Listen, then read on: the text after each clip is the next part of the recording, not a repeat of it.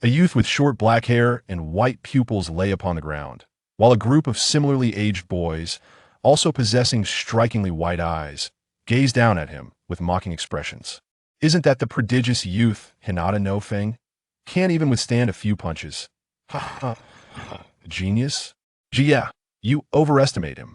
Hinata no Fang clenched his fists silently, acutely aware that now was not the time to confront them. What's wrong? Still not convinced. The boy named GS stepped forward, placing his foot upon Hinata no Fang's face. You are merely a branch family mongrel. A caged bird is your eternal shackles.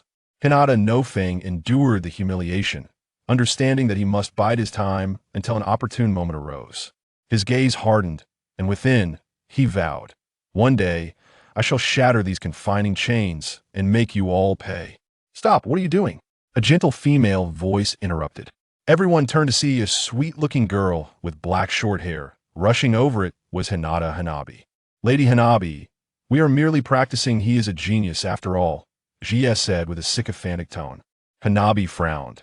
Concern etched across her features as she looked at the fallen Hinata no Fang. No Fang, are you all right? Hinata no Fang shook his head, slowly rising to his feet and brushing off the dust. Humph, I don't need your feigned concern. With that, he turned away without a glance back. Unbeknownst to the boys, he bore no injuries, only dirt upon his form. Hanabi watched his retreating figure with a twinge of sadness. She understood that her brother No Fang had long suffered due to the caged bird situation, yet felt powerless to assist him. Ungrateful wretch, Jia scoffed at Hinata no Fang's back. All right, let's go, another boy suggested. The group surrounded Hanabi as they departed, leaving Hinata no Fang standing alone in the distance. He gazed skyward, his hatred intensifying. His fists clenched tightly, knuckles whitening from the strain. One day, I will ensure that you all regret your actions. Originally, he had thought that being born into the Hinata clan in Konoha, with his knowledge of the plot, would allow him to live carefree. However, everything changed when he could activate the Byakugan without hand seals, and the news of the branch family's prodigy spread. The elders of the main house, fearful of the branch family's rise and the potential unbinding of the caged bird seal, sent his parents to the battlefield, returning only with 2 corpses. It was evident that the higher-ups of Konoha were complicit in these events. In a moment of recklessness, he confronted the elders and clan leader, revealing his ability to awaken the Byakugan at such a young age, coupled with wisdom beyond his years, allowing him his first taste of the caged bird's bitterness. From that moment forth, Hinata no Fang understood that power was paramount in this world. He began to secretly cultivate his skills while feigning despondency, patiently awaiting his chance for vengeance. Since then, the prodigy of the branch family had fallen from grace. Unbeknownst to them, Hinata no Fang had created the Tai Chi soft fist, drawing inspiration from the Tai Chi health exercises taught by an elderly man in his past life. His strength gradually increased, yet he maintained his facade of despondence before the main family, aware that any hint of abnormality would be exposed under the scrutiny of the Byakugan. Thus, regardless of the humiliation he faced from the main family, Hinata no Fang offered no resistance. He also realized that not all branch family members were the same. Like Niji, whose father was the brother of the clan leader, he received considerable care from Hinata Hisashi, in stark contrast to his own isolated plight. As the years passed, Hinata no Fang devised a plan. Before escaping this family, he needed to address the caged bird seal. Each day, he would carve a signal onto a snake in the forest. Upon release, the snake would swiftly slither away, as if to say, I just came out for a snack, you tattooed me? Hinata no Fang shook his head, sitting back down. This was a routine he had performed countless times until he could dispel the caged bird seal. Leaving Konoha was impossible. This method was his only hope of locating Orochimaru. Orochimaru had defected from Konoha due to his human experimentation. Hinata no Fang was uncertain if he would return suddenly, and he could only attempt this method, lest he wait several years for the Chunin exams. Time elapsed slowly as Hinata no Fang waited patiently in the woods. Finally, upon concluding his training, he returned home, and back. His calm voice echoed, yet no one replied. Moonlight poured through the windows, illuminating his face with resolve. I shall personally shatter these caged bird shackles and ensure that those who have wronged me pay dearly. The following day, Hinata no Fang continued to don the guise of despondency, as usual. He arrived at the training ground, observing other ninjas diligently training, inwardly sneering. Let you revel in your triumph for a while. During training, Hinata no Fang deliberately performed poorly, inviting mockery from several main family members. Yet he remained unfazed, silently awaiting the right moment. "Hey, come spar with me," a main family boy called out disdainfully. Hinata no Fang glanced at him, internally mocking yet another seeking confrontation. He rose and strolled leisurely to the main family boy. "Let's go," Hinata no Fang replied with a flat tone. The main family boy assumed a fighting stance, launching punches and slaps at Hinata no Fang, who pretended to struggle in defense. Moments later, the main family boy landed a few hits. Hinata no Fang's pained expression elicited laughter from the onlookers, yet unbeknownst to them, the force of their strikes dissipated into thin air. Hinata no Fang suppressed his growing anger, acutely aware that now was not the time to reveal his strength. He feigned being overwhelmed, collapsing to the ground. "Ha, what a waste!" The main family boy laughed triumphantly. Hinata no Fang silently rose, dusting himself off, and wordlessly left the training ground. He quietly vowed that one day he would ensure these individuals faced the consequences of their actions. Returning home, Hinata no Fang resumed his training. He understood that only through continuous self-improvement could he achieve his goals. Days turned into weeks, weeks into months, and his strength steadily grew. 2 years swiftly passed, and Hinata no Fang reached the age of 15. That year, Konoha commenced joint exams with Sunagakure. Although he was still a genin, his strength had surpassed many jounin. Arms crossed, expression impassive, he surveyed the bustling exam arena. At long last, the day had arrived. This is the first step of my revenge. Chapter 2. The shock system. As he approached the training ground, the distant sounds of shouts and the execution of ninjutsu reached his ears. Lu Lingwei found a corner at the edge and quietly observed the situation in the training area. A group of young ninjas were engaged in a practical exercise. Their agile movements and rapid hand seals dazzling to behold. Various ninjutsu techniques emerged in succession: fire release, water release, earth release, different elemental techniques intertwined, showcasing formidable power. Lingwei reflected on the ninjutsu knowledge and hand seals in his mind, unable to suppress his sarcasm. Only the honest ones would perform hand seals diligently. In a real fight, they would just throw out flashy moves without hesitation.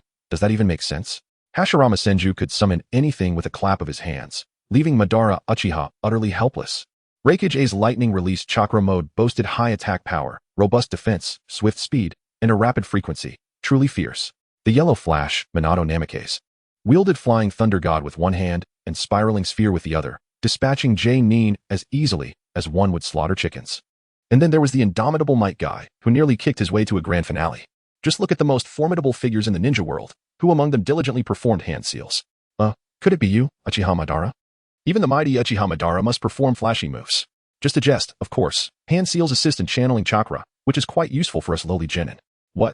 A Konoha genin wreaking havoc? What a joke. Currently, I'm just an ordinary genin, not a special one like the legendary 12. 99-100. At that moment, a person clad in a tight green training outfit passed by, performing a handstand. Wow, this individual is truly impressive. I've always said that a mage should don armor. High attack and low defense are simply heresy. After all, this isn't a game. One life is all we have. A misstep could lead to being killed without a chance to start over. This fellow is a staunch supporter of the Hokage, until he develops further. He must bide his time. I cannot afford to be easily dispatched by a single kick. But I am an Uchiha. I possess 2 revival tokens. I must quickly acquire those 2 forbidden techniques. Having procured the necessary ingredients, Lu Lingwei turned to head home.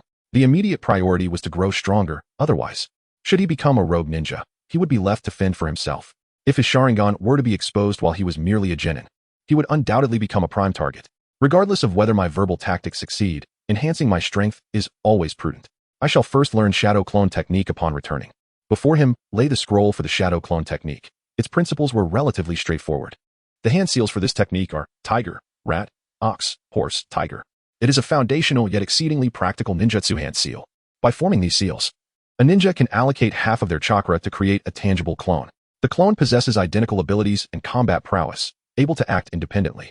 It is typically used for combat, reconnaissance, learning, and household chores, among other tasks. However, the clone will dissipate upon receiving a powerful attack or exhausting its chakra. Yet, Simplicity in principle does not equate to ease in execution. Lingwei attempted several times but failed. Controlling chakra is not as simple as it appears. It seems I must first practice my chakra control skills. Lingwei, having traversed worlds, can swiftly identify the issues at hand and knows how to engage in tree climbing and water walking training. Half a month slipped by in the blink of an eye. Lingwei had grown accustomed to his current life, waking early each day to work in the guard unit. After all, patrolling was merely straightforward physical labor, wandering the streets daily, which felt akin to leisurely idling. This job was far more relaxed than his previous editorial work, simple-minded, requiring no mental exertion.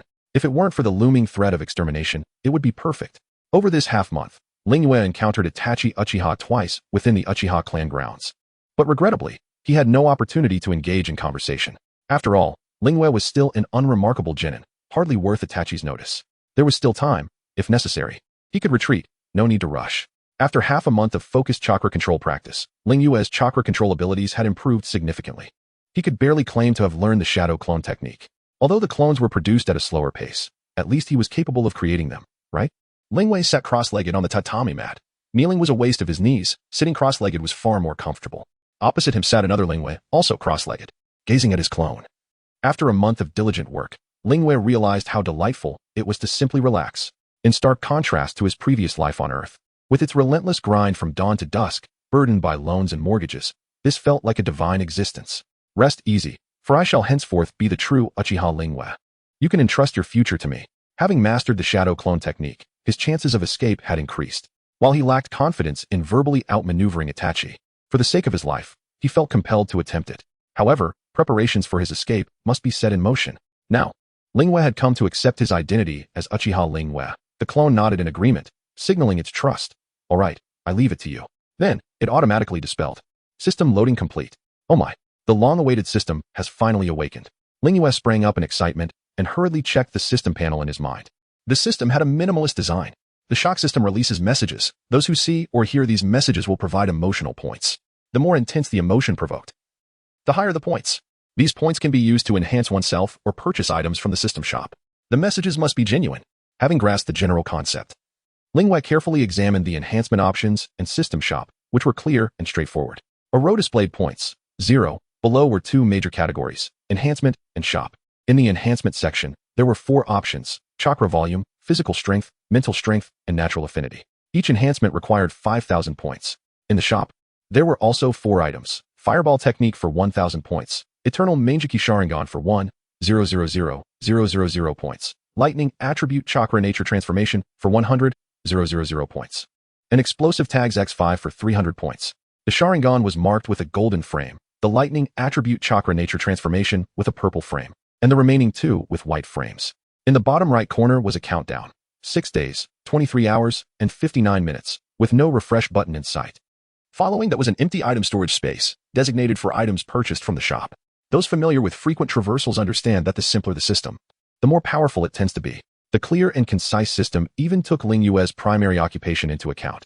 With a system in place, one could truly be considered a traveler. Without a system, one was merely an illegal immigrant. Without any system at all, one surely had not genuinely traversed worlds. Aside from the 2 items in the shop that seemed like filler, all were valuable assets. However, it remained unclear how the points were calculated. He would have to find a way to test that. Just as he was preparing to relax, Lingwei found himself compelled to return to his previous work. Releasing messages that influence the audience's emotions with the intensity of emotion determining the points? What could be more fitting than a shock tactic? However, the requirement for authenticity in the messages severely limited Lingwei's creative expression. After all, he had previously relied on fabrications and nonsensical tales to meet his daily quota of messages. Now, constrained to the realm of truth, he would need to conduct thorough research. To acquire points, it is undoubtedly advantageous to reach a wider audience, as emotions such as joy, anger, sadness, and shock are all profound indicators of emotional fluctuation. When it comes to appealing to a broad audience, gossip surrounding celebrities is most fitting. Who could be more suitable than you to merge celebrity allure with sensational news? It is settled. You are our most formidable Hokage. Now, let us delve into this astonishing system and discern its true nature. Chapter 3. Shocked, the Hokage actually. On the tranquil streets of Konoha, Lingwei and Uchiha Yenhua were diligently carrying out their patrol duties. The gentle sunlight of Konoha bathed the cobblestone path, while the shops along the street thrived with business, and villagers moved about, creating a scene of harmony. However, Lingwei's hushed words struck Yenhua like a stone cast into a serene lake, sending ripples of astonishment through his heart. Yenhua, have you heard? The third Hokage possesses a crystal ball. Through this orb, the Hokage can secretly observe women bathing at the hot springs. Ling Yue's eyes sparkled with gossip. Her voice low yet brimming with a sense of mystery and excitement. What? Is that true? The Hokage would engage in such behavior? I thought only Lord Jiraiya would sneak a peek at women in the hot springs. The once drowsy Yinhua was instantly invigorated by this shocking tidbit. His eyes widening in disbelief. I heard it from someone else. Perhaps Lord Jiraiya learned it from the third Hokage. After all, Jiraiya is the third's apprentice, Ling Yue continued, embellishing the tale with a grave expression. That makes sense. It could very well be true. Yinhua was led astray by Ling Yue's words, nodding unconsciously as absurd images began to form in his mind. I've only shared this with you, so please don't tell anyone else. If the third Hokage finds out, I'll be in trouble. Ling Yue suddenly looked serious, her eyes betraying concern. Rest assured, we are good friends. I would never reveal this, Yinhua declared earnestly, thumping his chest. After a day's patrol, that evening, Ling Yue finished dinner and lay in bed, focusing on the system panel in his mind. Total points, 24. This method of spreading information was far too slow and prone to exposure. A more effective approach was necessary. As Ling Yue paced his room, he muttered to himself. He tested the verbal sharing of news. It was indeed effective, yet painfully slow. In a day, Uchiha Yinhua had only managed to relay the information to 7 people. He needed a more efficient and discreet method. When he watched anime, he was captivated by the themes of camaraderie and passion. Now, faced with the looming threat of annihilation, he felt only the oppressive pressure of impending doom. A swift method to accrue points was imperative. Otherwise, he would not survive the night of the massacre. Should he resort to his ultimate trick? Perhaps a bold proclamation would allow the villagers to witness it themselves, ensuring rapid dissemination. A sly smile crept across Ling Yue's face as he resolved to act. Without hesitation, he took up a pen, dipped it in ink, and began to write fervently on the paper. Shockingly, the Hokage engages in such actions with the crystal ball when no one is around.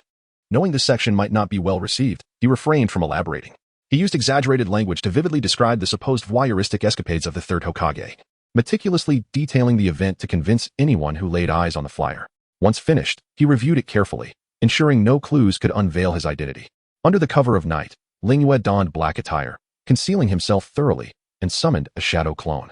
The clone darted through the streets of Konoha like a specter, cautiously affixing the flyers at conspicuous locations such as the hot spring entrance and the walls of residential courtyards. After pasting 5 flyers, he remained vigilant, ensuring no one was watching before dispelling the clone. The following morning, as the first rays of sunlight graced Konoha, the villagers set out as usual. It was too long before someone stumbled upon the flyers. Come and see what this says, an early riser exclaimed in astonishment. A crowd quickly gathered, and as they read the contents of the flyers, an uproar ensued. My goodness, I can't believe the third Hokage would do such a thing. This is utterly unbelievable. We have always trusted him. Various emotions, shock, anger, disappointment, spread through the crowd like wildfire. As the news spread from 1 person to 10, and 10 to 100, more and more villagers became aware of the scandalous contents of the flyers. Shockingly, the Hokage engages in such actions with the crystal ball when no one is around.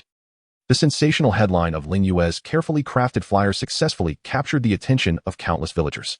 The provocative words spread like whispers of a demon, igniting a storm of disbelief and fury within the once peaceful village. Villagers huddled together, whispering, their faces etched with shock and anger. How could this be? The third Hokage has always been our revered leader. How could he commit such disgraceful acts? An elderly man, incredulous, clutched the flyer, unable to shake off his doubts. It seems what we witnessed were mere facades. I never expected him to be so hypocritical. A hot-headed young ninja glared, crumpling the flyer in his fist and casting it to the ground. This is terrible for business. My family runs the hot springs, and now will surely suffer. The rumors spread like a dreadful plague, swiftly eroding the villagers' trust in the third Hokage. By the time the Umbu arrived, the tide of gossip was unstoppable. As the rumors festered, waves of protest echoed throughout Konoha. A throng of villagers gathered before the Hokage building, brandishing the flyers and vocally demanding an explanation from the third Hokage. Hokage, come out and give us an explanation. We seek the truth, not a false leader. The clamor of anger surged, threatening to overwhelm the Hokage building. At that moment, the third Hokage, Sarutobi Hiruzen, sat in his office, his expression grave as he perused the towering stack of reports. The Umbu ninjas scoured the village but had yet to uncover the source of the flyers. One Umbu agent knelt, anxiously reporting the situation. Only 5 flyers at 5 locations, and in just one morning, hundreds have seen this news, he recounted. The third Hokage realized this was a deliberate act to undermine the stability of Konoha and shake the very foundations of his leadership. Hiruzen, the villagers are becoming increasingly agitated. If this continues, it may lead to greater chaos. We must act swiftly. Tsunade, a trusted ally, urged anxiously. Send the Umbu to investigate who is spreading these malicious rumors about the Hokage. Mitarashi Anko's face was set with anger. It must be the treacherous Uchiha clan. I have always said they cannot be trusted. We must eliminate them quickly. Danzo Shimura shouted vehemently. Hiruzen stood slowly, casting a glance at Danzo, his eyes reflecting a mixture of resolve and helplessness. After all, his reputation was at stake. We will investigate, but first, I must go out and clarify matters. I cannot allow the village to be torn apart by these rumors. Chapter 4. The shadows of Shimura Danzo. As the third Hokage made his appearance in front of the Hokage building, the previously bustling crowd fell into an abrupt silence. All eyes were riveted upon him, filled with both skepticism and anticipation. Taking a deep breath, the third Hokage proclaimed loudly, "Villagers, I, Sarutobi Hiruzen, hereby solemnly declare that the rumors surrounding me are unfounded slanders. I have devoted my life to the village hidden in the leaves and have never engaged in any unscrupulous acts. But are the allegations on these flyers false? How do you explain them?" A voice from the crowd challenged loudly. The third Hokage was momentarily at a loss for words, unable to produce irrefutable evidence to substantiate his innocence, for the truth of the matter remained elusive. Who had unveiled this information? It had to be someone who frequently visited the Hokage building. Was it Danzo, Itachi Uchiha, or Kakashi? Danzo seemed the most likely suspect. He had harbored ambitions for the Hokage position for quite some time. While suspicion brewed in Hiruzen's mind, he knew he must first navigate through the immediate crisis. Furrowing his brow, he understood that time was of the essence. Decisive measures were imperative to unearth the puppeteer behind this plot and restore his honor. Listen to me, everyone. The information on these flyers is nothing but a fabrication. About half a month ago, a group of merchants visited Konoha. Besides their business dealings, they toured many locales within our village. They frequented the very spots where these flyers were posted. There must be spies from other villages among them, deliberately sowing discord to divert our attention. They undoubtedly harbor a more insidious conspiracy. Standing on the steps of the Hokage building, Hiruzen's voice resonated powerfully, attempting to quell the villagers' anger and skepticism. Hearing his words, the previously agitated crowd quieted somewhat, their gazes shifting toward him, faces marked with confusion and contemplation. Seizing the moment, Hiruzen continued, "I have instructed the Umbu to investigate these merchants, and their movements have raised considerable suspicion. Their activities in Konoha align closely with the locations where these flyers appeared, and after the rumors began circulating, they vanished as if into thin air." Whispers began to ripple through the crowd. Some villagers exhibited signs of wavering belief, seemingly starting to accept the Hokage's assertions. Yet, one voice rose above the murmurs. But that does not entirely absolve the third Hokage from suspicion. The doubt in that villager's heart remained unyielding. Hiruzen cast a glance towards Narashikaku, who nodded slightly and stepped forward, addressing the assembly. "Everyone, the third Hokage has devoted his life to the village hidden in the leaves, and his contributions are evident to all. He has not been surveilling Konoha's ninjutsu. To suspect him based solely on a few dubious flyers plays right into the hands of our enemies. Konoha has long faced covetous eyes and conspiracies from other villages, and these rumors are likely a tactic to undermine our unity." At that moment, an elder stepped forward, gazing at Shikaku, and spoke slowly. "Shikaku, we too hope this is unfounded, but we must present more concrete evidence." Shikaku met the elder's gaze with resolve. "Rest assured, esteemed elder. The Umbu are diligently pursuing the whereabouts of these suspicious merchants, and we expect results soon. Until then, I implore everyone to remain calm and not be swayed by the enemy's schemes." Hiruzen interjected, "Let us disperse for now. I will uncover these spies, safeguard our village, and ensure everyone's safety." His voice was firm and resolute, echoing across the square before the Hokage building. He scanned the faces of the villagers, his eyes imbued with reassurance and commitment. The villagers departed slowly, their expressions a complex tapestry of hope and lingering doubt. As the crowd thinned, only Hiruzen remained, a solitary figure, contemplating the retreating silhouettes of the villagers. Under Shikaku's guidance, the Umbu intensified their search for the suspicious merchants. Following residual traces of chakra, they divided into teams, conducting a thorough search throughout Konoha and its surrounding areas. However, their efforts yielded naught. The chakra signatures were too commonplace, and with the multitude of Konoha's ninjas, the myriad of scents made tracing them nearly impossible. Sunlight filtered through the partially open window of the Hokage's office, casting dappled patterns on the wooden floor. Sarutobi Hiruzen, the seasoned third Hokage, sat before a desk cluttered with documents. He raised his hand slowly, drawing deep puffs from his pipe, the ember flickering with the complexity of his thoughts. Narrowing his eyes slightly, he inhaled deeply, exhaling a cloud of smoke that enveloped him, softening the lines etched by time, yet failing to obscure the steadiness and resilience forged through countless trials. The office was thick with smoke as his gaze pierced through the haze, observing the streets of Konoha, watching the villagers come and go. "Could it be you, Danzo?" Seated in his chair, Hiruzen furrowed his brow, his eyes reflecting a tumult of emotions, anger and sorrow intertwined. The so-called merchant spies were nothing but a fabrication, merely a facade to placate the villagers. The Umbu had uncovered no leads regarding the flyers, leaving Hiruzen with no choice but to direct his suspicions towards his longtime friend, Shimura Danzo. Everything about these merchants was a ruse. How could they have infiltrated the Hokage building and known his personal preferences if they were mere strangers? Hiruzen pondered. To possess such intimate details could not be accomplished by an ordinary outsider.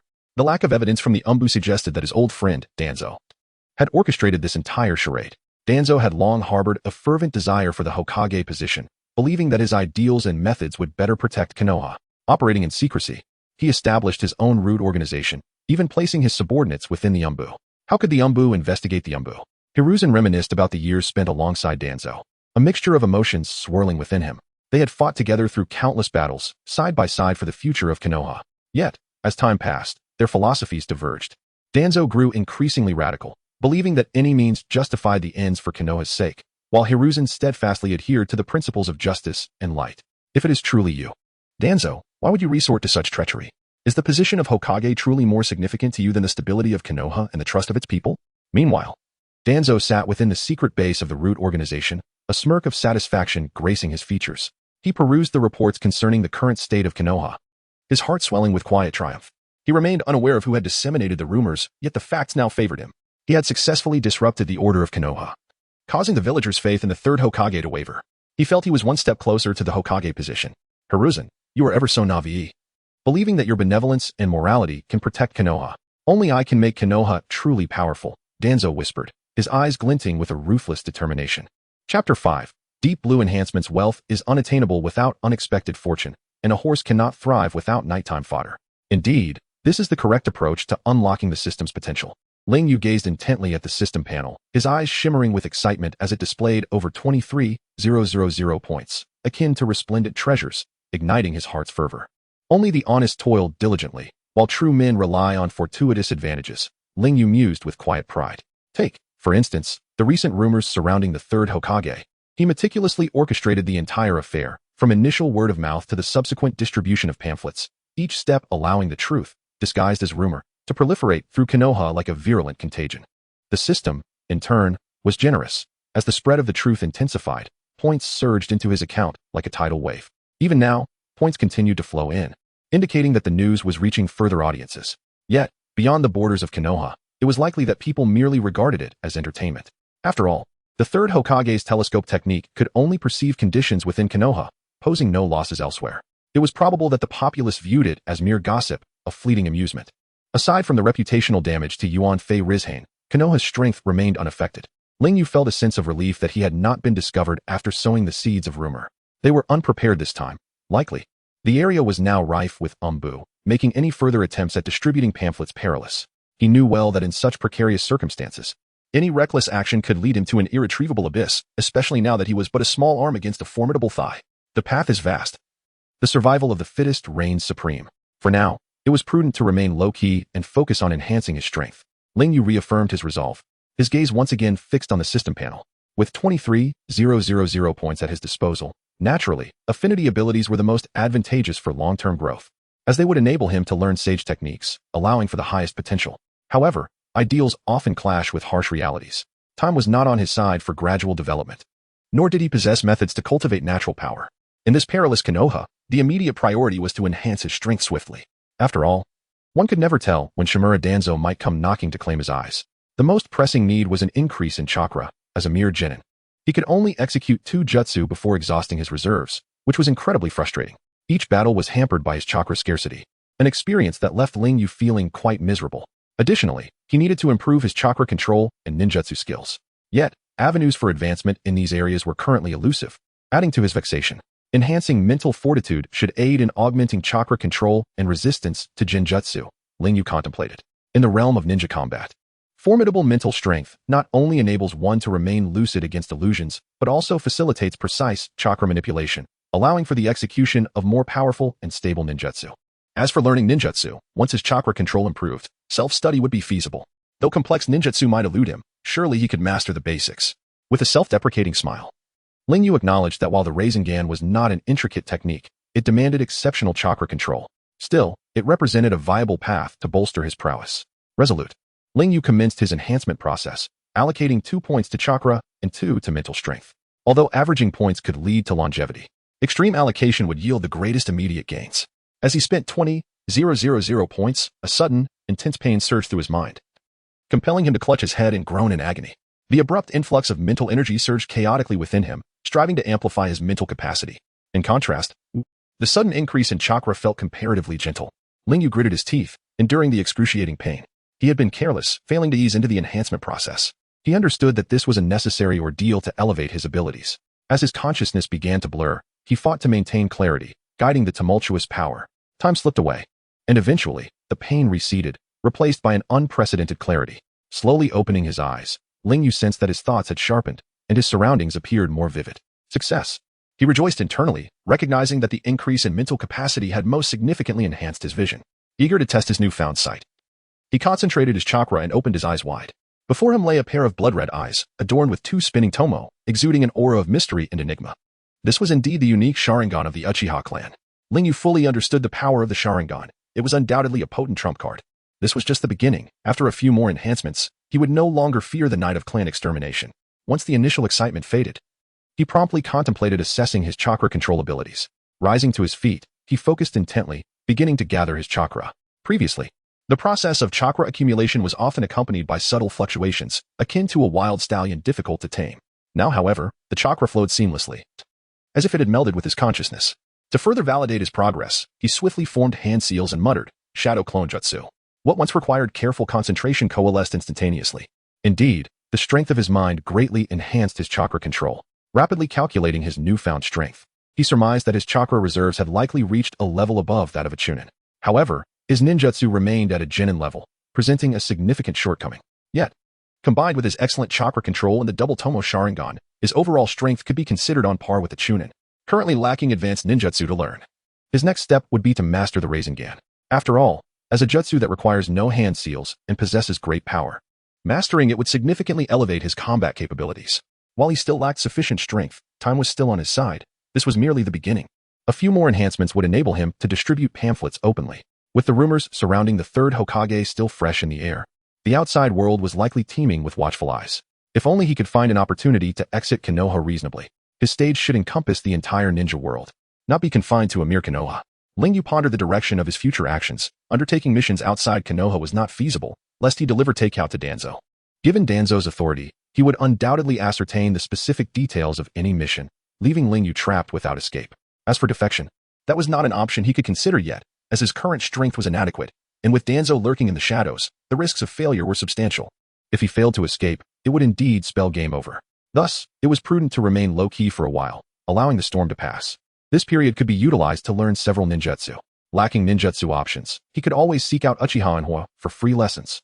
Chapter 6. Uchiha Itachi in the ensuing fortnight. Lingyu's life resembled a clockwork mechanism, operating with precision and compactness. During the day, he maintained his regular job, but upon its conclusion, he transformed into a different person.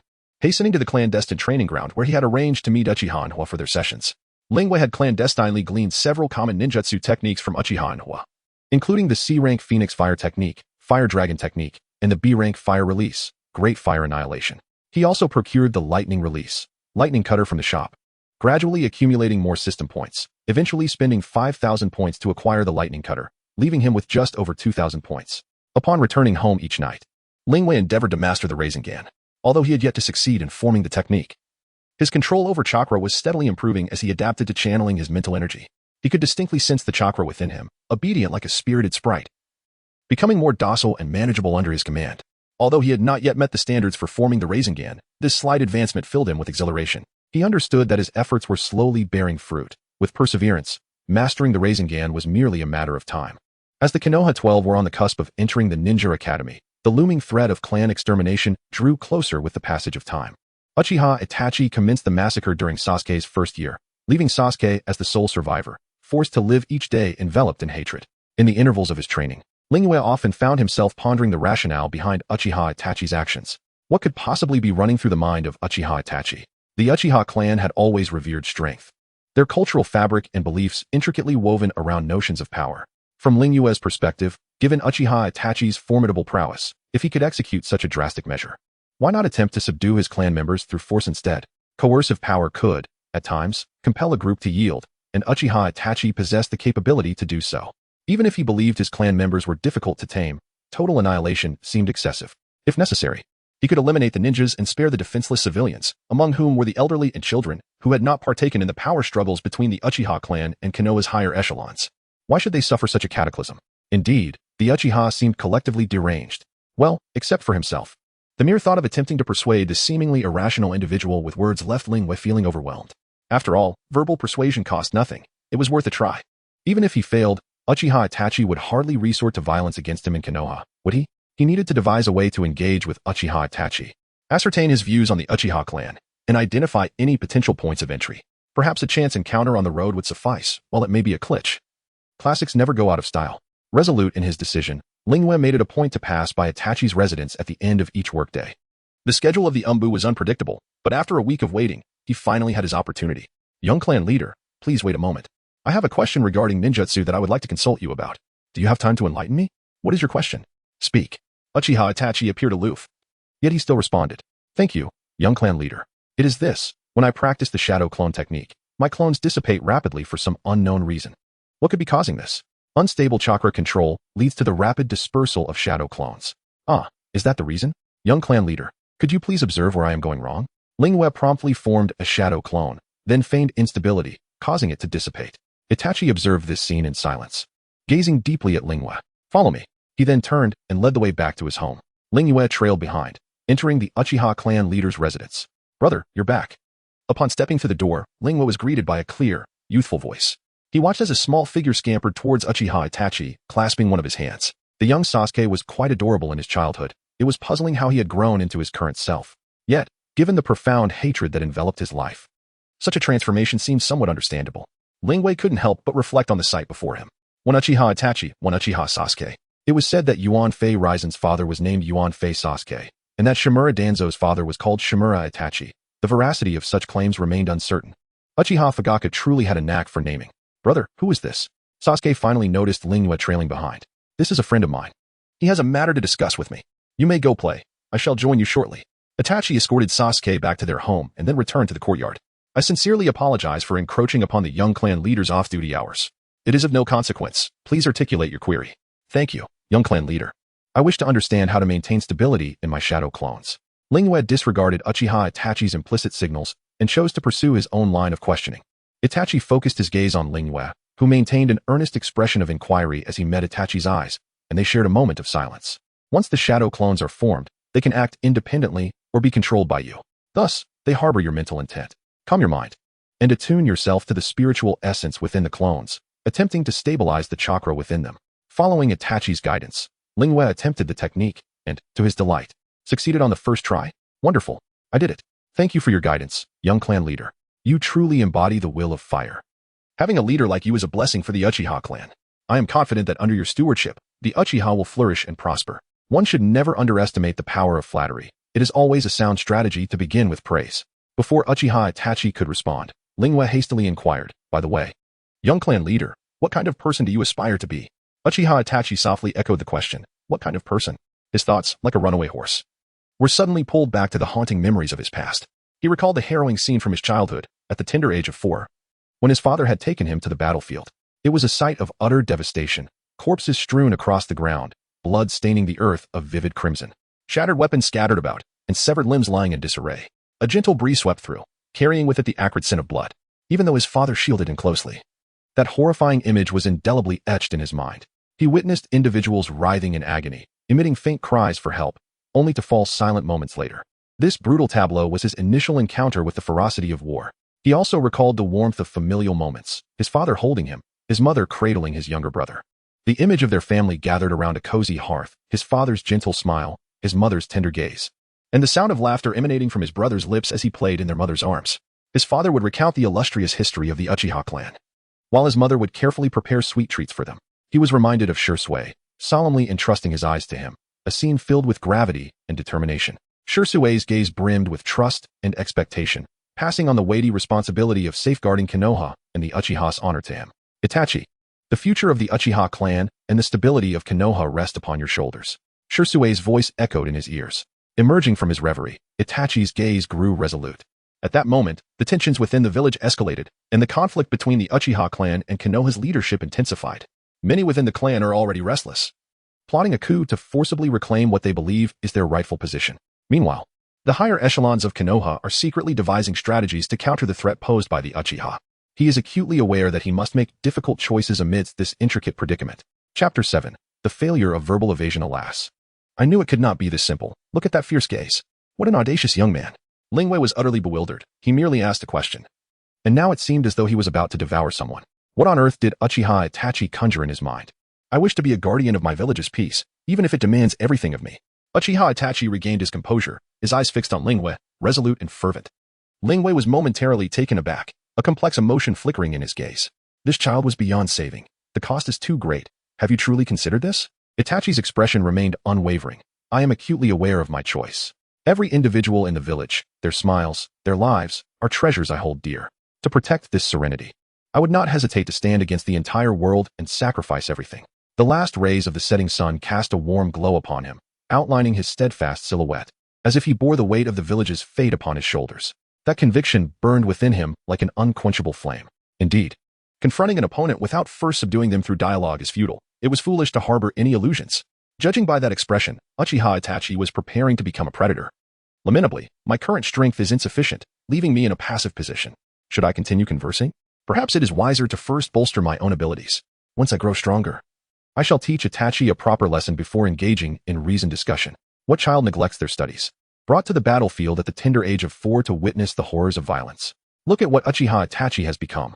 Truly, your clan's annihilation is wholly justified. The failure to educate lies at the feet of Uchiha Fugaku. Itachi's development rests squarely on his shoulders. After Itachi professed his unwavering resolve to protect the village, a broad smile instantly spread across Lingyue's face. He leaned forward slightly, exuding a sycophantic demeanor. The young clan leader is indeed a remarkable ninja, he proclaimed, raising his thumb in exaggerated admiration, his eyes brimming with ostentatious respect. In the entire village, who does not recognize the noble intentions of the young clan leader, willing to sacrifice everything for the peace of the village? Such awareness and responsibility truly inspire my utmost reverence. Should you require assistance in the future, please do not hesitate to command me. I shall face any peril without hesitation. He approached closer, the air thick with his obsequiousness, as if the word sycophant were written across his forehead. Such was the essence of what Lingwei had gleaned from his experiences in the workplace. Ah, to have traversed realms only to find oneself a grandchild once more. Alas, who could blame Lingyue for feeling like a novice in this new world? It is only natural for a newcomer to play the role of a subordinate. Upon hearing Lingyue's lavish praise, a rare smile graced Itachi's stern visage, a glimmer of relief hidden within. For too long, he had borne the weight of misunderstanding and skepticism from his kin. To them, his actions appeared inscrutable, his thoughts and decisions ever at odds with clan sentiments. Whenever he proposed suggestions for the village's long-term welfare, he was met with opposition and suspicion. The uncomprehending stares pierced his heart like icy arrows. Yet at this moment, Lingyue's simple acknowledgement that the young clan leader is a great ninja felt like the warmth of the sun in spring, dispelling the shadows that had long clouded his heart. Finally, someone understood his persistence and validated his beliefs, filling him with a profound sense of warmth. He nodded slightly, gratitude shining in his eyes as he softly replied, "Thank you for your understanding. This recognition means a great deal to me. And what of you? What manner of person do you aspire to be? As for me, in my past life, I toiled like a beast of burden. Now, I merely wish to recline comfortably until the story's conclusion. Saving the world?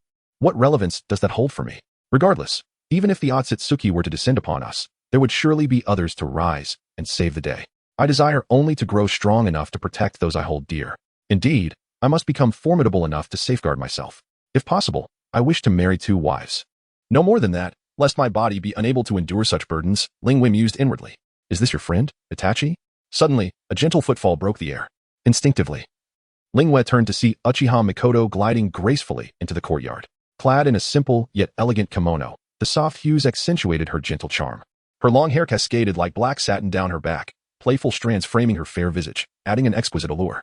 Her eyes resembled deep, tranquil lakes, brimming with warmth and compassion, her lips perpetually adorned with a serene smile, evoking a sense of spring's embrace. As Lingyue beheld her, a ripple of emotion stirred within him.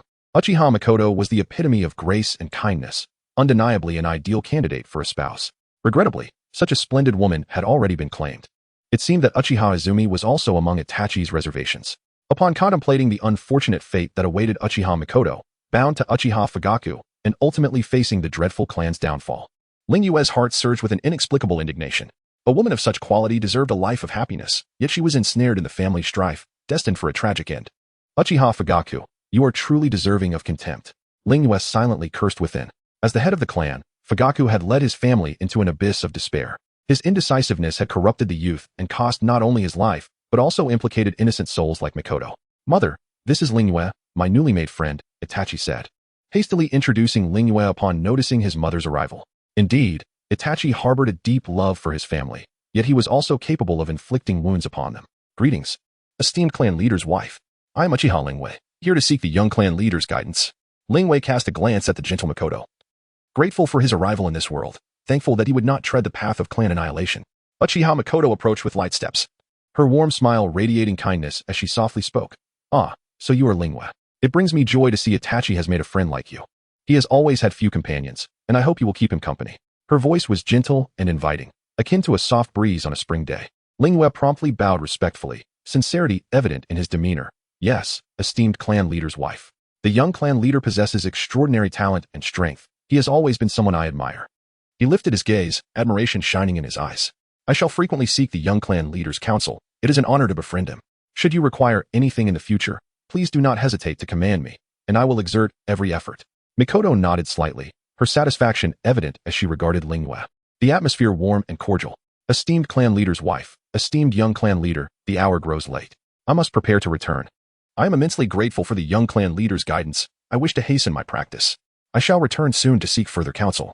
Lingyue respectfully bid farewell to Mikoto and Sasuke. Uchiha Itachi nodded slightly, a hint of youthful pride gracing his features. "Yes, feel free to seek me whenever you have questions. I hope to see greater progress in your next visit." Mikoto smiled as she added, "Travel safely, Lingyue." With that, Lingyue turned and left, his steps light and resolute. Upon returning home, he immediately began to reflect on his exchange with Uchiha Itachi, contemplating how he might further alter the trajectory of the Uchiha clan's fate. "Although I have merely established a cordial rapport with Uchiha Itachi at this stage, this is merely the initial step to resolve the impending crisis of the Uchiha clan's annihilation. I must rely on my own strength to subdue Itachi. Once accomplished, everything else will fall into place." Chapter 8. Hatake Kakashi outside. The Umbu operatives are diligently maintaining their watch, making it impossible to discreetly venture out to post advertisements. My training efficiency is woefully inadequate. Fleeting moments of exceptional prowess only provide temporary satisfaction. To achieve sustained joy, one must remain consistently formidable. The shop has once again unveiled exceptional goods, the perfect Hashirama cell solution. Unfortunately, my points are insufficient. I can merely gaze longingly, realizing I must accumulate more points in the future. Lingyue silently contemplates how to seize another opportunity to post advertisements. Half a month has elapsed, and the sensational news surrounding Yuan Farazan has lost its fervor. On the surface, Konoha appears tranquil once more. However, beneath the calm, the shadowy presence of the Umbu remains unwavering. With the sun shining brightly, Lingyue takes Uchiha Yenhua to Ichiraka ramen. The air is thick with an enticing aroma, and the cheerful laughter of patrons fills the establishment. This time, Lingyue genuinely invites Yenhua to enjoy ramen, especially since he has benefited significantly from Yenhua's practical ninjutsu during this period. The two find a vacant table, and steaming bowls of ramen are swiftly served. Observing Yenhua, who is engrossed in his meal, Lingyue cannot help but feel a wave of admiration for the simplicity and charm of the Uchiha clan. The straightforwardness of Madara, Obito, Shursui, and Itachi is truly endearing. How could they not be aware of the need for a national anti-fraud app? It is essential to pursue knowledge. And I am grateful for the nation's 9 years of compulsory education. However, it seems that even university students can easily fall prey to deception. Indeed, being overly educated can lead to foolishness. As Yenhua relishes his meal, he glances up and notices Lingyue sitting across from him, motionless, mumbling to himself with untouched ramen before him. "Lingyue, what are you mumbling about?" Yenhua asks, swallowing his mouthful of noodles and curiously waving his hand in front of Lingyue's face. Lingyue snaps back to reality, offering an awkward smile and scratching his head as he quickly shifts the topic. "Oh, it's nothing. Just thinking about some amusing matters." He promptly lifts his bowl and shovels a hefty portion of noodles into his mouth. "Ichiraku ramen is truly delectable. I'll invite you to enjoy ramen again next time. You've treated me twice already. Next time, it's my turn to invite you," Yenhua replies earnestly, sitting up straight. "We are good friends. I cannot always let you bear the expense." Lingyue quickly devises a clever retort. "No worries. As good friends, you can treat me to barbecue next time." His mind conjures images of sizzling, oil-dripping meat, and he can't help but lick his lips. Yenhua pauses for a moment before bursting into hearty laughter. "All right, it's settled then. The next barbecue will be more than enough to satisfy you." The two share a joyous exchange, their laughter echoing throughout the ramen shop. Just then, a voice, relaxed yet distinctly recognizable, calls out, "Boss, one large bowl of ramen, please." This voice instantly captures everyone's attention, drawing curious gazes toward its source. A man clad in umbu attire strides into the ramen shop, his white hair resembling wild grass, defiantly standing atop his head, a testament to his untamed spirit. The black mask on his face obscures much of his features, revealing only a pair of profound eyes, emotionless, akin to lifeless fish eyes. He exudes an undeniable aura, as though he is the epicenter of this world, yet remains detached from it. Indeed, the aloof demeanor has its allure. Young ladies seem to be drawn to this aura. Lingwei instantly recognizes him as Hatake Kakashi. He momentarily halts, recalling the legendary ninja Kakashi, a revered figure among countless shinobi before his transmigration. Memories of Kakashi unleashing Chidori's dazzling lightning and his commanding presence on the battlefield flood his mind. A peculiar question springs forth in Lingwei's thoughts. Is Chidori's electrical current direct or alternating? Yuan Farazan's brainwashing techniques are indeed remarkable. Considering his father was coerced to death, yet continued to serve beneath his adversary. Yanhua, trembling with excitement, discreetly nudges Lingwei, whispering, "Look, it's Hatake Kakashi, the copy ninja. He can replicate thousands of ninjutsu." Lingwei follows Yanhua's gaze and, after a moment, responds softly, "It truly is him. I never expected to encounter him here. He is said to have undertaken countless high-difficulty missions, his strength unfathomable." His eyes remain fixed on Kakashi, as if observing a deity descending from the heavens. He is genuinely curious about how Kakashi, with his mask, manages to consume ramen. It is rumored that Kakashi's true face is one of Konoha's 3 great unsolved mysteries. The remaining 2 are, how long is Orochimaru's tongue? And why does the moonlight gale always appear so insubstantial?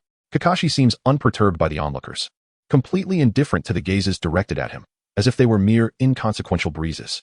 He strides directly to the counter, adeptly taking a seat, his long fingers rhythmically tapping the surface.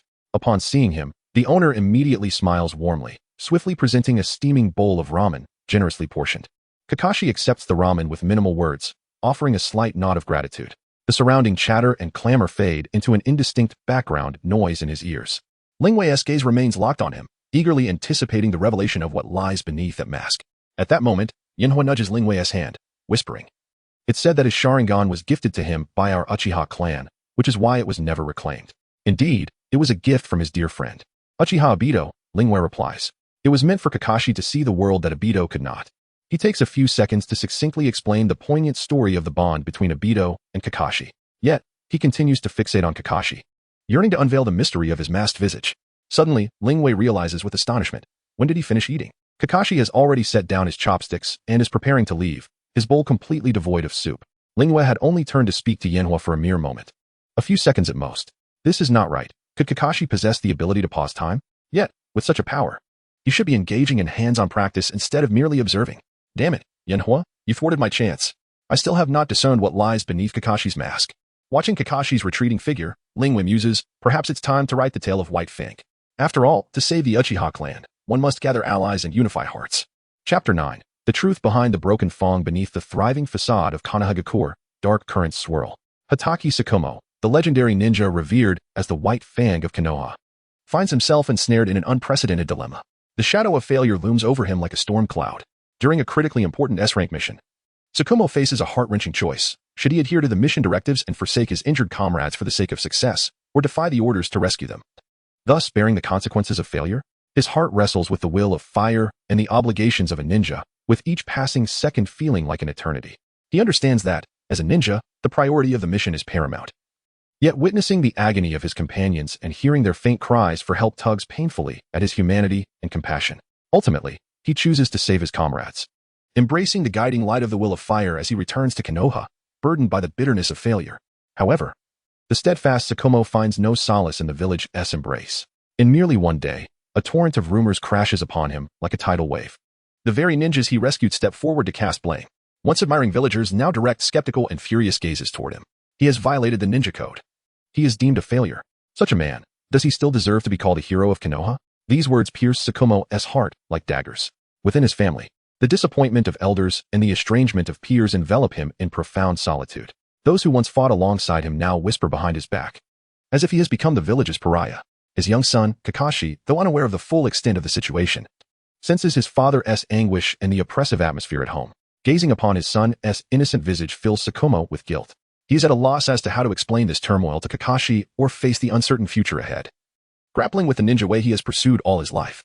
On a quiet night, Kakashi sits alone in the courtyard, the moonlight casting a soft glow upon his weary face.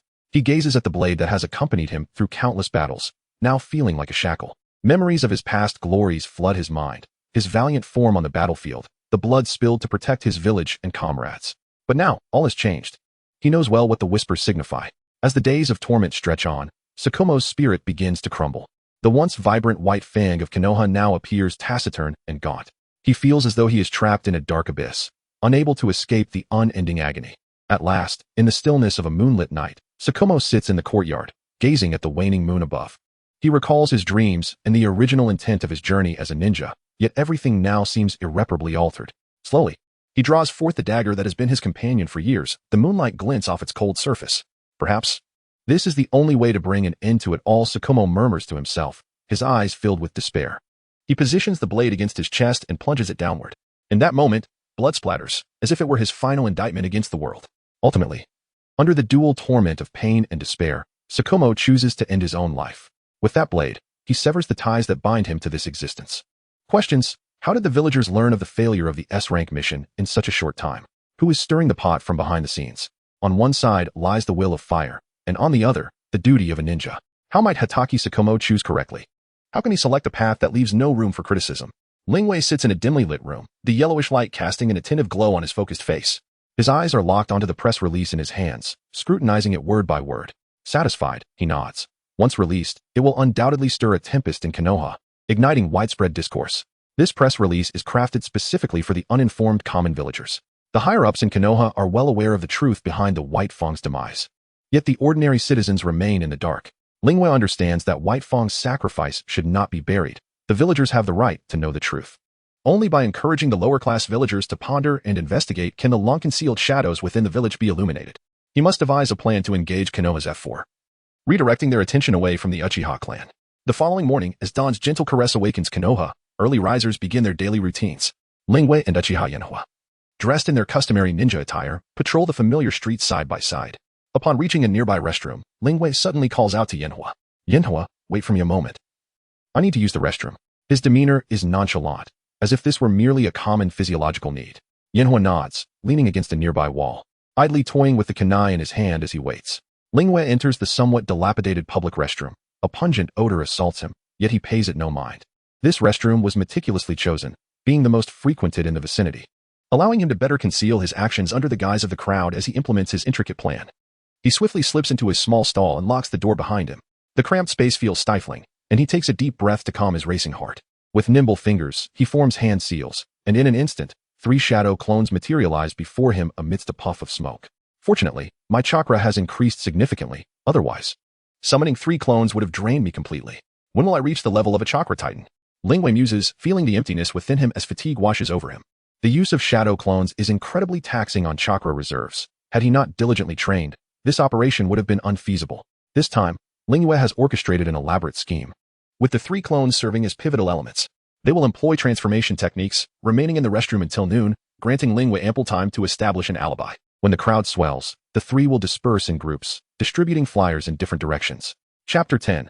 Reviving the shocking truth. Each individual possessed merely 20 flyers, totaling 60.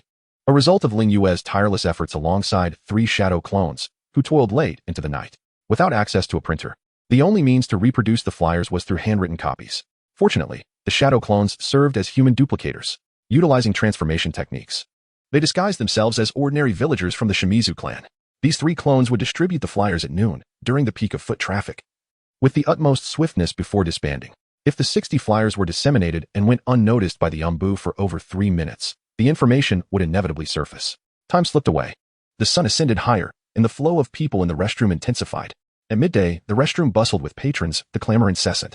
The 3 shadow clones emerged from their stalls in succession, exiting the facility and dispersing in different directions.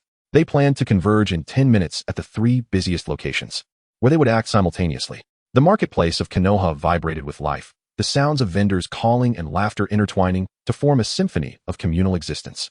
One shadow clone melded into the throng of bustling villagers, casually surveying the surroundings with an air of nonchalance. He feigned the guise of an ordinary citizen. His gait relaxed and his demeanor flawless as he blended into the crowd. In a fleeting moment, as he brushed past an elderly man, his hand stealthily slipped into his pocket, executing the motion so subtly it went nearly unnoticed. In a flash, he thrust a flyer into the old man's hand. The elder paused, bewilderment flickering in his eyes as he glanced up at the clone, astonishment etched across his face. Yet, before he could utter a word of inquiry, The clone seamlessly vanished into the crowd, continuing on his way. The old man's attention was ensnared by the content of the flyer, which boldly proclaimed the shocking truth behind the death of Konoha's white Fang. His curiosity ignited, he found himself halting by the roadside. Squinting slightly as he intently read the details, the throngs of people around him flowed endlessly, yet he felt as though he had been transported to another realm. Captivated by the revelation contained within the modest piece of paper, the shadow clone pressed onward, his objective clear, swiftly moving toward the next target. With each flyer distributed, he meticulously timed his actions, seizing opportunities amid crowded moments or during conversations that diverted attention. His movements were adept and fluid, akin to a seasoned operative. To him, every passerby represented a crucial node for transmitting information, and his mission was to connect these nodes, allowing the truth to ripple throughout the village. According to the plan, distributing half of the 20 flyers would suffice to accomplish the task. The remaining half could be released into the air at the opportune moment before dispelling the clones. Lingwei mused that whoever picked up the remaining flyers would be unfortunate, as those who encountered them would undoubtedly be taken away for questioning. In a mere minute, the 3 shadow clones completed their mission, while the first recipient of a flyer had yet to finish reading Lingyue's carefully crafted tale of White Fang. As flyers cascaded from 3 locations, they fluttered down like snowflakes, capturing the attention of those nearby. The 3 shadow clones simultaneously dispersed. Children leapt excitedly to grasp the flyers, while adults regarded the unexpected downpour of paper with puzzled expressions. Curiosity led many to pick them up and examine their contents. As the clones dissolved, a wave of memories surged into Lingyue's mind as he launched. His body jolted violently, nearly causing his chopsticks to slip from his grasp and his bowl to topple. Having spent the morning confined within the restroom's cramped stalls, the overwhelming stench rushed back into Lingyue's senses, flooding his consciousness. A wave of nausea surged within him, his stomach roiling tumultuously. The once tempting aroma of ramen lost all allure as he felt transported back to the foul restroom, the nauseating scent suffocating his nostrils. He struggled to suppress his discomfort, furrowing his brow as beads of sweat formed on his forehead, his expression contorting in distress, internally exclaiming, "What is this? This is not memory, it's a nightmare." Now, he awaited the aftermath of the unfolding situation, knowing the Umbu would soon have their hands full. He resolved to maintain a low profile during this tumultuous period. On the lively streets of Konoha, an unexpected shower of flyers descended without warning, seizing the attention of all. The pristine white sheets twirled gracefully in the air, reminiscent of snowflakes or fluttering butterflies. Before the flyers could fully settle, the vigilant Umbu had already noticed the gathering crowd prompted by the flyers. In an instant, 2 Umbu ninjas clad in tight black suits and menacing masks appeared among the masses, their movements agile and silent. They scanned their surroundings cautiously, hands poised on their weapons, ready to confront any potential threats. Upon confirming the absence of danger, they exhaled in relief, their tense bodies relaxing slightly. One of the Umbu ninjas, intrigued, bent down to retrieve a flyer, unfolding it to read its contents. Initially, his expression remained calm, but as he absorbed the information, his eyes widened in disbelief, shock increasingly evident on his face. The other Umbu, noticing his companion's reaction, leaned in to read alongside him. The flyer unveiled hidden secrets and little-known truths, each word detonating like a bomb within their minds, sending ripples of turmoil through their thoughts. The shocking literature of the truth had found a new audience in Konoha. What? Is it truly this way? How can this be? The gasps of incredulity echoed through the crowd, affirming this revelation. The 2 Umbu exchanged glances, their eyes filled with disbelief and astonishment. White Fang, the legendary figure who had once led their Umbu team, had been a paragon they revered and aspired to emulate. His formidable prowess and noble character had fueled their endeavors within the Umbu. Yet, who could have anticipated that this hero would inexplicably choose to take his own life? This had lingered as an unresolved enigma and deep ache within their hearts. Now, faced with the dark undercurrents surrounding White Fang's demise, the buried truths and clandestine conspiracies unveiled, they felt the ground shift beneath them, their convictions wavering. What do we do? So many have seen this. The voice of the younger Umbu quivered with panic as he glanced helplessly at his companion. This sudden turn of events far exceeded his capacity to manage. You take this to report to the Hokage, while I gather the remaining flyers. The older Umbu, clearly more seasoned, swiftly formulated a plan. He recognized the gravity of the situation and the necessity to report it immediately while mitigating the spread of the flyers. Simultaneously, at the other 2 locations where disturbances erupted due to the flyers, Umbu and security forces hurried to the scenes. Their expressions grave, they swiftly cordoned off the areas, striving to regain control.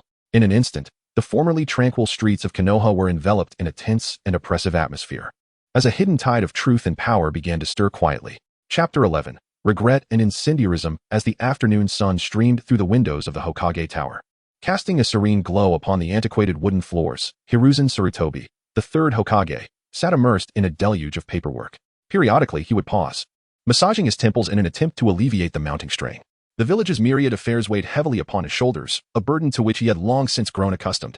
Suddenly, the tranquility was shattered by a flurry of footsteps. An Umbu operative, his composure evidently abandoned, burst into the Hokage's office and knelt before Hiruzen. His movements betraying a sense of urgency. His chest heaved with labored breaths, and beads of perspiration dotted his brow, evidence of his hasty arrival. He extended his hands, presenting a seemingly innocuous, yet subtly ominous leaflet. Lord Hokage, we have reports of individuals disseminating leaflets throughout the village using shadow clones. The Umbu's voice trembled slightly, disrupting the placid atmosphere. The mere mention of leaflets sent a jolt of apprehension through Hiruzen's mind, an ominous premonition taking root. His hand froze midair, a flicker of disquietude crossing his eyes. Leaflets again, he inwardly exclaimed, recalling the previous chaos they had instigated. Bring it here at once, Hiruzen commanded, his voice involuntarily rising in pitch, betraying his eagerness. He was acutely aware that each leaflet held the potential to unleash a significant crisis. The Umbu swiftly presented the leaflet. Hiruzen snatched it and unfolded it with haste. As his gaze fell upon the contents, his countenance underwent a dramatic transformation. Astonishment, fury, and trepidation converged in his once serene eyes. His eyes widened, his expression morphing into one of profound shock, and his grip on the leaflet faltered. Who is responsible for this? How many have seen it? Hiruzen roared, his voice reverberating through the spacious office. He understood the pandemonium that would erupt within the village should the leaflet's contents become widespread.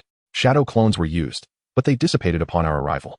Sensory Ninja are currently investigating, the Umbu replied, his voice laced with remorse and resignation. Many villagers have already seen the leaflet. Our efforts to confiscate them have been largely ineffective due to the extensive dissemination. He reported cautiously, avoiding direct eye contact with the Hokage's wrathful gaze. Hiruzen inhaled deeply, striving to regain his composure. He rose from his seat and began pacing the office, his mind racing.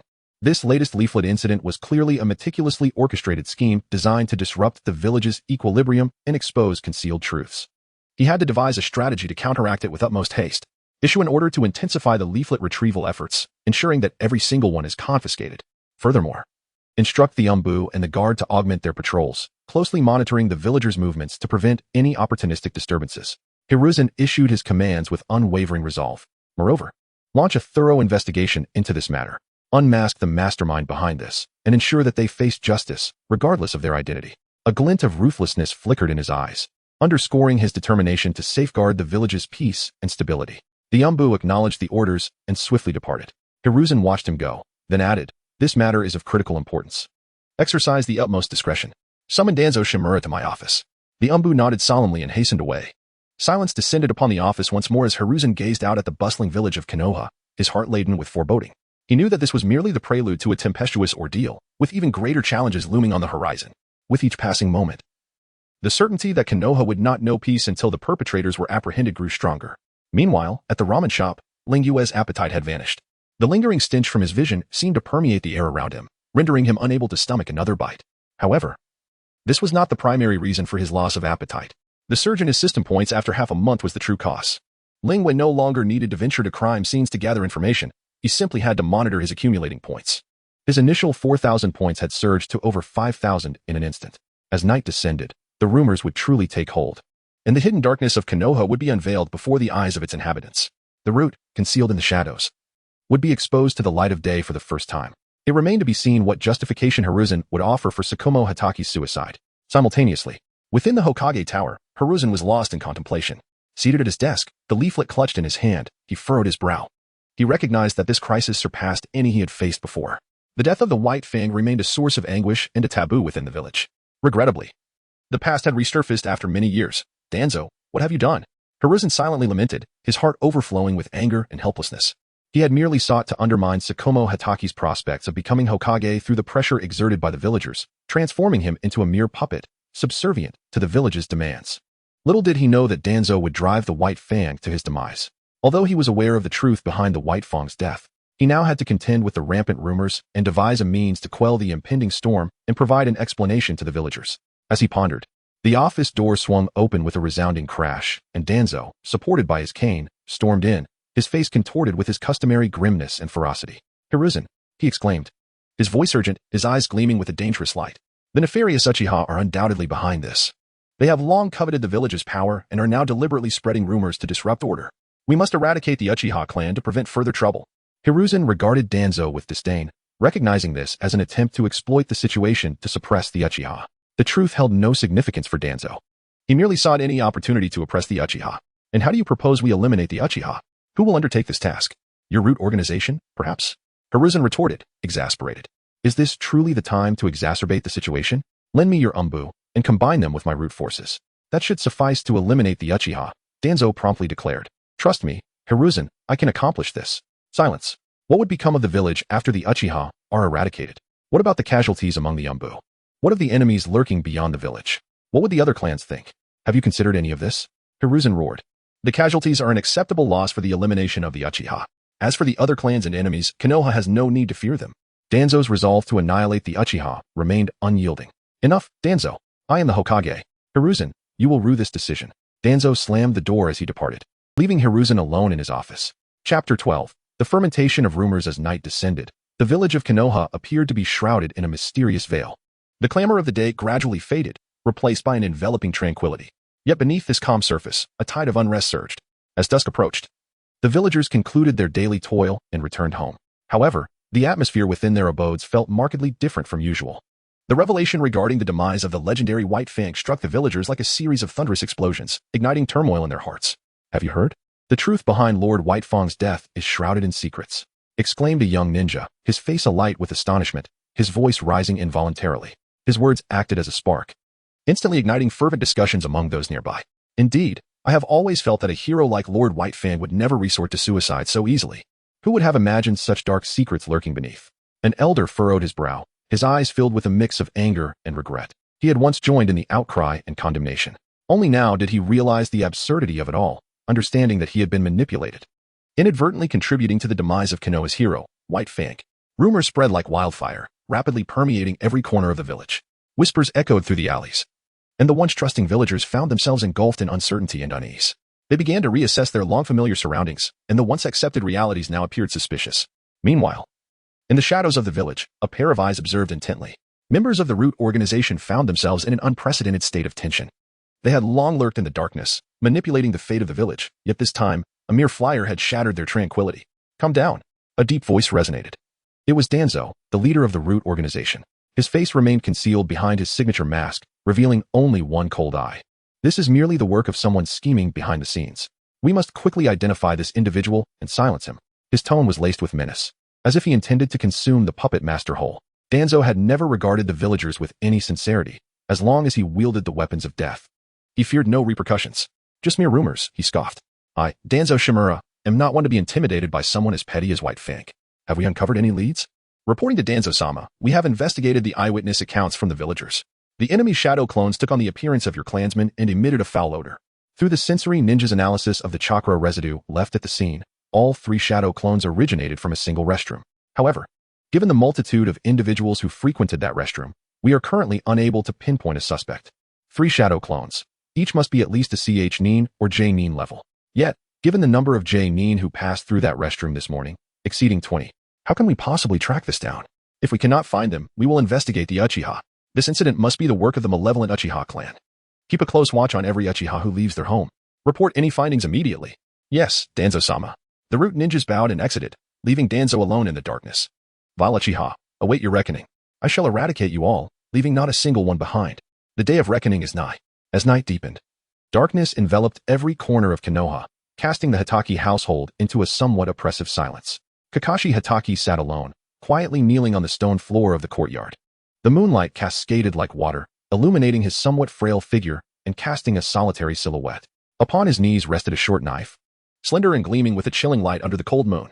The hilt bore the marks of time, worn yet steeped in countless memories. Kakashi's gaze was magnetically drawn to the blade, his eyes reflecting a tumult of emotions, confusion, pain, and disorientation, all intertwined like an unsolvable knot. For so long, Kakashi had firmly believed that his father, Tsukumo Hatake, revered as the White Fang of Konoha, had taken his own life out of guilt following a failed mission. He had often harbored resentment towards his father, feeling he had breached the code of the ninja and betrayed the village's trust. This resentment had taken root like a seed in his heart, ultimately leading him to abandon the swordsmanship passed down from his father. Instead, he embarked on the path of ninjutsu, harnessing his extraordinary talent and relentless effort to navigate the treacherous tasks before him, continuously learning and replicating the techniques of his foes. Eventually, he earned the illustrious title of Copy Ninja Kakashi, becoming a paragon among the younger generation of Konoha ninjas. Yet today, everything was upended. The truths hidden in the shadows descended upon him like dust swept up by a tempest, catching him completely off guard. Upon seeing the flyers revealing the truth about his father's death, his world crumbled in an instant. He had never envisioned that the father he had always perceived as a failure had sacrificed everything to save his comrades. Enduring the village's misunderstanding and oppression in steadfast pursuit of justice, his father had given his all for the village, even sacrificing his reputation and life, only to be met with the village's merciless condemnation. At this moment, Kakashi's heart was tumultuous.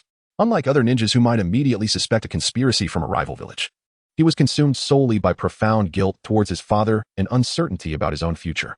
He recalled his childhood, the warmth of his father's embrace, and the encouragement in his eyes. He remembered his once adoration for his father, which had later turned to resentment due to the so-called truth. Those memories surged forth like a tide, threatening to overwhelm him entirely. He could not help but ponder, if his father, so noble, met such a tragic end, what fate awaited him? As the son of White Fang, he had dedicated himself to maintaining peace and order in the village. Yet now, the village's treatment of his father caused him to waver in his beliefs. He had adhered to the ninja code, striving to accomplish every mission, even at the cost of many comrades' lives. But was this truly the right path? He recalled the missions he had undertaken, the shadows he had traversed, and the moments spent teetering on the brink of life and death, his heart filled with bitterness. The night deepened, silence enveloped the world, broken only by the occasional chirp of insects that disrupted the oppressive stillness. Kakashi remained kneeling in the courtyard, the short knife glinting with a cold sheen in the moonlight. His gaze was hollow and bewildered, staring into the distance, as if searching for something within the darkness.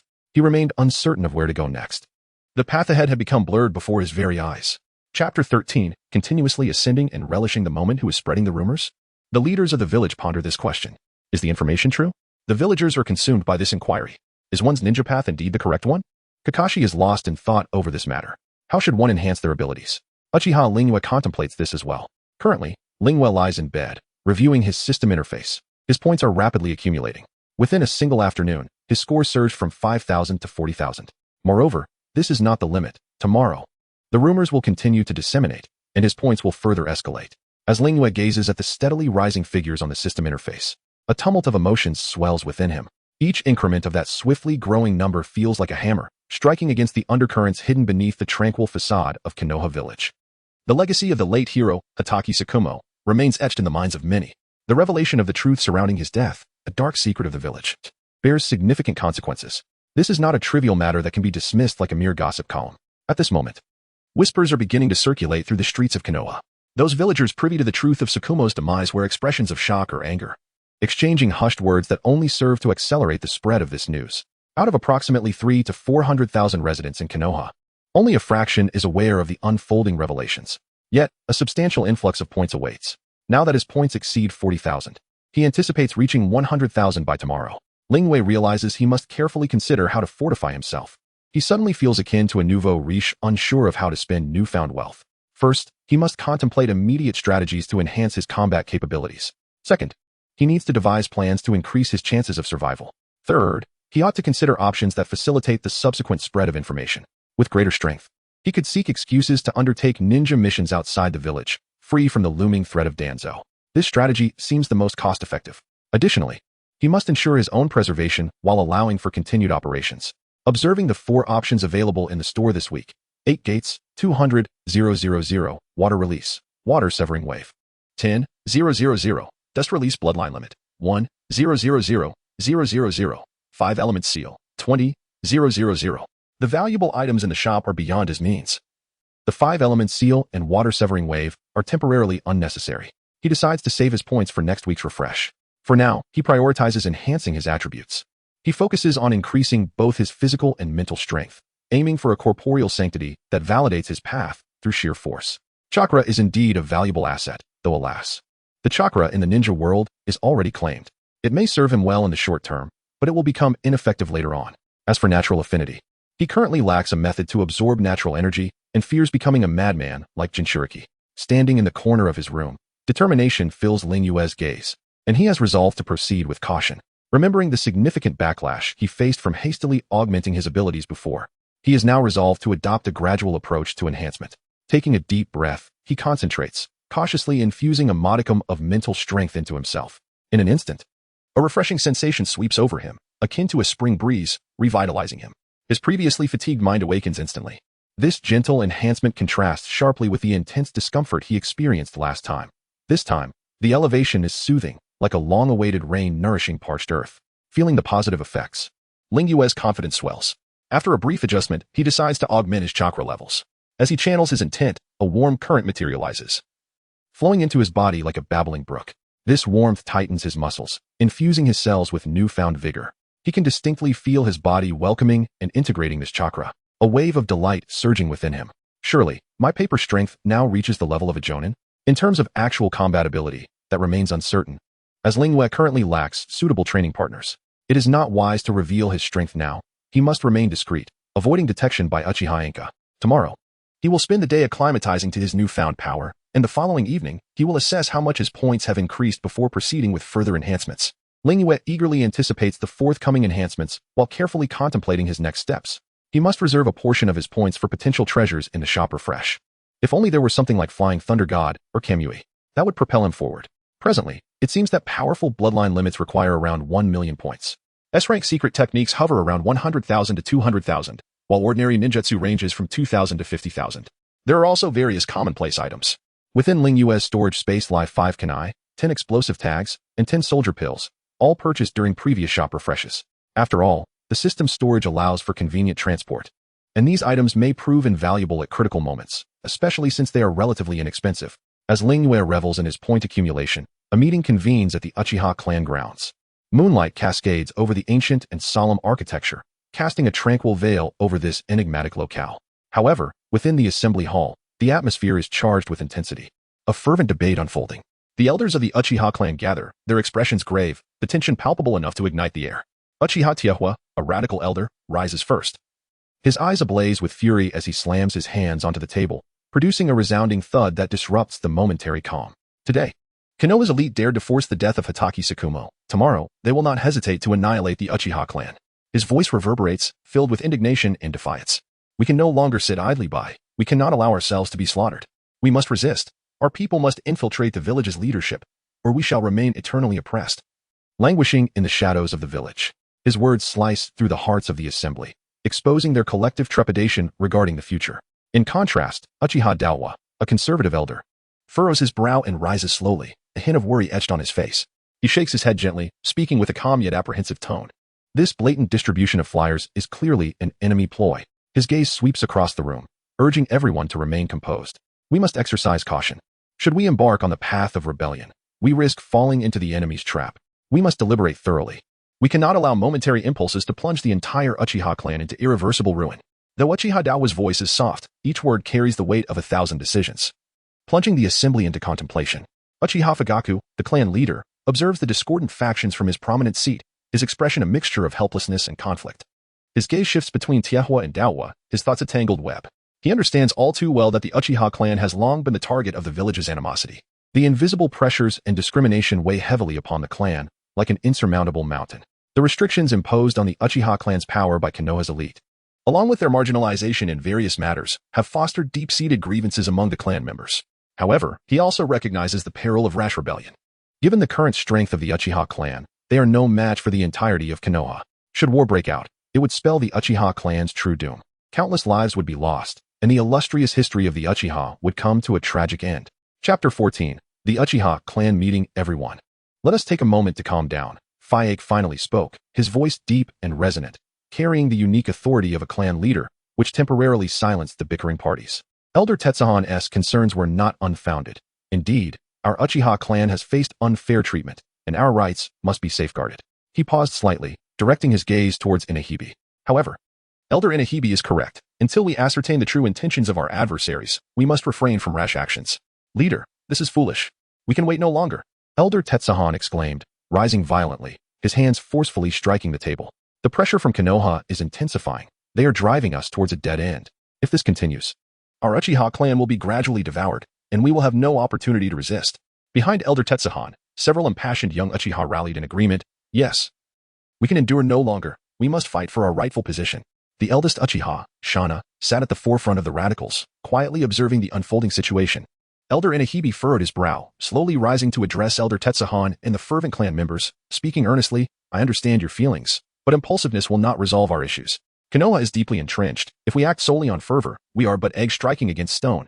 We must proceed with caution and seek a comprehensive strategy. A comprehensive strategy? By the time you devise one, we will already be trampled underfoot by Konoha. Elder Tetsuhan retorted vehemently.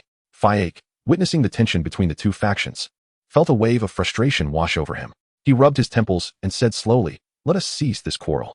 Our Uchiha clan has endured countless trials throughout history. We cannot allow our lineage to be extinguished in our generation." He stood, his gaze sweeping across each person present, continuing. "I have decided to send some trustworthy clan members to covertly investigate the reasons behind the shift in Konoha's stance towards us, to see if there are external forces instigating discord. Simultaneously, we must enhance our ninjutsu training within the clan, bolstering our member strength. But we must do so discreetly to avoid arousing Konoha's suspicion." Upon hearing Fang's plan, Elder Tetsuhan cast a sidelong glance at Elder Shana, noticing his silence. Though still harboring discontent, he refrained from openly opposing, merely huffing in irritation before sitting down. Elder AIha nodded slightly in agreement. After the meeting, Uchiha Fang returned to his study, burdened with thoughts. He paced back and forth, hesitating for a long while before ultimately summoning his son, Itachi. Moonlight streamed through the window, illuminating the floor of the study. Fang gazed at his son, who was gradually coming into his own, feeling a mix of emotions.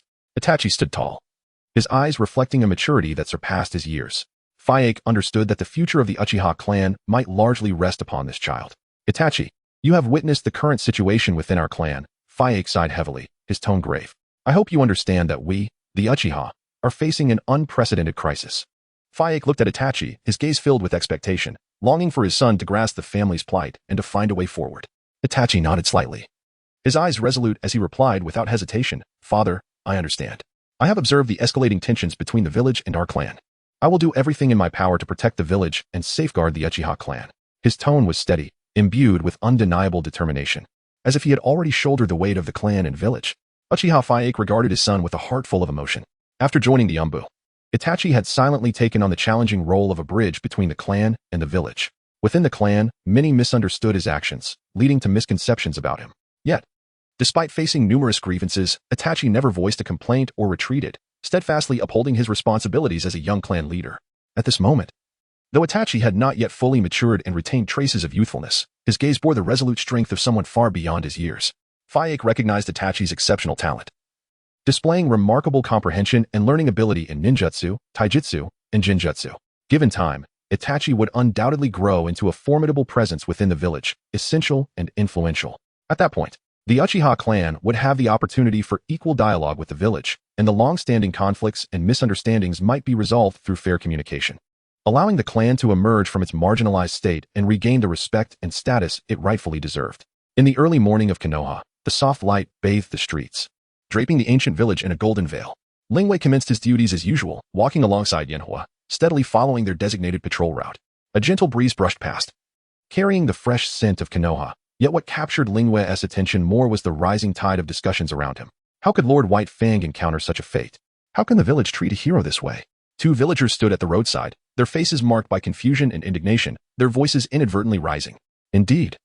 I never expected there to be so many hidden truths behind this. We must get to the bottom of it," another person concurred, his brow furrowed deeply. Lingwei walked nonchalantly, keenly listening to the conversations around him. His gaze inadvertently swept across the system panel, where the points were rapidly increasing, stirring a wave of uncontainable delight within him. This is a sure win, he mused inwardly, envisioning a more powerful self, free from the cautiousness that had once defined him. As long as he amassed enough points, he could unlock greater abilities, transforming his circumstances within this world entirely. Meanwhile, within the Hokage building, the atmosphere was somewhat grave. The devoted son, Uchiha Itachi, clad in the dark attire of the Umbu, knelt on one knee, reporting to the third Hokage, Sarutobi Hiruzen, about the events from the Uchiha clan meeting the previous night. His voice was deep and steady, articulating the intense debates between the radicals and conservatives within the clan, as well as the leader Fang's struggles and dilemmas. Hiruzen listened intently, his gaze warm as it rested upon Itachi. "Itachi, you are a ninja filled with the will of fire. I see your loyalty and wisdom. I believe you will find a way for the Uchiha and the village to coexist peacefully. Please inform Kakashi to come here." He nodded slightly, signaling that Itachi could take his leave. Itachi rose, respectfully bowing before turning to leave slowly. His posture was straight and resolute as he walked down the corridor of the Hokage building, yet his heart was filled with confusion. Chapter 15. Tuanzong takes the blame. Kakashi, summoned by the esteemed Hokage. When Itachi Uchiha found Kakashi at the Hatake residence, Kakashi remained ensnared in the fog of confusion that had enveloped him since the previous night. He sat beneath the eaves, his gaze vacantly fixed on the aged tree in the courtyard. The bewilderment from last night hung around him like a thick mist, and the myriad mysteries shrouding his father's death pricked at his soul like a multitude of sharp blades, robbing him of sleep. Upon hearing Itachi's words, Kakashi jolted, as if suddenly yanked from distant thoughts back into the present. Gradually, he lifted his head, a complex array of emotions flashing across his eyes, questions about the Hokage's summons. Anger regarding his father's fate, and an unwavering resolve to uncover the truth. The Hokage? Yes, I must seek the Hokage for clarity.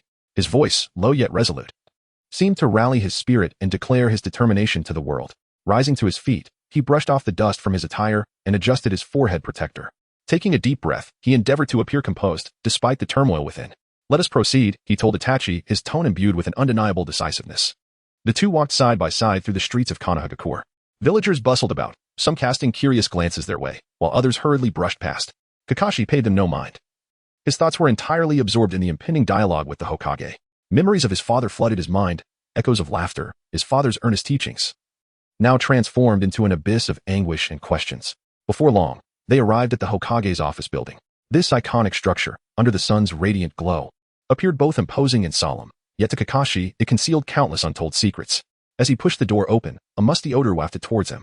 The third Hokage, Hiruzen Sarutobi, sat behind his desk, regarding the two newcomers with a gentle gaze through his reading glasses.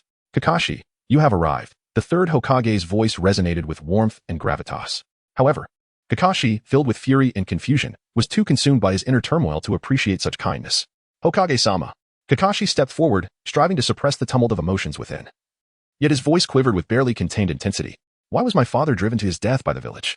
Why did this happen? His eyes were ablaze with inquiry, fixed intently on the third Hokage. With a soft sigh, the third Hokage removed his glasses and rubbed his nose. A flicker of guilt and helplessness crossed his features. Kakashi, your father's fate is a wound for the village and a failure on my part. At that time, the situation during the war was dire, and the failure of the mission placed immense pressure on the village.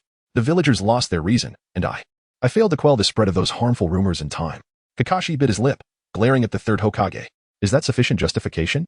To allow a hero to bear such slander and die unjustly? His fists clenched tightly, knuckles white. Hiruzen Sarutobi now felt the weight of the situation. Tuanzong had dug this pit, and now it was left to him to fill it. Alas, he was the Hokage. His fingers tapped lightly on the desk as he pondered how to articulate his thoughts. War blinds people, leading to erroneous judgments, he said slowly, his tone laced with resignation.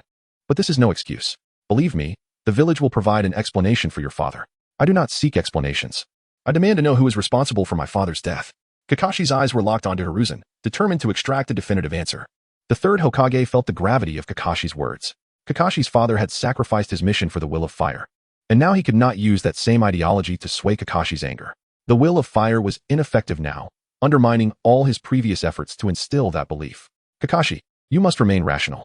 Clearly, someone is deliberately inciting the villagers' emotions. We cannot fall into the enemy's trap. Kakashi remained silent, his gaze unwavering, fixed on the man he once revered as Hokage. Tuanzong, I am sorry. You must now bear the consequences. Kakashi's resolve was palpable. This is all for the village. The village will remember your contributions. Hiruzen's voice was laden with weariness and guilt as he spoke to Kakashi, who gazed back with unyielding determination. Hiruzen realized that if he did not provide an explanation soon, Kakashi might declare himself a rogue ninja. There must be accountability, regrettably. Tuanzong would have to shoulder the burden. It was Tuanzong's oversight. He inadvertently leaked the news of the mission's failure. Upon learning that the hero, White Fang, had failed in his task, the villagers were unable to accept it, leading to an uproar. No one could have anticipated that Tsukumo would take his own life to prove a point. The third Hokage's brow furrowed, his features a mask of helplessness and guilt as he explained to Kakashi. Shimizu Tuanzong. Kakashi murmured, disbelief etched across his face. It was a revelation too staggering to process. The image of Tuanzong's sinister visage ignited the flames of rage within him.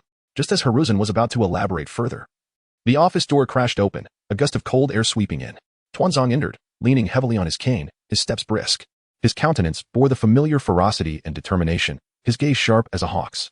Indeed, it was I, Shimizu Tuanzong, he declared, striding directly toward Kakashi, his voice booming as if proclaiming a trivial matter. His expression was fierce, yet a glimmer of barely concealed panic flickered in his eyes. Tuanzong cast a sidelong glance at Hiruzen, one filled with a complex mix of emotions, defiance, anger, and perhaps a hint of provocation. Hatake Tsukumo's mission failure inflicted significant losses upon the village.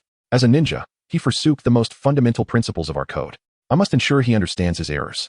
His voice grew increasingly fervent, each word seeming to be forced through gritted teeth. Who could have imagined that the illustrious White Fang of Konoha would be such a coward? Unable to withstand a mere whisper of rumor and blame, leading him to choose suicide. Tuan Zhang's words pierced Kakashi's heart like a dagger, igniting a raging inferno of anguish and fury within him. Chapter 16. Only Danzo deserves to be Hokage. He is no coward. Kakashi roared.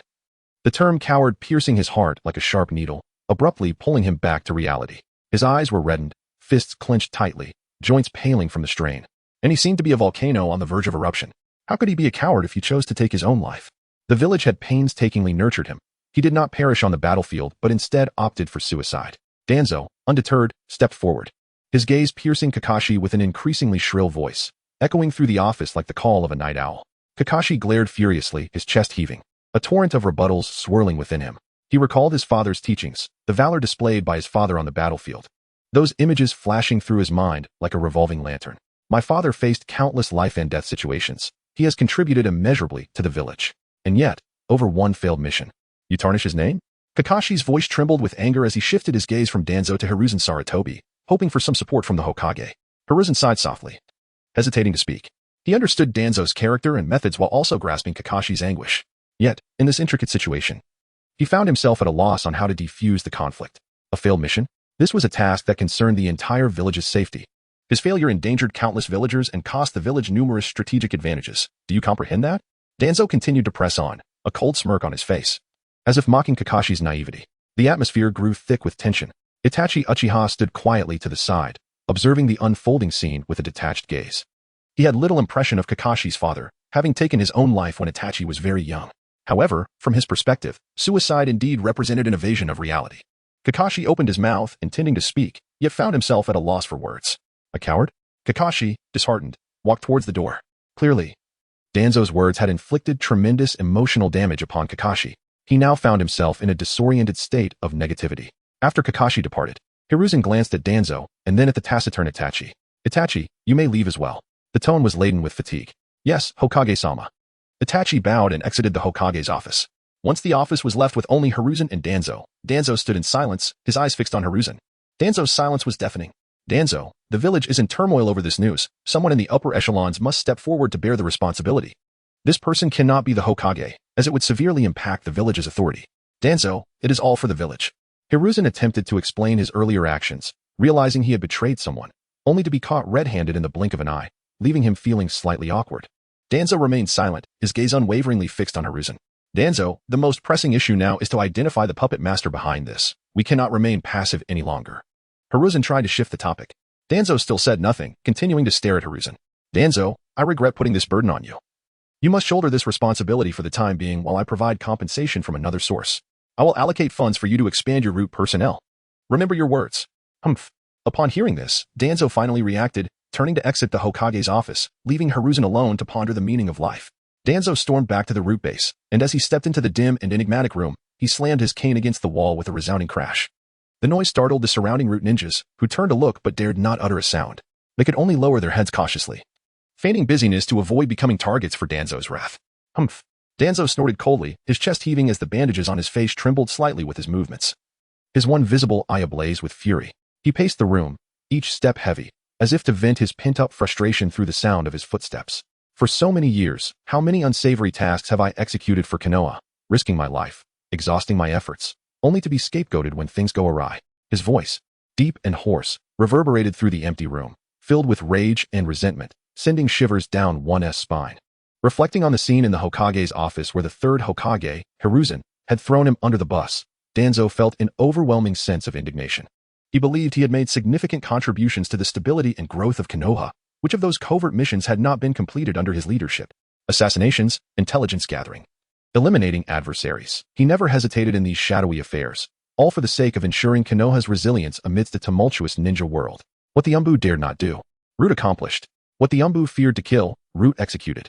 Yet now, merely because of a failed mission, he was to shoulder all the blame and become the target of public condemnation. How could he swallow this bitterness? Hiruzen, do you think you can suppress me like this? Danzo halted, casting a cold glare towards the Hokage building, gritting his teeth and declaring, "You are too naive."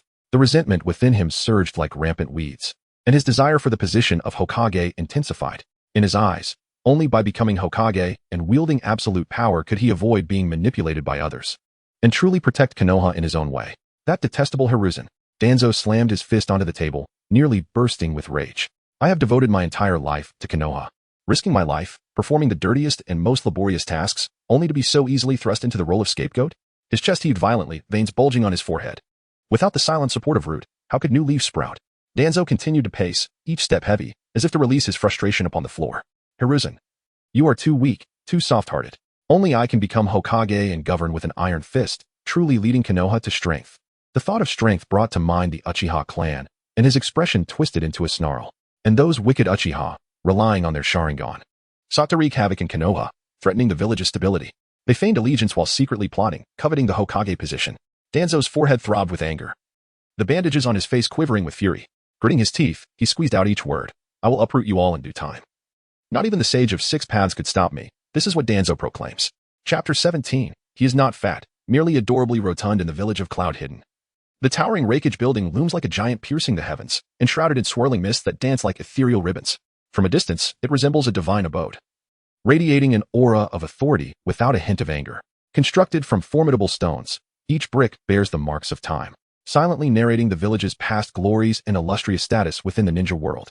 At this moment, the fourth Reikage, A, sits in his spacious and well-lit office. The decor is both simple and dignified, with portraits of previous Reikages hanging on the walls, their stern gazes seemingly transcending time to observe the actions of the current leader. A's brow is furrowed, his face etched with lines of concern, as he clutches a report regarding the turmoil in the Leaf Village. The paper crumpled slightly in his tight grip. The Leaf Village finds itself in disarray due to such circumstances. This is an opportunity we must not overlook. In a voice deep and resonant, akin to distant thunder, A declares, I believe we should refrain from intervening. With the Leaf embroiled in internal strife, our involvement would merely provide them with an excuse to deflect their issues outward.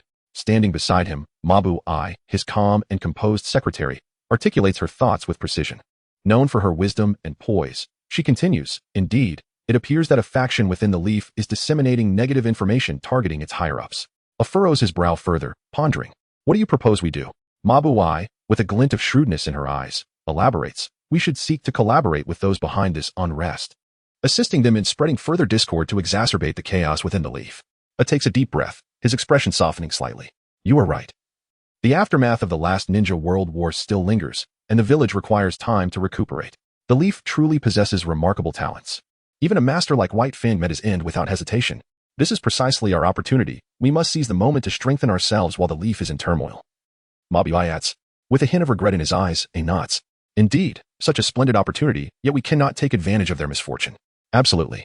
Let us immediately dispatch our informants to probe for internal news, delving into every corner of the Leaf to identify the orchestrators behind this chaos, ensuring our actions are flawless. In the rock-hidden village, surrounded by formidable cliffs, the village stands as a bastion of strength. The Tsuchikage, Anoki, sits upon his throne of stone, a smirk of cunning gracing his features. The Leaf has encountered significant troubles. It appears our opportunity has arrived. Beside him, Kuratsuchi speaks eagerly, Grandfather. We must not let this chance slip by. If we can ally with Cloud Hidden to instigate further discord within the Leaf, they will be too preoccupied to focus on their own advancement, allowing our village to rise. Anoki strokes his beard thoughtfully. Indeed, you make a valid point. Arrange for our forces to contact Cloud Hidden and deploy scouts to monitor the Leaf's every move. In the Wind-Hidden village, Raza remains preoccupied with mining endeavors. Chio, having received news from the Leaf, contemplates. It seems there are discontented voices within the Leaf regarding the upper echelon's governance. White Fang, how unfortunate for you to have departed so soon. Otherwise, I would have sought vengeance myself, clad in a long robe to shield against the wind. Chio's words are laced with bitterness. Sister, do you mean to suggest that this information stems from discontent within the Leaf, intentionally released to incite chaos? Indeed, replies Karui, deftly catching onto Chio's train of thought. There are far too many devoted younger siblings in the ninja world, yet only one devoted older sister, and for that, I must support you. Indeed, I have long suspected that Unveiling Ritsu is no virtuous leader. He has driven White Fang to his demise and ensnared the fourth Hokage. It is clear that the Leaf has never truly been our ally. Only Unveiling Ritsu serves our interests. It is evident that discontent brews within the Leaf toward Unveiling Ritsu's rule, aiming to undermine the third Hokage's authority, Chio asserts. As the sole competent strategist of the Sand, she deduces the situation astutely. So, what shall we do now? Do? We shall do nothing. Simply observe. Chio scoffs. That old monkey Unveiling will not fall for such a simplistic scheme. In the Nara clan, amidst the mountains, the leaders of the Akimichi, Nara, and Yamanaka clans gather at a barbecue restaurant, their table laden with grilled delicacies. While ostensibly dining, their minds are clearly preoccupied with matters far more pressing than the sumptuous feast before them. The restaurant, ill-suited for serious discussions due to its noisy ambience and tantalizing aromas, feels somewhat incongruous. However, it is essential, for the presence of Akimichi's leader, Dingzu, demands respect regarding his ample physique. Who do you think is behind these rumors? Breaks the silence as Yamanaka Kaichi furrows his brow, concern evident in his eyes. As allies of the Hokage, the three clans naturally wish to maintain stability within the leaf. I initially suspected Shimura Danzo was behind the previous incident involving the crystal ball, but now, with the White Fang situation, it appears someone else is orchestrating this, Narashikaku. The collective intellect of the three clans ponders deeply. He places his chopsticks down gently, his arms crossed over his chest, his expression grave. Who do you think it could be? Whoever stands to gain the most is likely the culprit, Shikaku replies calmly. You mean the Uchiha? Kaichi's tone reflects surprise. While I cannot be certain, the likelihood is substantial, Shikaku nods, continuing his analysis. The exposure of White Fang's demise places both the third Hokage and Danzo in a precarious position. Currently, it is most advantageous for the Uchiha. They have long sought greater power and status within the village. Such events provide them an excellent opportunity to undermine their rivals. Could it be possible that Hyuga or Danzo is orchestrating this chaos? Kaichi queries. Hyuga is unlikely. They value their clan's reputation and unity, and such actions are not in line with their principles. As for Danzo, it remains to be seen whether the third Hokage will shift the blame onto him. Shikaku responds. Dingzu, what are your thoughts? Kaichi inquires, turning to the Akimichi leader. Me? I believe Shikaku is correct. Dingzu finally lifts his head. A large piece of grilled meat still lodged in his mouth. Boss, 2 more plates of barbecue, please. The Akimichi are not fat. They are merely adorably rotund. Chapter 18. Shadow Clone Technique and Hypnotic Elixir. At 6:30 in the evening, the sky was just beginning to lighten. After a long day of toil, Master Ling finally returned home. With a series of unsettling events transpiring in the village, a state of alert had been declared, leaving Uchiha Lingwei unable to indulge in his usual leisurely pursuits. If he were to relax, it must be done with utmost seriousness. Unbeknownst to Lingwei, his actions had aroused the suspicions of certain individuals regarding the Uchiha clan. Yet, even if he were aware of this, he would remain unperturbed. For regardless of whether they suspected him or not, plans were already afoot to take action against the Uchiha. This was akin to the adage that too many lice do not cause itchiness. Now, it was time for the exhilarating moment of allocating points. Throughout the day, his accumulated points had steadily risen, reaching a staggering total of 120,000. This figure represented the fruits of Ling Yue's arduous training and dedication. He glanced at the store, but found himself unable to afford the dust shield or the 8 gates of Duinjia. The 5-element seals were of no use to him, and the water-severing wave priced at 20,000 felt a bit steep. Why couldn't this wretched system allow for bargaining? Nevertheless, with no immediate battles on the horizon, he decided to allocate his points first and see how many more he could accumulate in the coming days. He considered enhancing his physical strength, mental fortitude, chakra capacity, and natural affinity. Now that he had the means, he could afford to improve his physique. He began by increasing his physical strength slightly. As he felt a mild ache coursing through his body, Lingwei reflected on how fortunate he was not to have overdone it. After a considerable wait, the enhancement finally ceased. He clenched his fists, reveling in the newfound power coursing through him. Then, he allocated a point to his mental strength. In an instant, a refreshing sensation washed over him like a gentle spring breeze, invigorating his spirit and awakening his previously fatigued mind. His blood-red eyes, resembling precious jade, bore 3 spinning tomo, emanating a mysterious and eerie light. He had awakened the 3 tomo Sharingan. With a glance at his remaining points, he decided to allocate another point to his chakra capacity. As he focused his intent, a warm current surged forth, flowing into his body like a babbling brook. The process of point allocation no longer felt as painful as it once had, signifying a significant enhancement in his foundational strength. Individual point allocation was no longer a burden.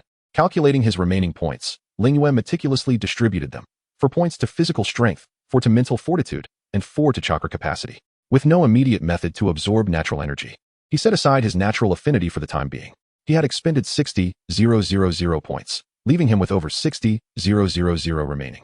The situation concerning Kiba was still evolving, and he anticipated further increments to his points. He had specifically reserved these points for future purchases at the store, as one could never predict what treasures might appear during the next refresh. After a night of point allocation, Lingyue had finally attained the physical strength of a Jonin, reaching the limits of the 3 tomo Sharingan. As for his chakra capacity, he surely possessed at least 2 cards by now. What he lacked were ninjutsu techniques and combat experience.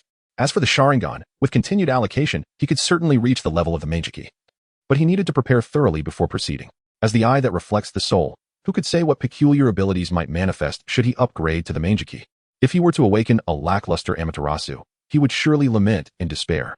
After all, it is well known that Amaterasu does not kill. Ah, what bliss! Lingyue luxuriated in a steaming hot bath, the rising steam blurring his vision yet easing the tension in his body, having spent a month in the ninja world. Through his own perseverance and efforts, with a little help, he had achieved the strength of a jonin in just a month, though it was merely on paper. No longer did he have to toil relentlessly as he did in his past life. He finally possessed some measure of self-protection. Free from the constant fear of Danzo suddenly appearing to pluck out his eyes, the heavy weight on Ling Yue's heart had finally lifted, allowing him to exhale deeply. Who says the ninja world is perilous? It seems quite peaceful to him. If anyone disagrees, let them step forward and voice their objections. Next, he needed to find a suitable place to bolster his combat experience. After all, ninjas are frail with high attack power. One lapse could lead to demise. Strength alone was insufficient. One must also possess the ability to fight. He dismissed the idea of training with AIha, as their disparity in strength was too great. He would need to seek out others for practice. His thoughts drifted back to a prior patrol with Uchiha Itachi, where they chatted amiably as they walked. Ling Wei candidly expressed his dreams of saving money, marrying a gentle wife, and raising 2 lovely children, leading a tranquil and ordinary life thereafter. Itachi laughed heartily, thumping his chest in agreement to lie low together. Ling Wei felt a twinge of guilt. Itachi, my friend, I owe you an apology. While we spoke of lying low, I secretly endeavored to outpace you. Do not hold it against me. If blame is to be assigned, let it be directed at, Danzo. Tomorrow, he would visit the Uchiha clan to showcase his 3-tomo Sharingan. At 15 years of age, possessing the 3-tomo was no small feat. It was reasonable to request some ninjutsu in exchange. As social creatures, it would be imprudent to possess such eyes without engaging with the Uchiha clan. With no one to back him, he lacked the confidence to engage in battle. Ling Wei pondered his future plans while absent-mindedly stirring the water. With his mental fortitude enhanced, his chakra control had likewise improved. Spending points to purchase ninjutsu felt like a waste. Self-learning was the most economical option. However, for combat experience, he would need to seek out other Uchiha. In Konoha, finding suitable sparring partners was quite the challenge. After careful consideration, he realized that only the Uchiha clan members would be appropriate. Other ninja clans tended to avoid the Uchiha, making it unlikely they would approach him for friendship, let alone practice. Most importantly, upgrading the 3-tomo would require a master of illusion techniques. The Sharingan, as the eye that reflects the soul, often awakens with great unpredictability. Rather than relying on random abilities, Ling Wei preferred to customize his own for safety's sake. In conclusion, revealing the Sharingan and quickly securing resources to ascend was the path to success. As for the looming threat of Uchiha extermination, what? You dare speak of annihilating my clan in front of one who possesses such advantages? You must be a fool, courting your demise. With his extraordinary abilities, Ling Wei was no longer the unarmed Lu Ling Wei who had just arrived in the ninja world. He had not brought shame to the army of transmigrators. Having reached Jonin level in just a month, give him another 6 months, and he would surely be capable of punching the Iron Country's Kagaya and kicking the Tsutsuki clan into submission. Having formulated his plans, Ling Wei formed hand seals, instantaneously dispelling the 5 shadow clones that had been diligently training in his home. As their memories flooded into his mind, the fatigue from their training mingled with the relief of having shed the pressure, and he surrendered to the soft embrace of his bedding, slipping into a deep slumber. The shadow clone technique was indeed a divine skill, capable of serving as both a printing press and a hypnotic elixir. Chapter 19, Seeking Support early the next morning. Ling Yu arrived at the guard department to request a leave of absence. One of the advantages of the ninja world is its straightforwardness regarding time off, unlike Blue Star, where requests are often met with refusal, regardless of the circumstances. Even when one finally manages to secure a day off, they may face deductions in salary and attendance, resulting in a significant loss, nearly 1,000 units. Who can afford such a luxury? Ling Yu, how come you're taking a leave? Didn't you promise to treat me to barbecue today? You're not trying to dodge the bill, are you? Just so you know, I'll remember this. And you'll owe me. Ling Yu's longtime partner, Uchiha Yenhua, expressed his surprise upon hearing about Ling Yu's absence, leaving him to team up with others for patrol duty. I truly have matters to attend to this time. I promise I will make it up next time. Ling Yu patted Yenhua on the shoulder and proceeded towards the Uchiha clan grounds. Patriarch, Uchiha Ling Yu pays his respects. Ling Yu found his way to the residence of Uchiha Fugaku, the clan leader. Privilege has its place. And although Uchiha Fugaku bore the title of head of the guard department, he was not required to attend to daily duties. Ah, Ling Yu, what brings you here? Patriarch. I awakened my 3-tomo Sharingan yesterday and came to report it today. As he spoke, Ling Yu revealed his crimson eyes, the 3-tomo swirling gently within. Excellent. Truly a genius of our Uchiha clan. Would you kindly share how you awakened the 3-tomo? Points 3, total points 67, 435. Uchiha Fugaku was initially taken aback, then intrigued, although he was not well acquainted with Ling Yu. The fact that he had awakened the 3-tomo at such a young age indicated he would likely grow into a formidable figure within the clan. However, there were no pressing matters at hand, the only significant event being the uproar caused by the death of White Fang in the village. Fugaku was curious about how Ling Yu had managed to awaken his Sharingan. Patriarch, I heard that Lord White Fang was driven to death by the village as higher-ups, and I was filled with rage. It reminded me of my parents, who sacrificed their lives for the village, yet received no acknowledgement for their contributions. Ah, I see. Your parents gave their all for the village. They are part of our Uchiha clan, and regardless of the village's stance, we shall always remember their merits. With your 3 Tomo, you may select 2 secret techniques from the clan. Your future treatment will also be adjusted accordingly. Understanding that the awakening of the Sharingan was a serendipitous event, Uchiha Fugaka set aside his initial astonishment and elevated Ling Yu's status to that of a Jainin within the clan. Do you have any other requests? A 15-year-old with a 3 Tomo was considered a minor prodigy, prompting Fugaku to decide to allocate additional resources to Ling Yu. Patriarch, as I have just awakened my 3 Tomo, I am still adjusting. I would like to request a period of leave to train diligently in the clan's training grounds and adapt to the combat abilities of the 3 Tomo. Hearing this, Ling Yu took the opportunity to advocate for himself. That is certainly reasonable. I will approve your leave from the guard department. Go to the clan and select 2 techniques. Use this time wisely to enhance your skills. It will greatly assist you in future missions. However, to acquire more techniques, you must first prove your worth to the clan. A glimmer of excitement flashed in Ling Yu's eyes as he bowed deeply, expressing his gratitude to the patriarch. Uchiha Fugaka nodded slightly and then inquired, "Do you have any further requests? Feel free to speak. As long as they are reasonable, the clan will consider them." "No, thank you for your concern, patriarch." Fugaka rose and patted Ling Yu on the shoulder, speaking earnestly. "After all, you are the future of our Uchiha clan. Your growth is intrinsically linked to the prosperity of our lineage. Strive diligently and do not let anyone down." "Yes, patriarch." After Ling Yu departed, Uchiha Fugaku summoned a member of the Uchiha clan. "Investigate if there have been any unusual occurrences involving Uchiha Ling Yu recently." "Yes, patriarch." The Uchiha member vanished in a burst of speed. Having achieved his objective, Ling Yu proceeded directly to the Elder's Hall to select the ninjutsu he required. With the privileges granted by his 3 Tomo, acquiring basic ninjutsu was a mere formality, allowing him to conserve a significant amount of system points. Upon arriving at the Elder's Hall, Ling Yu displayed his 3 Tomo, astonishing those present. After reporting to the Elder Uchiha Shana, he successfully entered the ninjutsu repository. As he gazed upon the myriad of ninjutsu scrolls lining the shelves, Ling Yu couldn't help but marvel at the formidable heritage of the great ninja clan. Reflecting on his current ninjutsu repertoire, which included the fundamental body flicker technique, Uchiha Shuriken technique, and swordsmanship, he considered the additional techniques he had acquired from the system: lightning release, lightning cutter, alongside Uchiha's fire release techniques, great fireball, phoenix fire, and dragon fire techniques. Though he was well equipped with offensive ninjutsu, he lacked defensive techniques and the Uchiha's renowned illusions. The defensive ninjutsu primarily belonged to the water and earth elements, and he possessed none of the corresponding chakra affinities. While one could train in techniques without matching chakra types, it would require several times the effort, particularly in combat situations. Never mind, I shall first select a few practical ninjutsu, Ling Yu decided, choosing an illusion technique and a B-rank wind release technique. Wind release, pressure damage. Unbeknownst to him, as he selected his ninjutsu, Elder Uchiha Shana watched him intently from behind, his eyes glimmering with enthusiasm. Choosing ninjutsu was merely a small matter. Now that Ling Yu had revealed his 3 Tomo Sharingan and garnered the clan's resource support, spending time to select more techniques was secondary. Engaging in real combat training was the primary objective. Wait, what is going on? Having completed his selections, Ling Yu turned to exit, only to be startled by the sudden appearance of Elder Uchiha Shana. He clutched his chest, still recovering from the shock. Elder Uchiha Shana, with a gentle smile, said, "Ah, young Ling Yu, do not be alarmed. I am Elder Uchiha Shana." With his eyes slightly narrowed in a warm gaze, he continued, "I noticed you here selecting ninjutsu, and couldn't resist coming over to see if I could offer any assistance." Ling Yu quickly composed himself and respectfully replied, "Thank you for your concern, Elder. I have chosen a wind release technique, wind release, pressure damage, and an illusion technique." Wind release technique?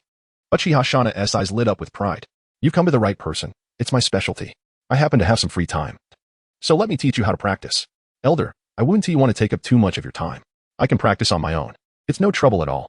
Seeing the younger generation of our clan excel fills my heart with joy. Consider it an opportunity for me to contribute to the clan."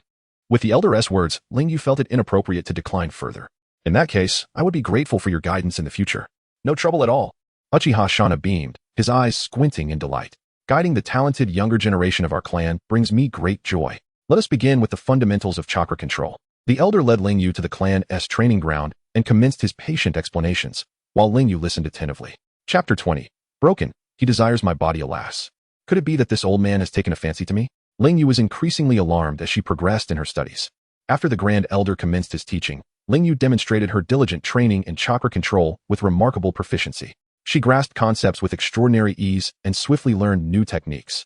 The Grand Elder was equally earnest in his instruction. By the end of the day, Ling Yu not only mastered illusion techniques but also acquired a wind-style ninjutsu. Though fatigued, Ling Yu felt a profound sense of accomplishment. The Grand Elder, Uchiha Shana, who initially brimmed with enthusiasm, now regarded her with a glimmer of admiration in his eyes. Lingyu, your talent exceeds my expectations. In the coming days, you may continue your studies in ninjutsu. I shall impart all my knowledge to you. The future of the Uchiha clan will depend on your prowess. Gratefully, Lingyu replied, Thank you, Grand Elder, for your praise and guidance. I shall not disappoint your expectations. Over the following week, Lingyu visited the courtyard daily, learning ninjutsu under the Grand Elder's tutelage. In addition to consolidating her existing skills, he taught her advanced techniques and combat strategies. The Grand Elder also arranged practical training, allowing Lingyu to engage in simulated battles with other ninjas. Through these encounters, she applied her learned techniques, steadily accumulating combat experience. After a week of instruction and practice, Lingyu's mastery of ninjutsu and battle experience underwent a qualitative leap. The Grand Elder felt that their bond had significantly deepened over this period. One day, as their training concluded, Uchiha Shana felt compelled to share a long-held sentiment. He summoned Lingyu and, with a serious expression, said, Lingyu, after this week together, I increasingly perceive you as an exceptional genius. I have a granddaughter of similar age, gentle, kind, and proficient in ninjutsu. Lingyu was taken aback. What a surprise. While I admire his ninjutsu, I never anticipated he would take an interest in me. No, I cannot allow myself to be bartered over mere techniques. One must not fall prey to flattery or manipulation. I must find a polite excuse to decline. Displaying a mix of surprise and discomfort, Lingyu hastily responded, Grand Elder, I am immensely grateful for your kindness. However, I believe true love must be sought personally. As a distinguished traveler from another realm, how could I bring shame upon myself? My marital decisions must rest solely in my hands. After all, I am a man of considerable stature. In this age, I refuse to partake in the notion of love after marriage. I shall seek my true love independently, perhaps even finding multiple partners. If I were to wed the Grand Elder's granddaughter, my dreams of a harmonious harem would be irrevocably shattered. The Grand Elder frowned slightly and replied, Lingyu, you must understand that this union would benefit both our families. It would strengthen our ties and allow you both to support each other in your ninjutsu training. Lingyu sincerely articulated, Grand Elder, I appreciate your intentions. Yet, marriage is a matter of lifelong happiness, and I hope to find a truly mutual affection. I kindly ask for your understanding. Seeing Lingyu's resolute refusal, Uchiha Shana refrained from pressuring her. Being a genius afforded certain privileges. He did not wish to provoke her into aligning with conservative factions. Although disappointed, the Grand Elder did not relent. He gazed at Lingyu and softly said, Lingyu, I respect your wishes, but I hope you will reconsider. Regardless of the outcome with my granddaughter, you are a genius of the Uchiha clan. Should you need assistance, you can always seek me out. Thank you for your guidance, Grand Elder. I shall not forget your words. Lingyu expressed her gratitude before hastily departing. It was imperative to escape swiftly. The intensity in Shana's gaze was almost predatory, and Lingyu truly could not withstand it. A week later, Lingyu returned to the guard department. After a week of intensive training, armed with the spiral sphere and the three-tomo Sharingan, she had undeniably achieved the combat prowess of an elite jonin. My current accomplishments are solely the fruit of my labor and perseverance. She glanced at her system points, which now exceeded 90,000, causing her heart to flutter with excitement. I am now among the most formidable in Konoha. All that remains is to seize an opportunity for a directed awakening of my eyes, and I shall stride confidently through the village. Lingyu had long contemplated the matter of awakening the Manjiki Sharingan. By hypnotizing herself through illusion, igniting her inner desires, and amplifying her mental intensity, she believed she could unlock her eyes according to her wishes. However, while theory is one thing, the execution must be meticulously planned. After all, the opportunity to awaken one's eyes is singular. If she failed, she would have to wait for the system shop to refresh slowly. If fortune were to frown upon her, it could take years to obtain what she desired. Lingyu, you finally decided to show up. Did you take a week-long leave? Have you encountered any difficulties? Feel free to share. I will assist you in any way I can. It was the ever-enthusiastic Yenhua. Although the Uchiha clan had its flaws, if an Uchiha genuinely recognized you, you could trust them with your back without hesitation. No trouble at all. I was merely advancing my skills. Advancing? What do you mean by that? Advancing means reinforcing my abilities, becoming invincible, and ultimately marrying a wealthy beauty to ascend to the pinnacle of life. Haha. So, you were thinking of women, were you? You know my sister. How about it? Would you like me to arrange a meeting? Yenhua chuckled heartily. What? You're a beast. Your sister is only 11. Lingyu exclaimed, nearly activating her Byakugan in shock. You're only 15 yourself. It's not like you're getting married now. We could set the groundwork and wait until you're both of age. Just tell me if my sister is pretty. Yenhua continued his teasing. You've mistaken me for a brother. You want to be my brother-in-law? Lingyu dramatically punched Yenhua playfully, then packed her ninja gear in preparation for patrol. Hey, I wasn't joking. Consider it. My sister is a little beauty, and marrying you would ensure she never faces bullying again. Yenhua quickly pursued her. Really? I thought you were thinking of your brother's happiness. But it seems you were solely focused on your sister's. Well, the two can coexist, can't they? Chapter 21. Upgrading the Kaleidoscope, the two of them playfully bickered as they patrolled along their usual route. Yenho recounted the events of the past week to Lingyu. It turned out that Lord Baya had been driven to his demise by Danzo, who has now been removed from his position as Hokage's advisor. The recent distribution of flyers had stirred up the Umbu, and now disguised members of the Umbu were lurking everywhere. It felt as if 3 pairs of eyes were watching you even when you just wanted to use the restroom. Recently, troublemakers had become scarce, making their patrols significantly easier. My uncle informed me that Granny Cat had welcomed a new litter of ninja cats. Would you like to join me in selecting one? Lingyu. While slacking off during the patrol, listen to Uchiha Itachi recite his litany of woes, gleaning some useful information in the process. Ninja cats. When shall we go to choose one? In my past life, as a mere cog in the wheel of emotion, I scarcely had time to care for a cat. Now that I have traversed to this new world, I can indulge in my desire to pet a cat. Moreover, ninja cats in this realm are quite intelligent and don't require litter boxes. However, keeping a cat must be quite costly, and my finances are rather tight. He had already forgotten about the upgrade and his 3 Tomo benefits. At this juncture, Lingyu realized he needed to devise a means of earning money. As a traveler, what could be the most lucrative endeavor? Certainly, it would be as a literary scribe. If Jiraiya could become a renowned author in the ninja world, then if I were to present my 2 terabytes of study materials, wouldn't that lead me to financial freedom? In 3 days, I could go to select a ninja cat. As for money, do not worry, I have funds to lend you. While Lingyu was still lost in his daydreams, Uchiha Itachi had already taken it upon himself to alleviate all of Lingyu's concerns. Such a good brother. One could only wish for a dozen like him. Indeed. We shall go together to choose a ninja cat. Lingyu was already exhilarated, not caring whether the summoning beast would be powerful enough. After all, it would merely serve as a pet. Just remember to arrive early, or we might end up with the less desirable ones if all the attractive ninja cats are taken. No problem. After work, I'll treat you to barbecue. Lingyu thought, as Yenho was already considering introducing his sister to him, truly treating him as a brother. This barbecue had been postponed for a week, and Lingyu felt a twinge of guilt. Really? That is wonderful. This time, I will eat you into bankruptcy. Yenho appeared quite delighted, as the bonds between men are often solidified through generous feasts. No problem, bring it on. I only fear you may have to lean against the wall to exit. That evening, Lingyu leaned against the wall while returning home. The barbecue feast having truly left him stuffed. He collapsed onto the sofa, utterly unwilling to move. In contrast to his current comfortable life. What laborious existence had he endured in his previous life? When considering it this way, perhaps the Ninja World War had its advantages, at least with a reduced population. Everything felt less competitive. Shaking his head to dispel these chaotic thoughts, Lingyu glanced at the system panel in his mind. His current points had exceeded 90,000. This week's shop had yielded no remarkable items, just a few common jutsu. He decided to save his points for next week. Observing the remaining points, he allocated a few to enhance his physical strength. For now, other matters could wait. The body and soul are the foundation of a person. Gradually stacking these 2 attributes, one day his basic attacks would become formidable. As he invested a point into physical strength, warmth surged through him, alleviating the bloated feeling in his stomach. Next, he needed to enhance his mental acuity. The Manjiki Sharingan does not require offensive power, it only needs to maximize its functionality. Ideally, he sought time-related abilities, followed by spatial ones. As for Amaterasu? Ridiculous. With the kaleidoscope in hand, did he truly need that level of attack power? Lingyu seated himself at the table, where a mirror lay before him. He gazed into it, observing his unremarkable face. Well, unremarkable might be a relative term among the Uchiha clan. In the entire ninja world, he would still be renowned as a handsome youth. After all, he was an Uchiha. None could be deemed unattractive. Taking a deep breath, Lingyu unleashed the prepared illusion technique. Illusion, Naru no Jinjutsu. Lingyu was uncertain of what he feared most. Previously, he believed it was dying before spending his money. Now, he felt it was working himself to death without earning a thing. Of course, this was merely his perception. To truly understand his fears, he would have to test them with ninjutsu. By assessing his fears, he could predict the potential direction for awakening the Manjiki, which constituted Lingyu's plan A. Should that fail, he still had plan B, to craft an illusion that would lead him into social embarrassment. That would undoubtedly yield a powerful technique akin to a divine ability. Suddenly, Lingyu jolted away from his dream, cold sweat instantly soaking his clothes. His heart racing as if it might burst from his chest.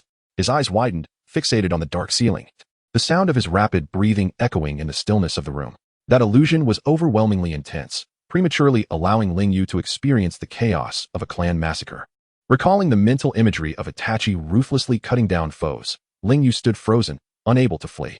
The blood splattered onto his face. The sticky sensation and the terror of a scythe gliding across his neck. Even in that instant, knowing it was an illusion, he was deeply immersed in the fear of the blade against his throat. It turned out that I fear death the most, yearning to escape its clutches. This direction for awakening seems promising. To evade death, skills for teleportation or damage negation, perhaps even resurrection, would be ideal. Regardless of the method, I would find it acceptable. Initially, Ling Yu intended to experiment with Plan B, creating an illusion of continuous social demise. That would surely yield a technique of divine prowess. However, it now appeared unnecessary, as he had a general direction to pursue. Preparing himself, Ling Yu invested 2 points into mental enhancement. A chilling aura instantly spread from his head throughout his body, then surged back into his eyes. Ling Yu could feel his pupils trembling violently. Not yet sufficient. He needed to exert more effort, contributing 2 additional points to mental enhancement. A wave of icy energy surged towards his eyes. The 3 tomo within his eyes began to spin rapidly, and as 2 of his pupils gradually stabilized, the 3 tomo transformed into a singular eye resembling a viral symbol. The Manjiki Sharingan had awakened. Ling Yu hastily focused his mind to experience the unique abilities of the Manjiki. The left eye skill, KKCH Sun, was appointed by the goddess Amaterasu as the ruler of the land of Awaji, possessing an indestructible body. The right eye skill, Tsukuyami, was the deity ruling the land of night, a child of Izanagi and Izanami, also known as Tsukuyami. He commanded the moon's cycles, the night, and the realm of dreams. The results were satisfactory, albeit with some overlap in abilities. It seemed the earlier illusion test had been quite accurate. One skill provided invulnerability, while the other allowed for intangibility. To summarize, one could not harm me, while the other ensured I could not be touched. How excessively fearful of death I must be. Now that I have awakened the Manjiki, self-preservation is certainly assured. However, I lack a brother SIs to assist in upgrading to the eternal Manjiki. Yet, I am undeterred. I believe that through my perseverance and effort, with some external assistance, the upgrade to the eternal Manjiki is merely a matter of time. Perhaps by then, I could even leapfrog straight to the Rinnegan. With the Manjiki in my possession, surely I can navigate Konoha with ease. Chapter 22. A Bing's unsatisfactory ninja school results. The cool moonlight streamed through the window, casting dappled shadows upon the floor. Lingwei, after finishing her bath, lay on her bed, reflecting on the experiences of the past month. At last, she had secured the means to establish herself. With strength comes the opportunity to amass wealth. Only with wealth can one truly relax and enjoy life. The sequence must not be mistaken, for such an error could lead to grave consequences. A long-term venture could be to open a Chinese restaurant, allowing these inexperienced Japanese contestants to sample the culinary delights of our wagwa. At that time, she could enlist a few clansmen to assist in management, while she herself would merely provide a menu, becoming a carefree proprietor, reveling in the riches that gastronomy would bring. Following this, she envisioned establishing a newspaper. Profit would not be the primary goal, and even operating at a loss would not deter her. It would serve primarily to gather points. For the initial funding, Lingwei directed her gaze towards the path of a literary plagiarist. What could possibly yield the first pot of gold more effectively than this? As long as we are not in primitive times, literature can invariably be converted into currency. The ninja world possesses a certain literary foundation as well. In this relatively insular ninja realm, the classic literary works and popular scripts from Huag will undoubtedly represent a vast treasure trove. What shall I replicate? Lingwei furrowed her brow, contemplating deeply. I shall bring you a little shock. While other books may not resonate with the ninja world, this one will undoubtedly be a hit. With this thought, Lingwei formed hand seals and immediately summoned a shadow clone. Our future relies on you. Do your best. She patted the clone on the shoulder in encouragement. The shadow clone nodded vigorously, without a hint of hesitation, turning to approach the writing desk. Seeing her shadow clone diligently take on the role of a literary plagiarist, Lingwei felt at ease and reclined back. She formed hand seals to dispel the shadow clone she had created during her daytime training. As fatigue washed over her mind, Lingwei fell into a deep sleep, leaving only one shadow clone to sit at the desk, diligently working towards their money-making plans and earning the first pot of gold. Under the dim light of the oil lamp, the shadow clone quietly engaged in literary imitation, faintly revealing the words on the draft paper. Young A. Bing, Chapter 1. The landlady. A Bing's ninja school results were not satisfactory. As night deepened, the entire Konoha gradually fell silent, leaving only the sound of pencils gliding across paper. The next morning, Lingwei awoke to find the shadow clone still writing. Slipping on her slippers, she approached to take a look. 10 or so sheets had already been written. That's enough. Find a pivotal moment to break off the chapter, and I will submit it today. Once it is accepted, you can continue writing. After washing up and finishing breakfast, the shadow clone also wrapped up its work. Lingwei reabsorbed the shadow clone, absorbing the memories it had gathered. Quite impressive. A staggering 30,000 words in one night. The shadow clone's writing prowess is indeed remarkable. Lingwei glanced at the time. There's still time. I shall check for any typographical errors. He. At the security department, Lingwei prepared to embark on a new day of patrol, manuscript in hand. Yenhua. I need to take a detour to 4th Street, Lingwei informed her companion, Uchiha Yenhua. What is your purpose there? Yenhua inquired, curiosity piqued. I wrote a novel and intend to submit it there. What? You can write novels? Let me see. I'll help you with it. Lingwei pondered briefly. Considering the unique cultural customs of the Little Days, she deemed it unlikely she would be ridiculed for this endeavor. Thus, she handed her manuscript to Yenhua. Uchiha Yenhua only glimpsed the first page, and his face flushed a deep crimson. Is this the kind of novel you've written? Uchiha was bewildered, yet profoundly astonished. Is it not permissible to write in such a manner? Of course, it is. I just didn't expect you possess such talent.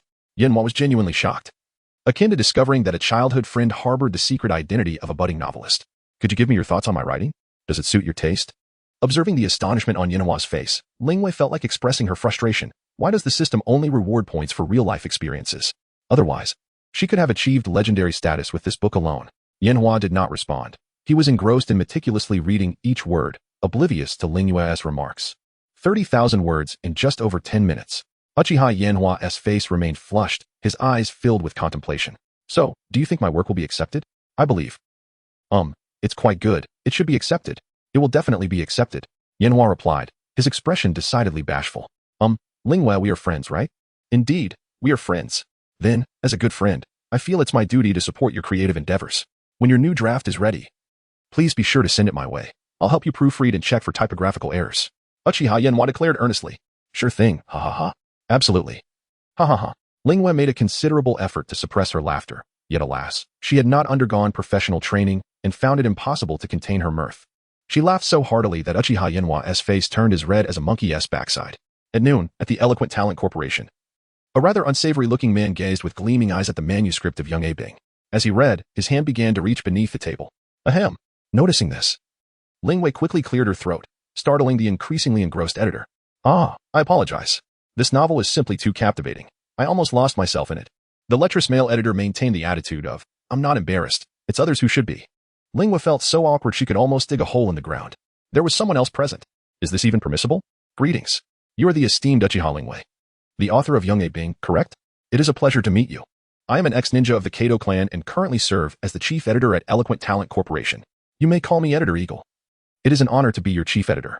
Hello, Mr. Kado. Upon hearing the name of the Kado clan, Lingwei could not help but twitch her lips. Does this mean my manuscript has been accepted? Editor Kado Eagle nodded eagerly, bowing before Lingwei. Accepted, accepted. Your work is truly extraordinary. And I assure you it will receive our full promotion.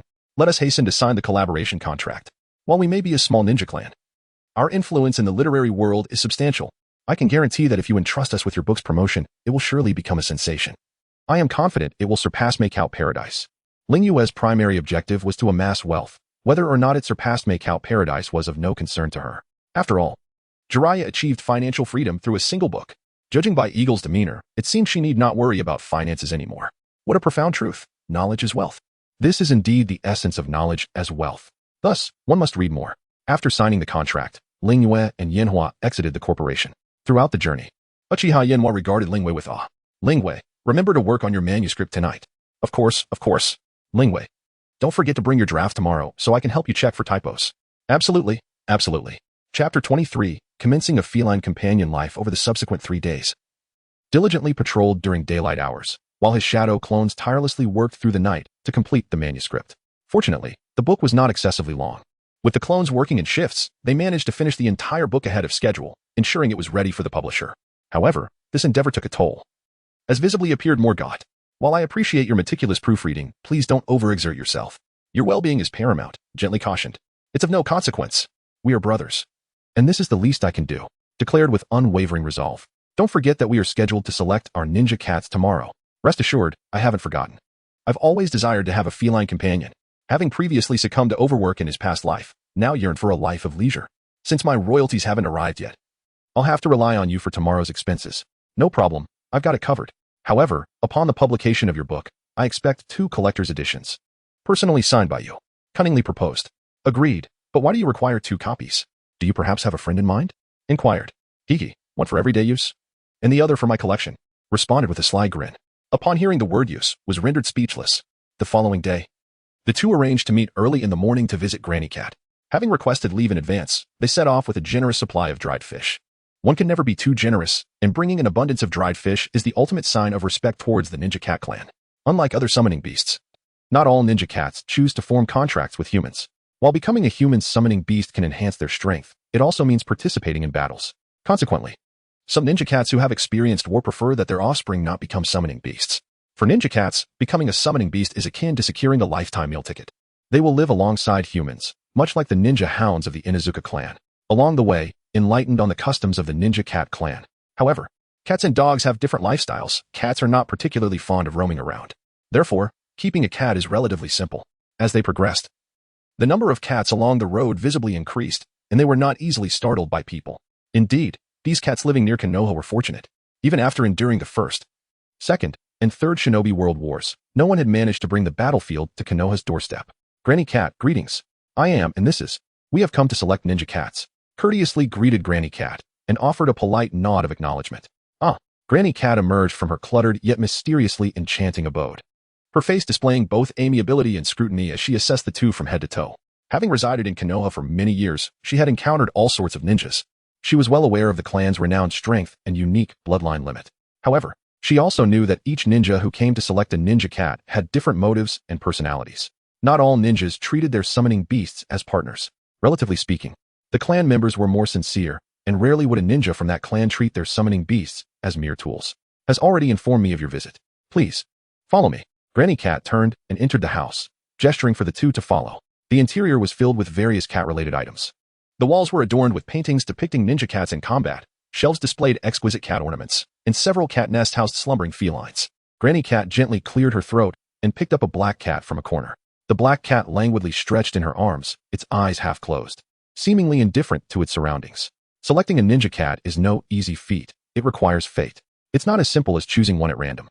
And it will follow you and serve you, Granny Cat said as she stroked the black cat's fur. Curiously approached, gazing at the black cat. The black cat seemed to sense his gaze and slightly opened its eyes, meeting his gaze. In that instant, felt a peculiar sensation, as if the black cat was scrutinizing him. Also approached, looking at the black cat and saying, "This black cat looks quite formidable, Granny Cat. What's its name?" Granny Cat smiled and replied, "It's called Nightshade. It's a bit aloof and doesn't usually like to be around people. Many ninjas have tried to select it before, but it has refused them all. It's not within your range of choices." Granny Cat then looked at the cat nest on the ground and continued, "These are the ninja cats you can choose from. There are 5 ninja cats here whose parents have asked me to find them a partner. Carefully examine the kittens, 3 black, 1 orange, and 1 white. Ninja cats are mostly black, and they are not known for their combat prowess, but rather for gathering information or acting as sentries. Black is more suitable for nighttime operations." Crouched down and petted each ninja cat. The kittens were not afraid of people and allowed him to stroke them, appearing quite content. Contemplated his plans, primarily intending to keep them as pets and not requiring them to participate in combat. In that case, choosing the white cat would be more pleasing to the eye. Stroked the snow white cat again. The white cat had bright, intelligent eyes and was looking at, even nudging his hand with its head. Seeing that the white cat didn't object, slowly extended his hands and gently picked up the white cat. Was overjoyed and looked at Granny Cat, saying, "Granny Cat, this white cat." Granny Cat smiled and said, "This white cat is called Snowdrop. It's quite clever. It seems it has accepted you. In that case, take it with you. Remember to treat them well. The relationship between ninja cats and ninjas is one of mutual trust and assistance." "All right, thank you, Granny Cat. I'll choose Snowdrop." Happily thanked Granny Cat, then looked at, indicating that it was his turn to choose.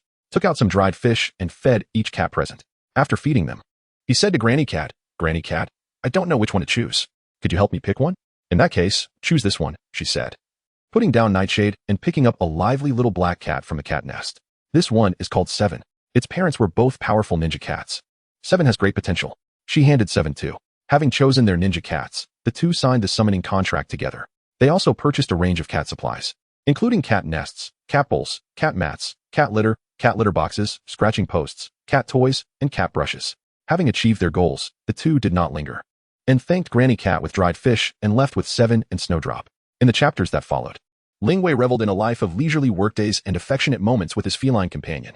The anticipation of his inaugural royalty payment filled him with excitement, buoyed by the editor's enthusiasm, suggesting a substantial sum.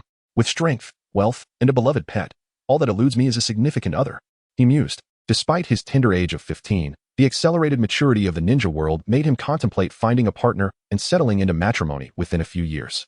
Seated in his custom-made rocking chair, cradling the ninja cat Xiaowu, Lingwei reflected on his tranquil existence.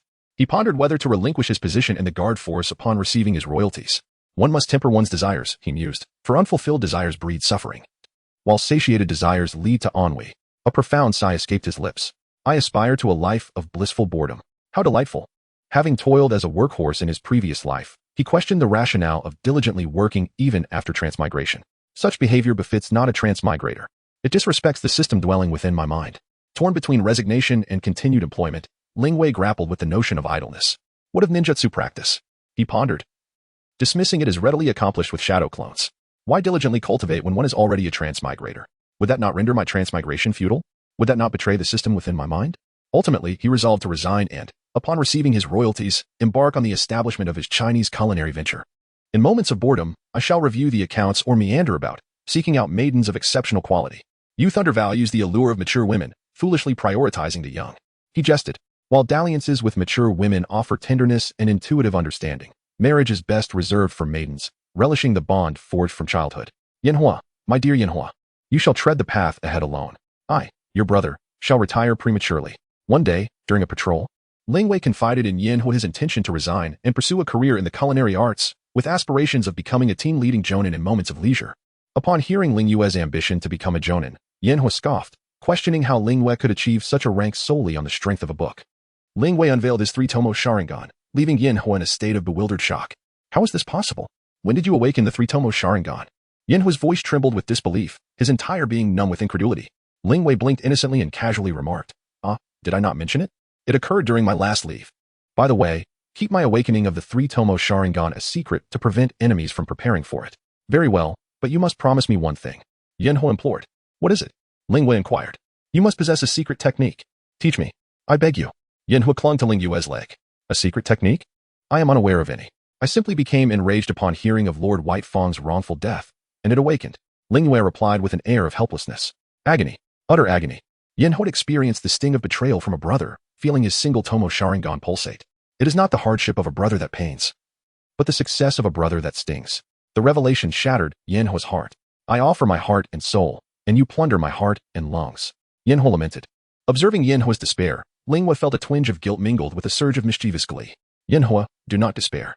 I am merely resigning, not dying. We remain friends. You are welcome to visit during your time off. I would rather you were dead. Yanhua retorted, rolling his eyes. Would you still desire a signed collector's edition of a Bing's autograph? Ling Yue teased. No, I was wrong. Yanhua hastily clung to Ling Yue's leg once more. I was merely teasing. Rest assured, I shall reserve one for you. When time permits, I shall impart my ninjutsu knowledge to expedite your advancement to Chunin, Ling Yue reassured. Brother, you are my own flesh and blood. At your command, I shall move east, never west. You bid me catch dogs, and I shall never chase chickens. Yanhua vowed, pounding his chest. Amidst their playful banter, the simplicity of life in the ninja world shone through. Approximately a week later, Ling Yue received his inaugural royalty payment of over $1 million. Editor Kato informed Ling Yue that due to the limited initial print run, the books had been swiftly purchased in Konoha. A second print run was underway, with plans for widespread distribution throughout the ninja world, promising a steady stream of royalties. Kato inquired about Ling Yue's plans for future works, to which Ling Yue replied that he was still formulating ideas. Gazing upon the million before him, Ling Yue exclaimed, Behold, the golden abode within books. Verily, one must immerse oneself in literature. Ling Yue formally submitted his resignation to the guard force, citing his intention to focus on ninjutsu training after awakening the 3-tomo Sharingan. The guard force, known for its light workload, generous pay, and favorable benefits, attracted numerous applicants, even among the Uchiha clan. Had Ling Yue's parents not perished, such a position might not have been accessible to him. Furthermore, with Ling Yue concealing his Mangekyo Sharingan, Fugako Uchiha perceived his talent and importance as inferior to Itachi's. Consequently, the guard force readily approved Ling Yue's resignation. Fugako Uchiha even offered encouragement, urging Ling Yue to hone his ninjutsu skills and enhance his strength. Thus, through unwavering perseverance and a touch of external assistance, Ling Yue successfully transitioned into retirement within a mere 2 months of arriving in the ninja world. Within a Konoha barbecue restaurant, smoke billowed, and the rich aroma of grilled meat permeated the air. Ling Yue, having resigned from the guard force, treated Yanhua to a barbecue. Accompanying them were Yanhua's younger sister, Yanhua, and the feline companions Xiaowu and Xiaoqi. Yanhua seized the opportunity to bring his sister along without prior notice to Ling Yue, scheming to secure her future happiness. The table overflowed with fresh ingredients, and sizzling sounds emanated from the grilling meat. However, Yanhua's thoughts were elsewhere, his gaze furtively directed towards his sister, Yanhua, seated beside him. Having long desired to introduce his sister to Ling Yue, Yanhua recognized Ling Yue's exceptional talent and extraordinary strength in ninja training, deeming him the ideal partner for his sister's future happiness. Thus, when Ling Yue extended an invitation to barbecue, Yanhua secretly resolved to seize this rare opportunity, even deceiving his sister into joining under the pretext of a barbecue outing, without informing Ling Yue beforehand. Chapter 25. Methods of Natural Energy Absorption. Ling Yue, while placing meat on the grill, appeared to casually remark, My younger sister, Yanhua, may be young, but she is remarkably mature and diligent in her ninjutsu training. She will undoubtedly become an exceptional ninja in the future. Yinhua, happily indulging in grilled meat, suddenly realized her brother was referring to her. A blush instantly crept onto her face, causing her to forget about her meal, unsure of where to place her hands, and she hung her head low. Yet, Yinhua's brother seemed oblivious to her embarrassment, continuing to extol her virtues. Yinhua is clever and capable, proficient in chores like laundry and cooking. Apart from being a tad young, she is devoid of any flaws. He remained blissfully unaware of the beads of sweat forming on her forehead from nervousness and urgency. Lingyue chuckled awkwardly, caught off guard by Yinhua's brother's apparent matchmaking. Faced with such an obvious attempt, he was momentarily at a loss for words. It was inappropriate to outright refuse in front of a girl, yet to agree would be absurd. After all, Yinhua was merely 11 years old. This was illegal. Lingyue's mind screamed in protest. He managed to muster a sheepish smile. Yinhua is still quite young. I view her purely as a sister.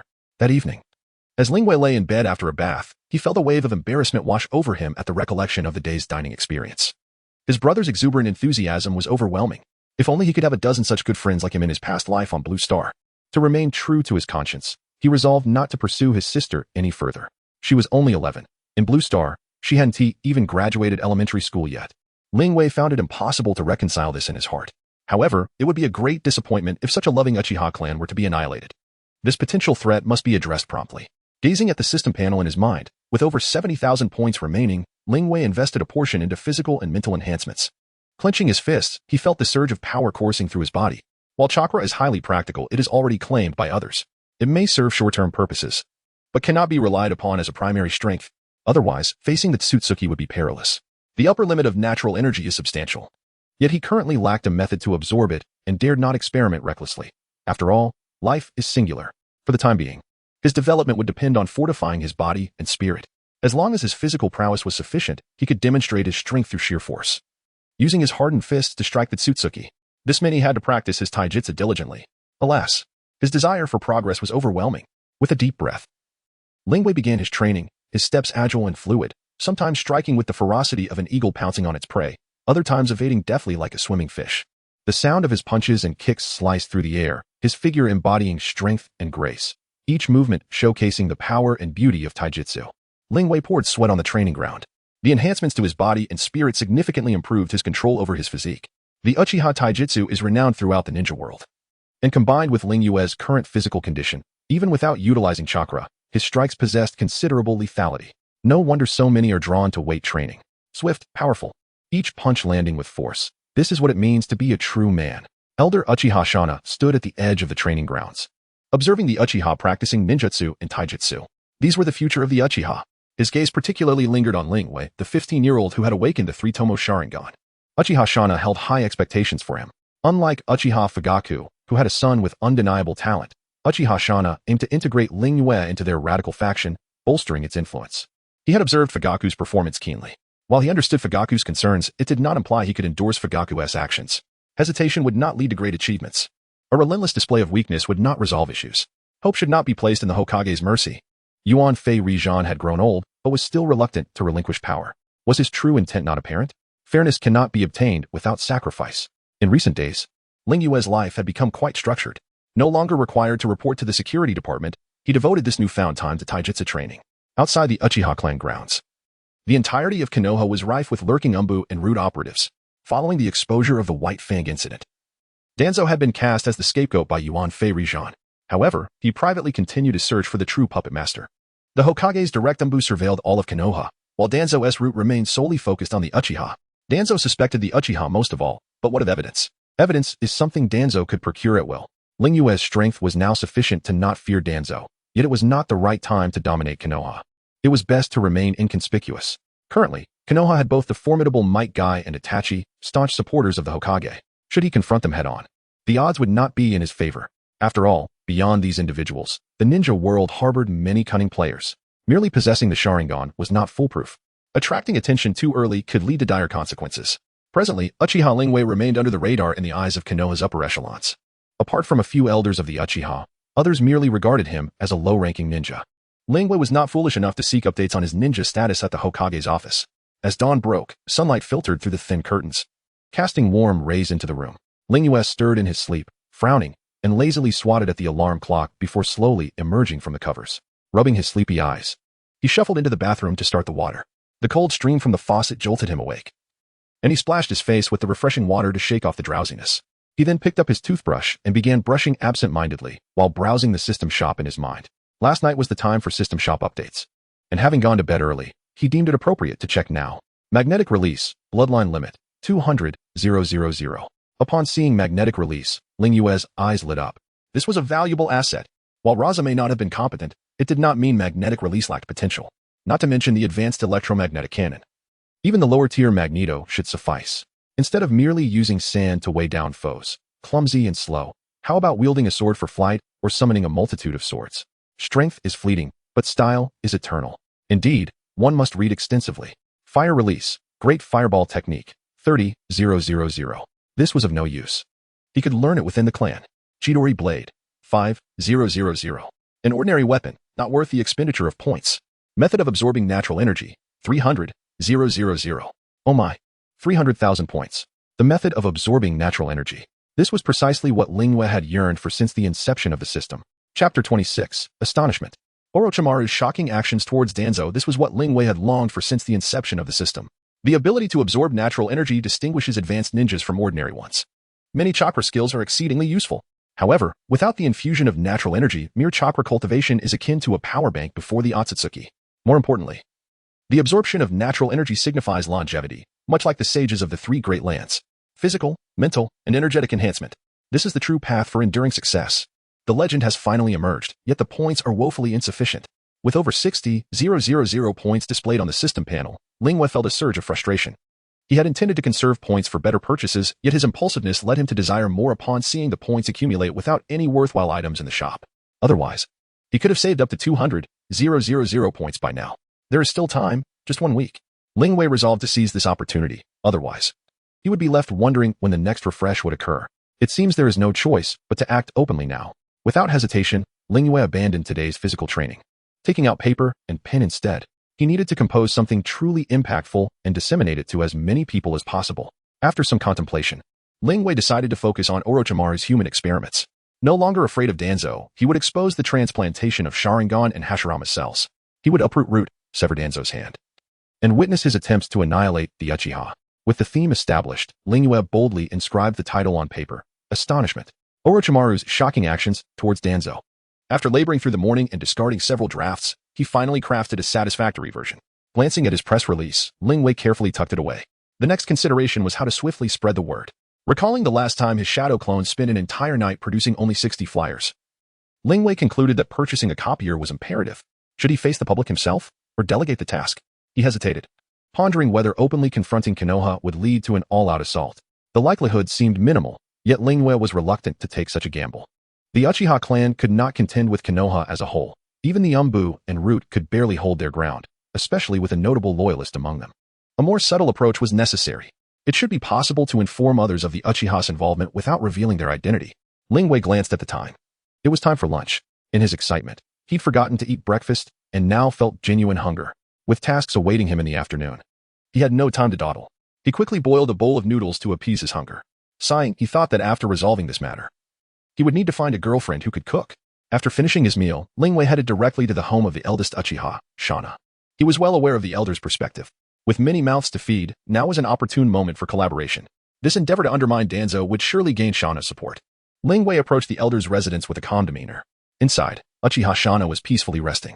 Without hesitation, Ling Yue knocked vigorously on the door, abruptly waking the elder from his slumber. Ah, Ling Yue, what urgent matter brings you here? Uchiha Shana, slightly disheveled and still drowsy, was taken aback but restrained his irritation upon recognizing Ling Yue. Elder, I have a critical matter to discuss with you. Ling Yue refrained from using the term help.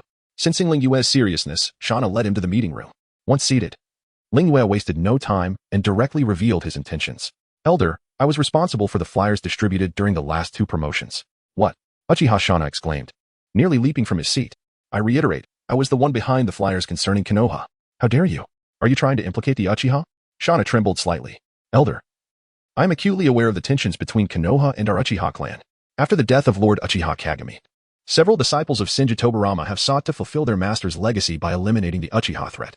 However, they lack the strength and means to subdue us. Therefore, they resort to physical means to annihilate our clan. Everything I do is for the Uchiha. Ling Yue spoke calmly, undeterred by Uchiha Shana's admonitions. But what use are these actions? In the world of ninjas, power is paramount. As long as our Uchiha clan is strong enough, Danzo will not dare to move against us. In fact, we could turn the tables. Shana began to regain his composure. Regardless, witnessing Ling Yue's ardent spirit was promising. Especially since Konoha had yet to trace the actions back to the Uchiha. Your writings will only provide them with an excuse to create trouble and hinder the Uchiha's development. The elder cautioned Ling Wei earnestly, emphasizing that strength must speak for itself among ninjas. Elder, I recognize that strength is foundational. Our Uchiha clan possesses considerable power. Yet we cannot rival Konoha as a whole. However, it is not Konoha that harbors grievances against us, but merely a few high-ranking individuals from Danzo's faction. Exposing Danzo's personal obsessions will diminish his credibility. Revealing the truth behind the death of Konoha's white Fang will undermine the overall prestige of the village's leadership. I have further plans to gradually unveil the darkness concealed beneath the will of fire, turning Danzo's faction against the village. Look at this. Ling Wei then presented the prepared press release to the elder.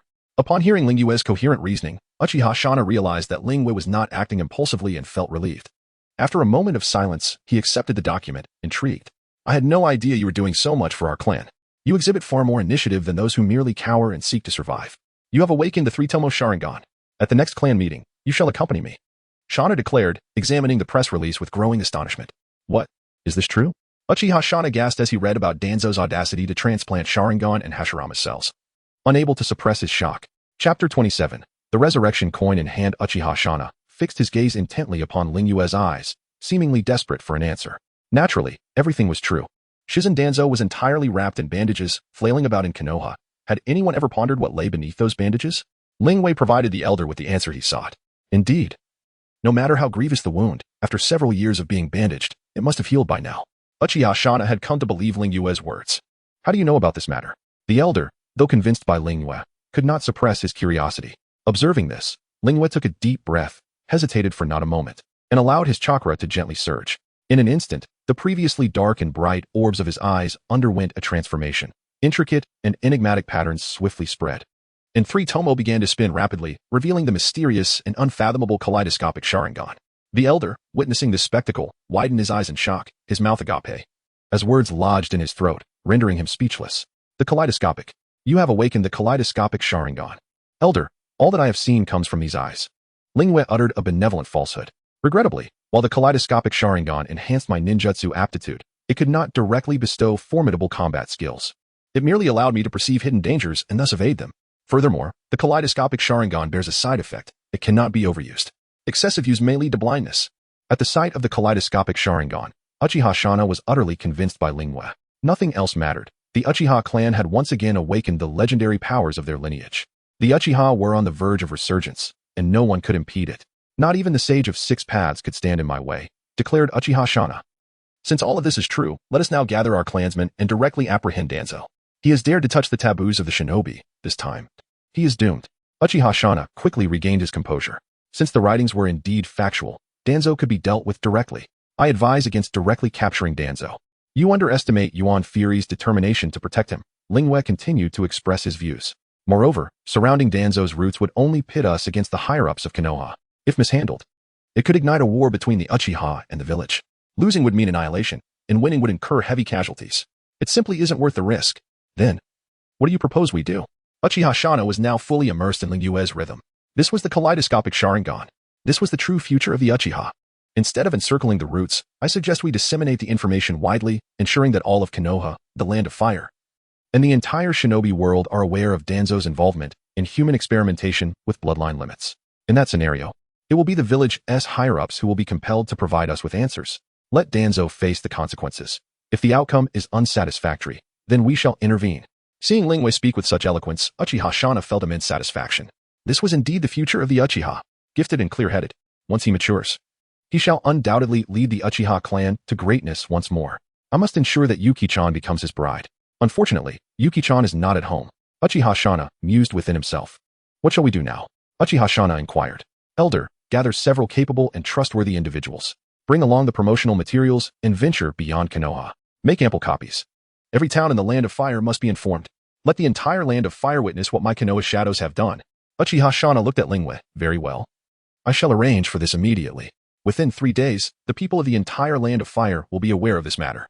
Elder, please ensure they disguise their identities. Danzo's roots have been keeping a close watch on our Uchiha clan. It would be best to send out powerful individuals to shake them off. As long as our people are not captured on the spot, it will suffice. After this, I have other plans. One step at a time. Let us first eliminate Danzo's influence. Rest assured, for the future of the Uchiha, I shall take this matter seriously, having achieved their objective. Ling Wei prepared to depart the elder's residence, only to be halted by the elder. Please wait here. I have 2 exceedingly important clan secret techniques to impart to you. Learn them here before you leave. The elder's expression was grave, as if he were bequeathing a treasure of utmost significance to the fate of the Uchiha clan. Ling Yue's heart leapt with joy. If he were not mistaken, it must be the resurrection coins he had longed for. Before long, the elder hurriedly entered the meeting room, bearing 2 ancient scrolls of ninjutsu. The scrolls exuded an aura of antiquity, their surface patterns seemingly recounting the ancient and mysterious history of the Uchiha clan. The elder gently placed the 2 scrolls before Ling Wei, his eyes filled with anticipation and solemnity. These are the most vital secret techniques of our Uchiha clan, Izanami and Izanagi. Izanagi can instantaneously transform all adverse factors, including death, into a dream, while turning advantageous elements such as attacks into reality. It is the ultimate ninjutsu capable of reversing reality and illusion. However, this technique demands immense physical and mental toll on the user. And Icha may only be used once. After its application, one eye will become blind. Yet, in critical moments, losing an eye is preferable to losing one's life. Ling Wei, upon hearing this, displayed a shocked expression and inhaled sharply. The elder was pleased with Ling Yue's reaction and continued, conversely, Izanami exists to counter Izanagi. It can ensnare an enemy within a repetitive illusory space, compelling them into endless self-reflection until they come to recognize themselves and abandon their struggle. Once this technique is activated, it is exceedingly difficult for the enemy to escape unless the user voluntarily ceases the technique. However, casting this technique also requires significant chakra and mental energy, resulting in irreversible damage to the user's Sharingan, leading to the loss of one eye. The elder nodded slightly and said, "These 2 secret techniques represent the true foundation of a great ninja clan, pivotal to the Uchiha's fate in critical moments. You possess extraordinary talent and genuine devotion to your clan. I believe you will make good use of them. Elder, I will diligently study these 2 secret techniques. Honoring your expectations and ensuring the Uchiha clan's treasures do not face disgrace," Ling Wei replied, raising his head to look steadfastly at the elder. Time passed quietly as Ling Wei immersed himself in the study of Izanagi. The secret technique was neither excessively difficult nor overly simple. It largely depended on the unconventional thinking and chakra flow that had never been considered by anyone before. In contrast to Izanagi's direct reversal of reality, Izanami placed greater emphasis on controlling the enemy's mental state, its principles and application methods starkly different from those of Izanagi. Izanami seemed to offer fewer opportunities for practical use, but its approach to utilizing in-release chakra opened Ling Yue's eyes. There are indeed many geniuses in the shinobi world. For now, it would be wise to remain in hiding and emerge only when invincible. Currently, the enemy is in the light while I remain in the shadows. If I do not develop, who will? Chapter 28. Elder, your judgment is impeccable. As the afternoon progressed, Ling Wei had thoroughly absorbed the contents of the 2 scrolls. The Izanami technique, in particular, proved highly instructive, offering invaluable insights for mastering other forms of illusion. Elder Uchiha Setsuna, having completed his arrangements, returned to the reception room. He sat across from Ling Wei, observing his studies with quiet satisfaction. Impressed by his talent and intellect, Uchiha Setsuna found himself increasingly pleased with his prospective grandson-in-law. Elder, I have mastered these 2 ninjutsu techniques, Ling Wei announced. I am deeply grateful for your guidance. As it is getting late, I shall take my leave. Sensing the lateness of the hour, Ling Wei offered his departure. Nonsense, nonsense. You are the hope of the Uchiha clan, the elder exclaimed, rising to prevent Ling Wei from leaving. I am overjoyed to witness the resurgence of the Uchiha clan in my lifetime. I have several more ninjutsu techniques here for you to study at your leisure. You are still young and must grow stronger as quickly as possible. Only when you can summon the Susanoo, the unique and formidable ninjutsu of the Mangekyo Sharingan, will you truly be able to protect yourself. He produced several more ninjutsu scrolls from his robes. Ling Wei glanced over them. Recognizing advanced techniques such as Fire Style, Majestic Destroyer Flame, Fire Style, Dragon Flame Release Song, Wind Style, Splitting Palm, and Wind Style, Vacuum Great Sphere. Continue your studies. The elder urged. Given the pleasant surprise we've had today, you shall dine with us this evening. Elder, you are too kind. I can simply return home for dinner and not impose, Ling Wei demurred. Impose? Not at all. I cannot rest easy until you have achieved true strength, the elder insisted, pressing Ling Wei back into his seat. Seeing the opportunity to acquire advanced ninjutsu techniques without cost, Ling Wei found himself unable to resist. After a token show of reluctance in response to the elder's earnest entreaties, he acquiesced and resumed his study of the scrolls. Uchiha Setsuna smiled triumphantly as he watched Ling Wei diligently resume his perusal of the scrolls. Returning home is out of the question. Shuijiang will be back soon, and I cannot allow you to leave before you meet. I am determined to have you 2 acquainted today. At 5:30 in the afternoon, Uchiha Shui concluded her day's work within the clan, returning home with a hint of weariness. Little did she know that the prodigy her grandfather had mentioned introducing her to had already been brought home. Upon entering the living room, her gaze immediately met Ling Yue's, who was seated on the sofa. Both were taken aback, surprise flashing across their faces. Ling Wei was genuinely startled by the sudden appearance of the young woman. Recalling the elder's previous offer to introduce her granddaughter, he had dismissed it at the time, but the present situation brought it all back to him. So that's why the old man wanted me to stay for dinner. He's after my body, the cat. However, upon truly beholding Uchiha Shue's countenance, Ling Yue's initial shock was quickly replaced by a sense of awe. It seemed impossible for anyone in the Uchiha clan to be unattractive. Ling Wei now regretted his hasty refusal, wishing he had at least met her first. Uchiha Shue entered with a slightly weary gait. The day's labors had disarranged her hair and smudged her delicate makeup, and her professional attire bore the marks of her busy schedule, betraying her fatigue. Yet her eyes remained clear and bright, sparkling with a playful spirit. And her arched eyebrows resembled the tender shoots of springtime willows, exuding gentleness. Despite her weariness, her innate grace remained captivating. A simple kimono, its hem swaying gently with her movements, accentuated her refinement. She embodied the image of the ideal wife and mother that Ling Wei had always cherished. But more importantly, her legs were straight and slender, their lines flowing gracefully from her ankles, curving slightly at the knees, and continuing up her firm calves and shapely thighs before disappearing beneath her skirt. Her fair skin was as white as snow, smooth and delicate, with a hint of rosy hue, reminiscent of fine porcelain with its soft luster, without the slightest imperfection. These are magnificent legs, Ling Wei thought, imagining he could admire them for a year. Statistics showed that 8 out of 10 adult men were fond of legs, while the other 2 simply refused to admit it. At a single glance, Ling Yue's heart was captivated, unable to look away. You are? Aware of the man's unwelcome gaze, Uchiha Shue frowned. Is this the genius my grandfather wanted to introduce me to? He's nothing but a lecher. This is bad. I'm making a terrible first impression. Ling Wei lamented inwardly. Snapping back to reality. Greetings, I am Uchiha Ling Wei, and I have been invited by the elder for dinner. Uchiha Shue pursed her lips slightly, realizing the awkwardness of the situation, and said nothing more. She noticed the guest's empty water glass and immediately rose to refill it with gentle and practiced movements. She gracefully moved to a nearby tea table, picked up a delicate teapot, and slowly poured the clear liquid into the glass, causing wisps of steam to rise. After refilling the glass, she politely pushed it toward the guest, saying softly, "Please, help yourself." Ling Wei nodded his thanks, and the two fell silent once more. The air seemed to thicken, and the ticking of the wall clock was almost deafening. Their eyes met briefly before quickly looking away, neither knowing how to break the awkwardness. Just as Ling Wei was about to force a conversation to break the ice, Elder Uchiha Setsuna finally entered. "Shui Jiang, you're finally back. This is the young genius from the clan that I mentioned to you, Uchiha Ling Wei. Ling Wei, this is my granddaughter Uchiha Shui, who is about your age. I believe you two would be well suited." You see, Uchiha Setsuna introduced the two and then broached the topic from the previous time to Uchiha Ling Wei.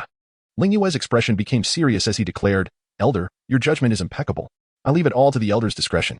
I won't pretend. I'm laying all my cards on the table. I desire her body as well. I am base. As long as her morals align with her appearance, I can accept a relationship that starts with marriage and blossoms into love." Ling Wei, who had been considering finding a high-quality woman within the Uchiha clan, immediately agreed to the opportunity that had presented itself. "I was originally planning to try and poach Itachi's crush. It seems I'll leave Uchiha Izumi to Itachi. I knew it. The Uchiha clan has thousands of handsome men and beautiful women. There was no way there wouldn't be someone suitable for me. And now, she has been delivered right to my doorstep." Seeing Ling Wei agree so readily, Uchiha Setsuna grinned from ear to ear. Chapter 29, The Grand Elder is not a radical, but an action-oriented leader on this night. After a satisfying feast, Ling Wei left the Grand Elder's residence, feeling content and fulfilled. She touched the scrolls in her hands, having resolved her point issues and acquired 2 resurrection coins. With a collection of advanced ninjutsu scrolls and a delightful meal, she also received a pair of lovely legs. Or rather, a prospective fiancée. The highlight of her life, it seemed, lay in the deep-rooted domesticity of womanhood. Aside from a few fierce women, most were the nurturing types. How delightful it was to have such support. Now, she awaited the Grand Elder's arrangements, anticipating the influx of points. "Shuechan, Ling Wei is the prodigy I wish to introduce to you." The Grand Elder, Uchiha Shana, said gently to his graceful granddaughter, Uchiha Shui. As he took his seat at the head of the main hall, his expression tinged with expectation. Ling Wei had awakened the Manjiki Sharingan, and regardless of how this came to be, he was determined to secure her allegiance. "What are your thoughts on him, Shuechan?" Shana inquired softly, seeking to uncover his granddaughter's true feelings. "I do not appreciate the way he looks at me, but I will defer to grandfather's judgment," Uchiha Shui replied, her brow slightly furrowed. She had always trusted her grandfather, believing that every decision he made was for the future of the Uchiha clan. Shana nodded slightly, a confident smile gracing his lips as he spoke earnestly. "Grandfather would never harm you, Shuechan. You must understand, his talent surpasses even that of Uchiha Itachi. At the mention of Itachi, a complex emotion flickered in Shauna's eyes, a blend of admiration for another genius and relief for the Uchiha clan's promising future. Regardless of his thoughts, Lingwei was undoubtedly a talent of the Uchiha. His talent surpasses Uchiha Itachi? A glimmer of surprise crossed Uchiha Shue's eyes. Itachi's genius was known throughout the clan, and she found it hard to fathom that someone could eclipse him in skill. Indeed, grandfather does not deceive you. Shauna's tone was resolute, his gaze radiating an undeniable determination. The Uchiha clan shall surely rise again in our generation. His voice trembled slightly, revealing a profound yearning for the family's revival. Uchiha Shui listened quietly to her grandfather's words, the image of Lingyue's intense gaze lingering in her mind. Though she held no fondness for him, her grandfather's words illuminated the potential for a significant opportunity for the clan. For the sake of the Uchiha, she was willing to make some sacrifices. Very well, I shall heed grandfather's wishes. Uchiha Shui obediently replied, realizing that from this moment forth, an extraordinary bond had formed between her and Lingyue. Shauna smiled with satisfaction, gently ruffling his granddaughter's hair. My dear granddaughter, rest assured, I will arrange everything for you. Lingyue's talent will compensate for all else. Once he stands firmly with us, the Uchiha clan will possess the strength to withstand external pressures. And the day of our revival will be upon us. Hearing her grandfather's words, Uchiha Shui felt a flicker of curiosity towards Lingwei. This was the first time she had heard of a prodigious clansman emerging so suddenly. Shuechan, you should go rest now. Grandfather has some matters to attend to this evening. All right, grandfather. You take care and rest early too. The silvery moonlight cascaded like a delicate veil over the Uchiha estate, enveloping the tranquil courtyard in a dreamlike haze. The grand elder, Uchiha Shauna, stood with his hands clasped behind his back, a serious expression mixed with a hint of secret excitement as he awaited developments. Before long, the tranquility was shattered by the sound of urgent yet steady footsteps as a dozen agile ninjas entered in an orderly fashion. Under the moonlight, their eyes gleamed with the cold brilliance of the three-tomo Sharingan, the elite J-nin of the Uchiha clan, while the accompanying ninjas bore the two-tomo. Their strength not to be underestimated. All loyal to the radicals have arrived. Shauna's voice resonated deep and powerful, echoing through the courtyard. He gestured, and his attendants promptly stepped forward, distributing stacks of pamphlets and mission scrolls to the gathered crowd. The ninjas received the pamphlets, their expressions varying, some displayed surprise, while others appeared contemplative. Grand Elder, give the order. We will capture Danzo at once. How dare he secretly transplant our Uchiha Sharingan? One exclaimed. Yes, Grand Elder. Issue the command. The route is no match for us. Another echoed. Everyone, the contents of these papers pertain to the future of our Uchiha clan. Shauna's gaze swept across the faces of his followers, his tone resolute. Tomorrow, you will go to the mission building to accept tasks outside the village or mingle with merchant caravans, then disperse from the village. During this time, it is essential to disseminate these pamphlets. A three-tomo J-nin furrowed his brow, questioning, why not directly capture Danzo? He has encroached upon our Sharingan, and other clans would not protect him. Another interjected, Grand Elder, what purpose do these pamphlets serve? Is this not too risky? Uchiha Shauna scoffed. Our adversaries are not limited to Shimura Danzo alone. Capturing him will only heighten the vigilance of Yuan Fury. What good is it to eliminate Danzo when others like Musashi and Koja remain? Let this information spread, so the entire shinobi world knows of Danzo's theft of our bloodline limit. At that point, the entire Konoha shinobi will side with us. And I will compel Yuan Fury to take action against Danzo. AJ Nin's eyes flickered with hesitation. What, Grand Elder? Will this truly compel Yuan Fury to act against Danzo? They're allies. If Yuan Fury does not act, we will. Uchiha Shauna's gaze sharpened. What have we gained from our restraint? Marginalization and suspicion. Instead of waiting passively, we must strike proactively, until we bring Yuan Fury down from the Hokage position. Only then can our Uchiha clan stand tall in Konoha. Silence fell over the group as they absorbed Shauna's words, understanding the truth behind his sentiments. For years, the Uchiha clan had endured humiliation in Konoha, their shared grievances palpable. After a long moment, a J-nin raised his head, determination igniting in his eyes. Grand Elder, I understand now. We shall follow your lead. Yes, we are all in. The other ninjas responded, their voices filled with fighting spirit. Uchiha Shauna nodded with satisfaction. Good. Remember, actions must be taken with caution. There may be dangers lurking behind us. Ensure thorough reconnaissance. This is merely the first step. Once we succeed, a new dawn will break for our Uchiha clan. Yes, Grand Elder. The Uchiha ninjas knelt on one knee, ready to receive their orders. Chapter 30. The revelation of Uchiha Lingwei. As Lingwei hummed a cheerful tune upon returning home, he carelessly scattered the advanced ninjutsu scrolls he had gathered onto the tatami mat, the scrolls producing a soft rustling sound upon impact. Gazing at these hard-earned treasures, he resolved to adopt a low profile in the coming days, dedicating himself to profound training to fully assimilate these techniques. He then cradled his cat, Xiao Wu, feeling content with his wealth, residence, and relationship. Yet, he couldn't help but wonder when the elder would bring news.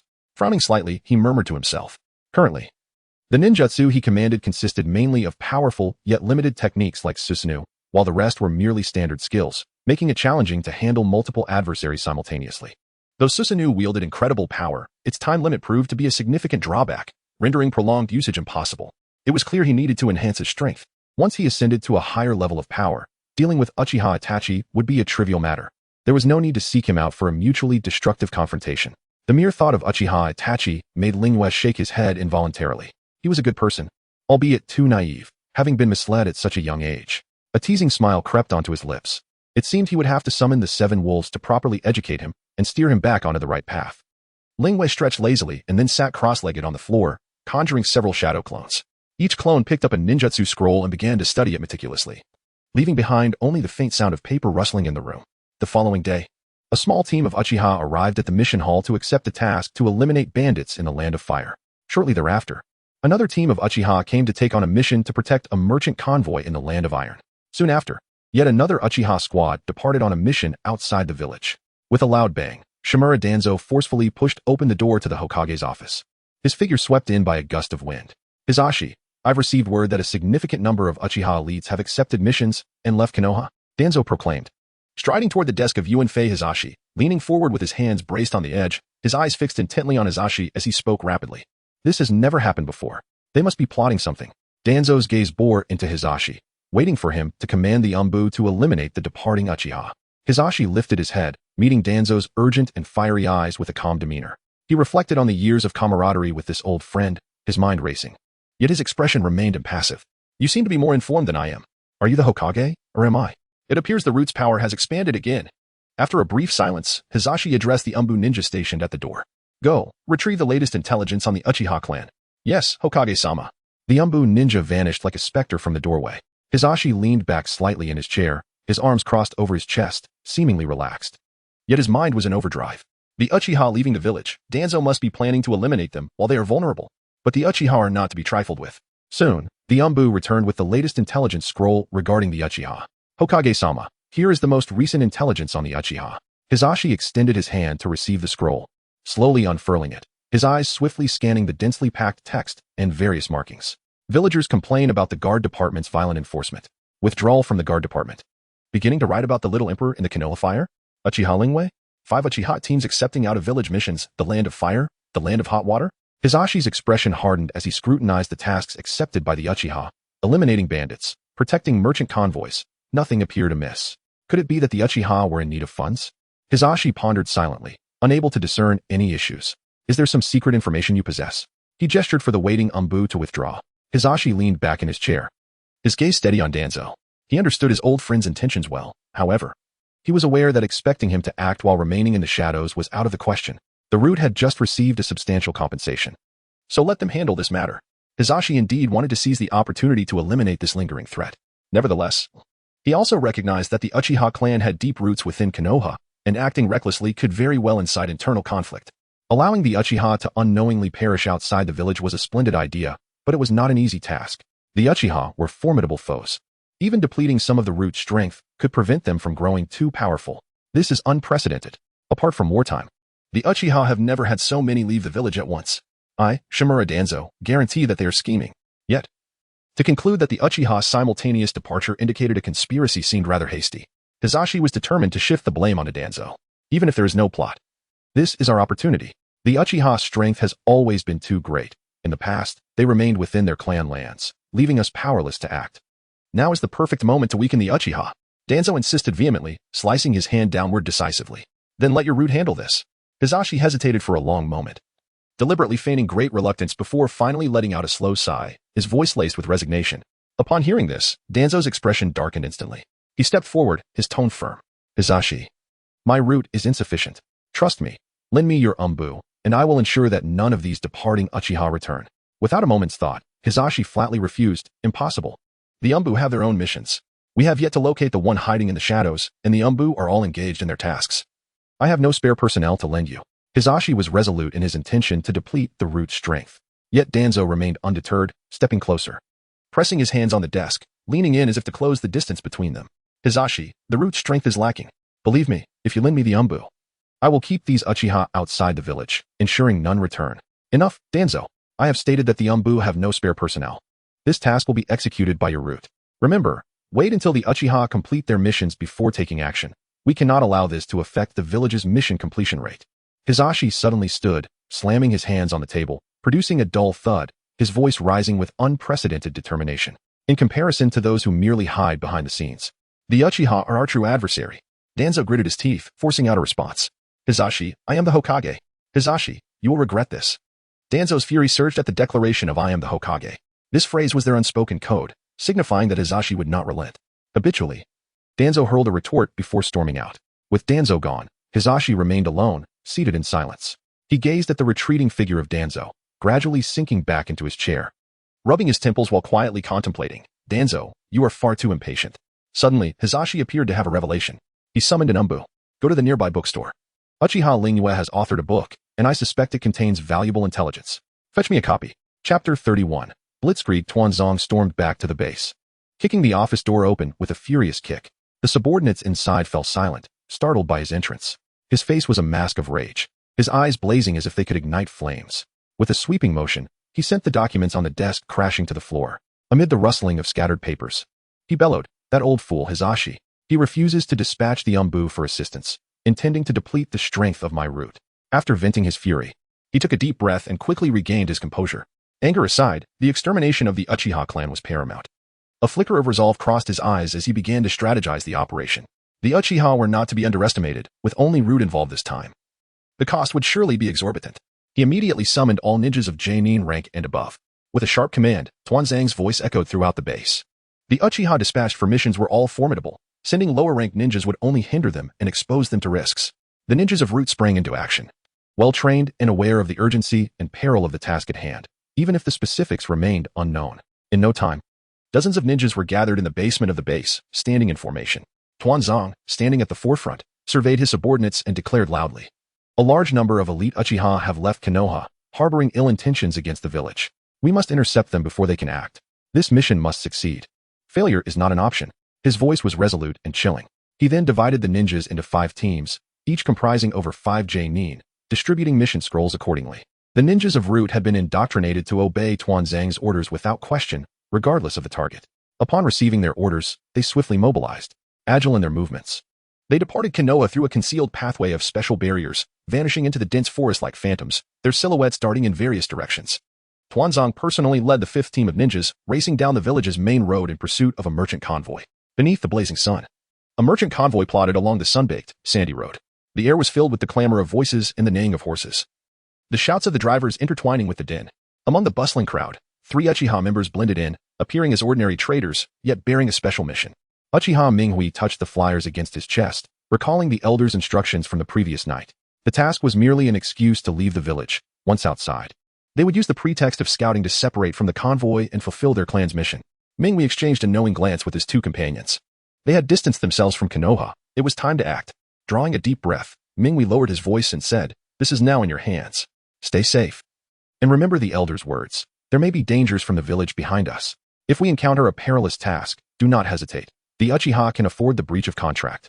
One of his comrades patted Minghui's shoulder, replying softly, we understand. Within the convoy, it's harder for Root to take action. Our presence provides safety. But you, alone, face danger without anyone to assist you. Concern glimmered in his teammates' eyes. Minghui smiled confidently, I will be careful in my disguise. The task of diverting the enemy's attention falls to you. With that, he swiftly cast a transformation jutsu, his appearance morphing into that of an ordinary convoy worker. Bowing his head, he melded into the crowd, his steps uninterrupted as he quietly slipped away. The remaining Uchiha members, one of whom swiftly formed hand seals, created a shadow clone. The clone took Minghui's original position, mimicking his demeanor and actions, seamlessly continuing with the convoy. The entire process unfolded fluidly, unnoticed by the others. Once free from the convoy, Minghui hastened down a concealed path. For a ninja, intelligence is paramount. Now that they held the advantage, the danger was relatively diminished. However, the Root operatives were no fools. If they discovered he had left the convoy, danger could strike at any moment. Minghui navigated through the thicket, employing his superior ninja skills to stealthily approach a nearby town. A swift resolution was essential. This was the elder's directive before his departure. He intended to cut straight through the town, his pace unyielding. He would distribute the flyers rapidly and then move on to the next town. Pausing would allow Root to catch up, and that would spell disaster. If he could successfully disseminate the information, it would create complications for those harboring ill intentions against the Uchiha, thus affording the clan greater room for development. He carefully retrieved a stack of flyers from his pocket, his fingers brushing against the paper as a swirl of emotions engulfed him. Uchiha Ming had never undertaken such a mission before. Distributing flyers at breakneck speed while evading pursuit from the village was no small feat. The elder had termed this approach Blitzkrieg. As a member of the Uchiha clan, Ming possessed an inherent pride, though he seldom acknowledged it. In past missions, he had relied on his formidable strength and the power of the Sharingan, charging headfirst into battle. That exhilarating style was what he knew best. When had the Uchiha begun to employ strategy? The elder's composed and wise visage surfaced in his mind. No wonder he was the elder. His intellect surpassed theirs. Though he did not grasp the concept of Blitzkrieg, he understood that strategic tasks, while cumbersome, were all in the service of the Uchiha. Uchiha Ming had long felt discontent with the injustices and oppression faced by his clan in Konoha. Now, as he maneuvered in the shadows, distanced from the convoy, the root operatives were likely still distracted by his teammates. In the short term, they would remain unaware of his presence. By the time they realized something was amiss, he might have already completed his mission. Reaching a small town, Ming did not linger. Leaving a shadow clone behind, his original self swiftly set off towards the next town. A multitude of flyers spread out with the shadow clone. And it was unnecessary to deliver them all perfectly. Even a whisper of news would gradually permeate the entire town. As he executed his plan, he mentally calculated the location of the next town. At this pace, even if Root discovered his whereabouts, they would struggle to catch up in a short time. He needed to finish distributing the flyers and regroup with his team. Once they convened, they would no longer fear the Root operatives. Meanwhile, Uchiha Rinya's team had taken on a mission to eliminate bandits, but they vanished shortly after leaving the village. The missions from Konoha were inconsequential. The Uchiha could afford the breach of contract. They would complete the elder's task first. Tuanzong dared to covet the Uchiha Sharingan. This time, he would not escape unscathed. According to the elder, Root only knew their target but not their route. Therefore, they should face no danger until they reached the bandits' hideout. They could proceed confidently to distribute the flyers. Distributing flyers was straightforward. The true challenge lay in the potential ambush by Root operatives on their return to Konoha. They would need to regroup with other teams to ensure their safety on the way back. Chapter 32. The 5 Questions of Uchiha at the Uchiha Training Ground. Lingyue was diligently practicing a newly acquired ninjutsu.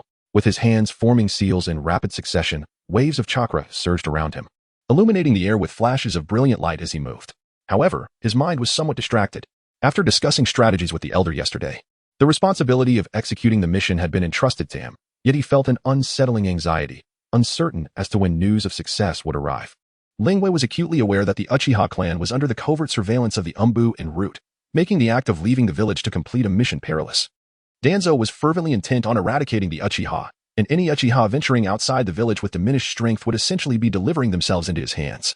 Nonetheless, he had preemptively informed the elder of these dangers and had made meticulous preparations, from the selection of personnel to the planning of mission routes and strategies for encountering danger. Everything had been thoroughly arranged. 5 teams were officially dispatched from the village, while another 5 infiltrated a merchant caravan, secretly heading to the Land of Fire. Logically, there should not be any issues arising. Lingyue paused his movements, inhaling deeply before exhaling slowly. He understood that after this operation, Danzo's keen intellect would likely lead him to deduce that the leaflets being circulated were the work of the Uchiha clan. Yet, what of it? They possessed no concrete evidence to implicate the Uchiha. Even if they did, Lingyue now had the confidence to confront them. He was no longer the weakling easily manipulated, having grown powerful enough to overpower Danzo. In due time, Danzo would find himself in peril. Once Danzo was dealt with, Yuan Fury would have neither the time nor the courage to trouble the Uchiha. As noon approached, Lingyue felt a jolt of anticipation. News was coming. The points on his system panel began to rise slowly. This was merely the beginning. Once the news spread across the Land of Fire, the points would increase exponentially. And when it reached Konoha, it would be time to revel in the spectacle. The villagers' children were being abducted. Inhumane experiments were being conducted. Cells from Hashirama were being transplanted. Sharingan were being implanted. Now the entire Land of Fire was aware. And he wondered what excuse Yuan Fury would concoct to protect Danzo this time. Observing the rising points on his system panel, Lingyue felt a sense of relief wash over him. Soon he would officially confront the Hokage in a grand showdown. Yet before that, he needed a pretext to give Itachi a good thrashing. After all, mischief was a necessity. Looking up at the sun, which was nearing its zenith, he contemplated visiting the elder's residence, not to check on his leg, but rather to enjoy a meal. "Oh, Lingyue, you've come. Is there something you need? It just so happens to be noon. Stay for lunch." The elder, Uchiha Shana, greeted him warmly. Lingyue, talented and promising, was someone he wished to cultivate a closer relationship with. "Elder, I suddenly thought of the future development of our Uchiha Guard division, so I came to report to you." Although Lingyue's true intention was to mooch a meal, he felt it necessary to provide an excuse. "Oh, the development of the Guard division?" A glimmer of curiosity sparked in Shana's eyes as he focused intently on Lingyue. Indeed, I believe there are significant issues with the current state of the guard division. Ling Yue's expression turned serious as he emphasized his words. Please, have a seat. I shall have lunch prepared. Shauna insisted, eager to hear more. Then I shall intrude, elder. By the way, it's nearly noon, yet I haven't seen Yukipime around. Ling Wei subtly hinted at his true intentions. She was teaching the children to read in the clan's academy and often skipped lunch. Realizing his hopes of seeing her were dashed, Ling Yue felt a pang of disappointment. Silently pondering how to gently remind the elder to create opportunities for him to foster a romantic connection. Unfortunately, Shauna was solely focused on restoring the Uchiha clan and paid no heed to such trivial matters. Once seated, Shauna eagerly inquired, what are the current issues within the guard division? The problem lies in unclear functions. The enforcement is lax. Punishments are unreasonable. Ling Yue launched directly into his points, intending to create a small shock to elevate his standing in the elder's eyes. Please elaborate on how the functions are unclear, the enforcement lax, and the punishments unreasonable. Shauna pressed for details, his focus on the clan's development overshadowing personal matters. If only he knew that matters of the heart were pivotal to the fate of the entire shinobi world. Firstly, the functions are unclear. What is the role of the Uchiha Guard Division? Ling Wei countered with a question. The Uchiha Guard Division is responsible for maintaining the peace of Konoha, patrolling, and monitoring potential threats to the village's safety, Shauna replied without hesitation. Then are the members of the Guard Division who catch stray cats and dogs also contributing to maintaining village security? Ling Wei retorted. This is for a reason. Helping villagers find lost pets is primarily aimed at fostering connections and trust with the community, allowing the Uchiha clan to integrate better into the village, Shauna explained. Then, elder, has the relationship between the Uchiha and the villagers improved? Ling Wei countered once more. Shauna found himself at a loss for words. Indeed, despite the Uchiha's assistance to the villagers, why had their relationship not improved? However, if we cease to assist the villagers, would they not grow more resentful towards the Uchiha? Shauna argued. Does the villagers' disdain affect our strength? Ling Yue posed another question. It does not affect our strength, but it certainly impacts the reputation of our Uchiha clan. Shauna insisted, confused. Is the Uchiha's reputation built upon strength or upon catching stray animals? Ling Yue pressed on. Then what are we to do, elder? Shauna remained uncertain. Ling Yue seized the opportunity to steer the conversation. Our Uchiha Guard Division's duty is to maintain the peace of Konoha, patrol, and monitor threats to the village's safety. Everything beyond that does not concern us. Activities such as finding lost pets, assisting the elderly across the street, or addressing littering are not matters of grave importance to village safety. We need not involve ourselves in these affairs, clearly defining the role of the Uchiha Guard Division. We are not the village enforcers. These trivial matters should be posted as tasks in the mission hall. Whoever wishes to address them may do so. The Uchiha Guard Division need only uphold its authority and instill a sense of fear and respect. As for our reputation, it will come naturally with strength. If our reputation is lacking, it simply means our strength is insufficient. Ling Yue's fervent words left Shauna astounded. Indeed, the honor, pride, and renown of the Uchiha clan derived solely from their combat prowess. The Guard Division was merely a conduit for fairly distributing resources among clan members. Why concern themselves so deeply with the Guard Division? We, the Uchiha, have been deceived by the Hokage. We are aware that our poor reputation stems from the Guard Division. Yet no one is willing to relinquish this power, even knowing it is poison. We are compelled to swallow it. That is the insidious plot laid out by Senju Tobarama against us. Shauna declared with fervor, feeling enlightened. I must go speak with Fugaku and demand that the Uchiha withdraw from the Guard Division. Chapter 33. I teach you how to enforce the law, great elder. Please remain calm. Why withdraw from the Guard Department? I have only presented the first point. Ling Yu quickly halted the agitated elder. An independently operated department like the Uchiha Guard is a treasure trove of resources. To forego such an opportunity would be a tremendous waste. Not withdrawing from the Guard Department?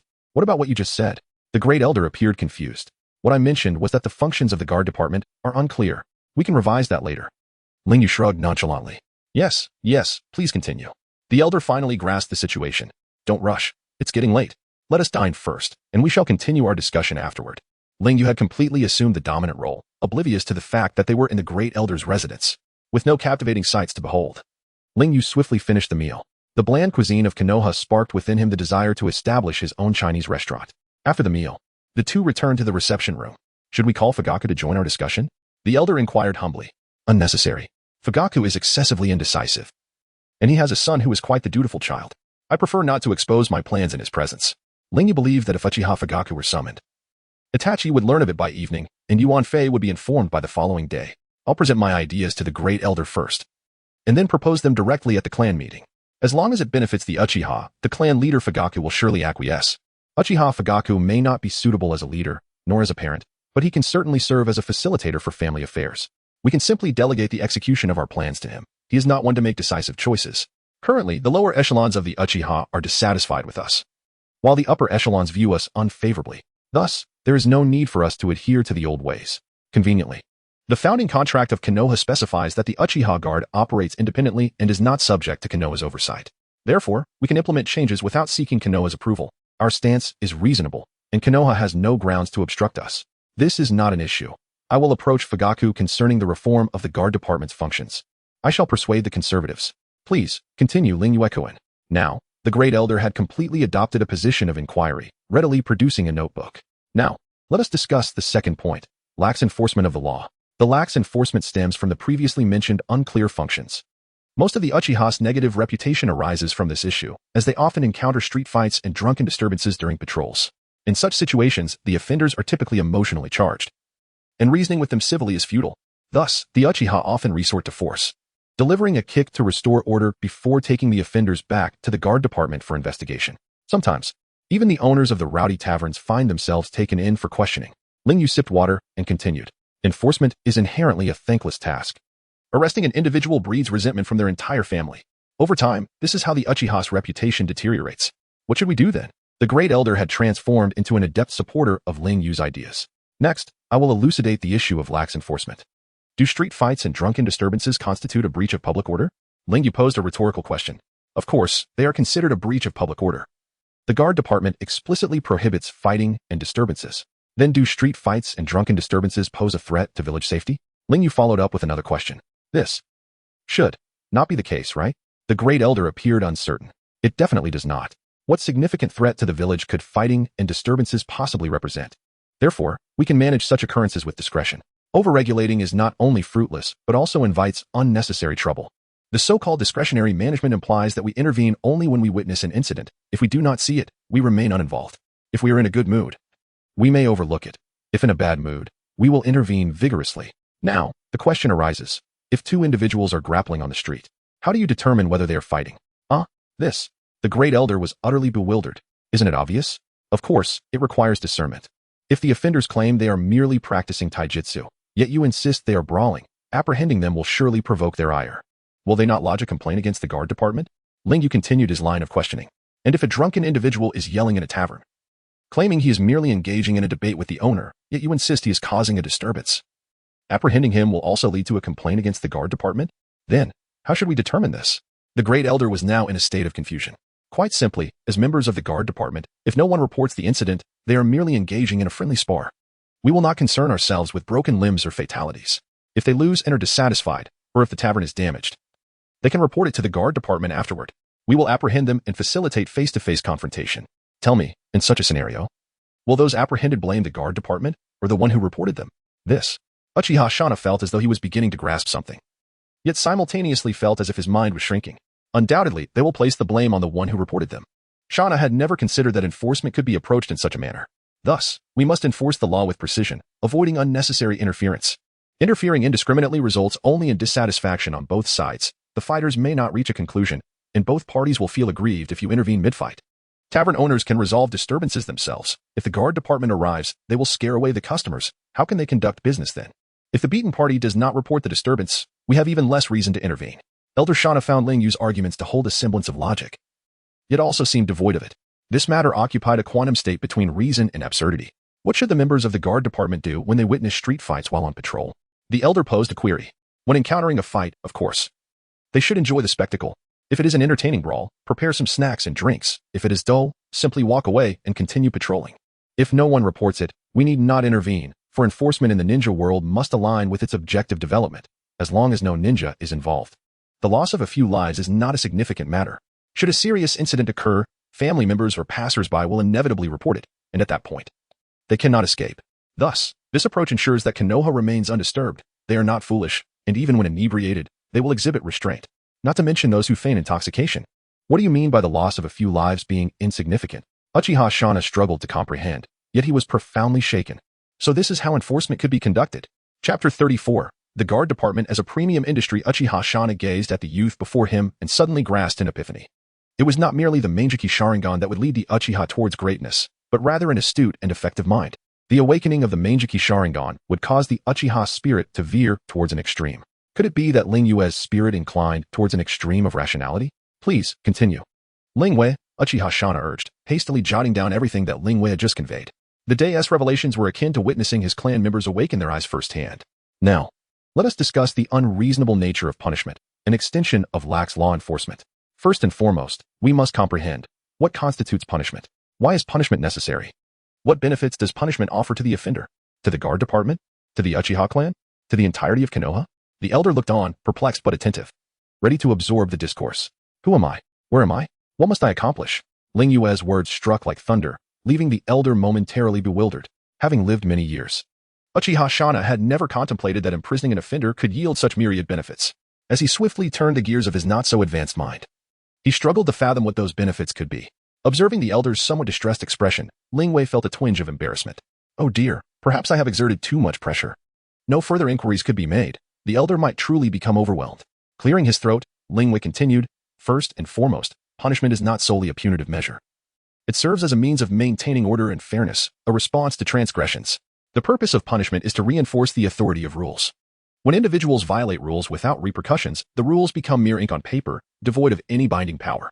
Punishment also serves to warn potential violators, making them aware of the consequences of their actions, thereby fostering adherence to rules, ensuring a harmonious and stable communal environment, and promoting the village's harmonious development.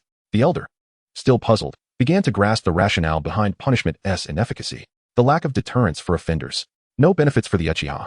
Past punishments merely confined offenders, who felt no fear, as they were provided with free lodging and meals.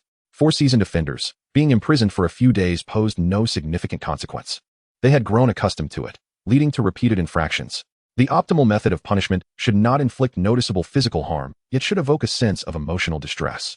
Lingwei, armed with advanced cultural knowledge, successfully captivated the elder's attention, ready to unleash his ideas. What could be a punishment that causes emotional pain without physical injury? Uchiha Shana pondered. Could it be through Jinjutsu? But that offers little advantage to the Uchiha. The elder turned his gaze towards Lingwei, realizing he lacked the ingenuity to devise such a solution and opted to heed the expert's insights. I propose a punishment regime comprising fines coupled with confinement. Law enforcement personnel would receive a commission, with a portion directed towards the Uchiha. Accustomed to Ling Yue's astounding assertions, Shana remained calm as he anticipated further elucidation from Lingwei. Simply confining offenders does not deter them effectively. Most frequent offenders are seasoned individuals who have grown accustomed to confinement. The Uchiha do not harbor the inclination to physically assault the unresisting citizens of Konoha. For such individuals, only by truly causing them emotional distress will they refrain from violating Konoha's regulations. Fines, therefore, are the true means of eliciting emotional pain, particularly for those who, while intoxicated, cause disturbances. They fear not physical altercations, but the depletion of their wallets. By implementing a fine-based punishment strategy, a genuine deterrent effect could be established for offenders. When those causing disturbances face the prospect of emptying their wallets, they will hesitate. Each time they contemplate impulsive actions fueled by anger, they will recall the pain associated with fines, thereby exercising restraint and avoiding further infractions against Konoha's rules. Over time, they will learn to regulate their behavior, embarking on a path of renewal. For the guard department, the fines collected would provide a significant boost in income, enhancing the welfare of its members. Furthermore, this approach would greatly enhance the department's law enforcement enthusiasm. To maintain order within the village and safeguard their own interests, they would patrol and enforce the law with renewed vigor, leaving no infraction unaddressed. For the Uchiha clan, the influx of revenue from fines would bolster their financial resources. With these funds, they could further enhance various facilities, optimizing living conditions and training grounds, thereby promoting the overall development of the clan. From a macro perspective of Konoha, the imposition of fines would reduce the crime rate, leading to a decline in disturbances, thereby revitalizing societal norms. Villagers would thrive in a safer, harmonious environment, and Konoha would stride towards prosperity and stability. Having articulated the rationale behind the fine system, Lingwei calmly sipped his water, patiently awaiting the elder's digestion of the information. The elder was left agape by Lingwei's new punishment strategy. It seemed plausible yet also questionable. Would this not transform the guard department into a profit-driven entity? What then of those particularly wealthy individuals? Would they not be able to commit offenses without consequence? Uchiha Shana voiced his concerns. The affluent fear hardship, let them be punished. The impoverished fear fines, let them be fined. After the initial fine, the guard department would maintain records, and any subsequent offenses within a year would incur exponentially greater fines. For the destitute, we could offer job placements. Salary is irrelevant, as long as they receive compensation. Lingwei had anticipated the elder's doubts, who claims that the wealthy fear fines. They simply have not faced sufficient penalties. Let them be fined to the brink of bankruptcy. Then we shall see if they still fear. With the Uchiha possessing an autonomous power structure within the guard department, it would be remiss not to devise means to capitalize on it. For the grand scheme of extracting resources from the entire shinobi world, the Uchiha must thrive. Otherwise, even the mightiest warrior would be incapable of managing the entire shinobi realm alone. Is there not a concern that the guards might indiscriminately apprehend individuals for the sake of fines? The elder began to deliberate on the feasibility of fines. Did I not say that we need not concern ourselves unless someone reports? If a crime is reported, even if the offender flees to the ends of the earth, the guard department shall bring them back for the sake of penalties. Only with such a guard department can we ensure no offender escapes. Should you dare report, I shall dare to apprehend. And as for fleeing, that merely constitutes resisting law enforcement, which warrants even greater fines. Guarding such a significant financial resource, it would be a grave oversight not to extract some benefits from it. They deliberated until the afternoon, culminating in several pages of notes in the elder's journal. Elder. Concerning the exposure of Danzo's transgressions, Lingwei broached the subject of paramount importance after concluding the minor matters. Rest assured, intelligence is a ninja's weapon. Our intelligence is superior, and the operatives I dispatched are the clan's elite. Await the outcome with tranquility. Even if Danzo discerns our involvement, would he dare confront us? Observing the elder's confidence, coupled with the incessant surge of system points in his mind, Lingwei regained his composure. Noting the time, he realized dinner was still distant. Devoid of any pretext to linger, he promptly took his leave. Uchiha Setsuna, having gleaned invaluable insights, was eager to confer with the radical faction regarding the restructuring of the military police force. Thus, they parted ways, each returning home. Gazing at the burgeoning points in his mind, which had swelled to over 110,000 in a mere afternoon, Lingwei, satiated with his gains, abandoned any notion of further training. I shall return home to caress my feline companion. Once this matter concludes, his strength would surge once more. What pretext could I devise to chastise Itachi? The following morning, before the first rays of dawn fully penetrated the window, Lingwei stirred from his slumber. His initial act was to ascertain the extent of his system points. The familiar system panel materialized before him. Upon beholding the displayed figure, he was pleased. Splendid, it has reached 160,000 points. Verily, strength in numbers prevails. As the news disseminated, the rate of point accumulation experienced a marked acceleration. Leaning against the headboard, Lingwei's thoughts drifted afar. The spies stationed outside the village must have received the news. I wonder when it shall reach the village. As ninja squads embark on missions, intelligence disseminates throughout the ninja world, eventually returning to the village. However, the transmission of information requires time, and this temporal gap constitutes Lingwei's opportunity. By the time Hiruzen Sarutobi receives the information and dispatches individuals to investigate, it will be too late. With Danzo neutralized, he could confront Hiruzen Sarutobi head-on. Hiruzen Sarutobi is far more amenable than Danzo. Against one who values his reputation, I shall unleash a moral coercion. Simultaneously, within the Hokage's office, even as Lingwei remained abed, Hiruzen Sarutobi had commenced his daily duties. Adorned in the Hokage's iconic attire, he sat at his expansive desk, inundated with documents and intelligence scrolls. While his tenure as Hokage was marred by strife and burgeoning conflicts, his dedication to his duties was undeniable. At that moment, Hiruzen Sarutobi received a report from the Umbu. The Umbu operative knelt, delivering a grave report that caused Hiruzen Sarutobi to shudder. His gaze was fixed upon a seemingly innocuous sheet of paper. The intelligence just presented by the Umbu. The mere sight of it ignited a fury within him, prompting a desire to unleash Enma. The flyers have resurfaced. And this time, their reach extends far beyond the village, encompassing the entirety of the Land of Fire. Danzo's deeds have been exposed. Upon receiving the news, Hiruzen Sarutobi was shaken. What is to be done? Danzo's human experimentation, the transplantation of Hashirama cells and Sharingan eyes. The entire Land of Fire is aware of this. How shall he deal with Danzo? Where is Danzo? Hiruzen Sarutobi's voice trembled. The Uchiha have departed the village en masse, and such events have transpired. The source of the flyers is evident. Hiruzen Sarutobi was incensed. How dare the Uchiha act in such a manner? Did they seek to incite internal conflict within Konoha? The priority lay in resolving Danzo's transgressions, denying the Uchiha an opportunity to exploit the situation. Failure to do so could plunge Konoha into ruin.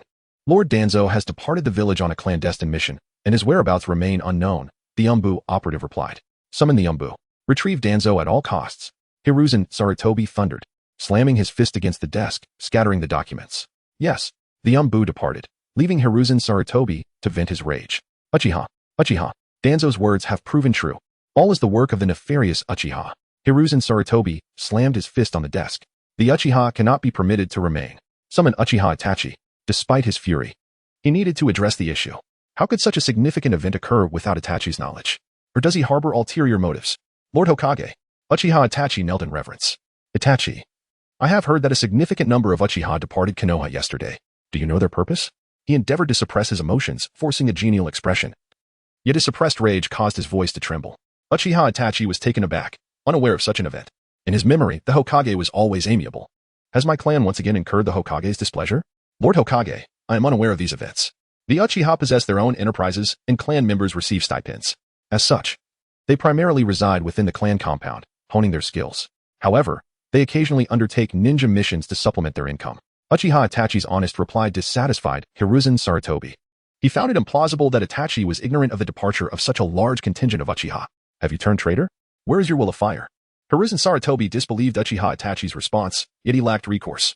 He could not apprehend Itachi and extract his memories. Hiruzen Sarutobi paused, composing himself. He gazed at Uchiha Itachi and said, Itachi, Konoha faces numerous challenges, and I trust you understand your responsibilities. The Uchiha clan is a vital force within Konoha, and I implore you not to undertake any actions detrimental to the village. Chapter 36. Danzo lurks in the shadows. Report, Leader.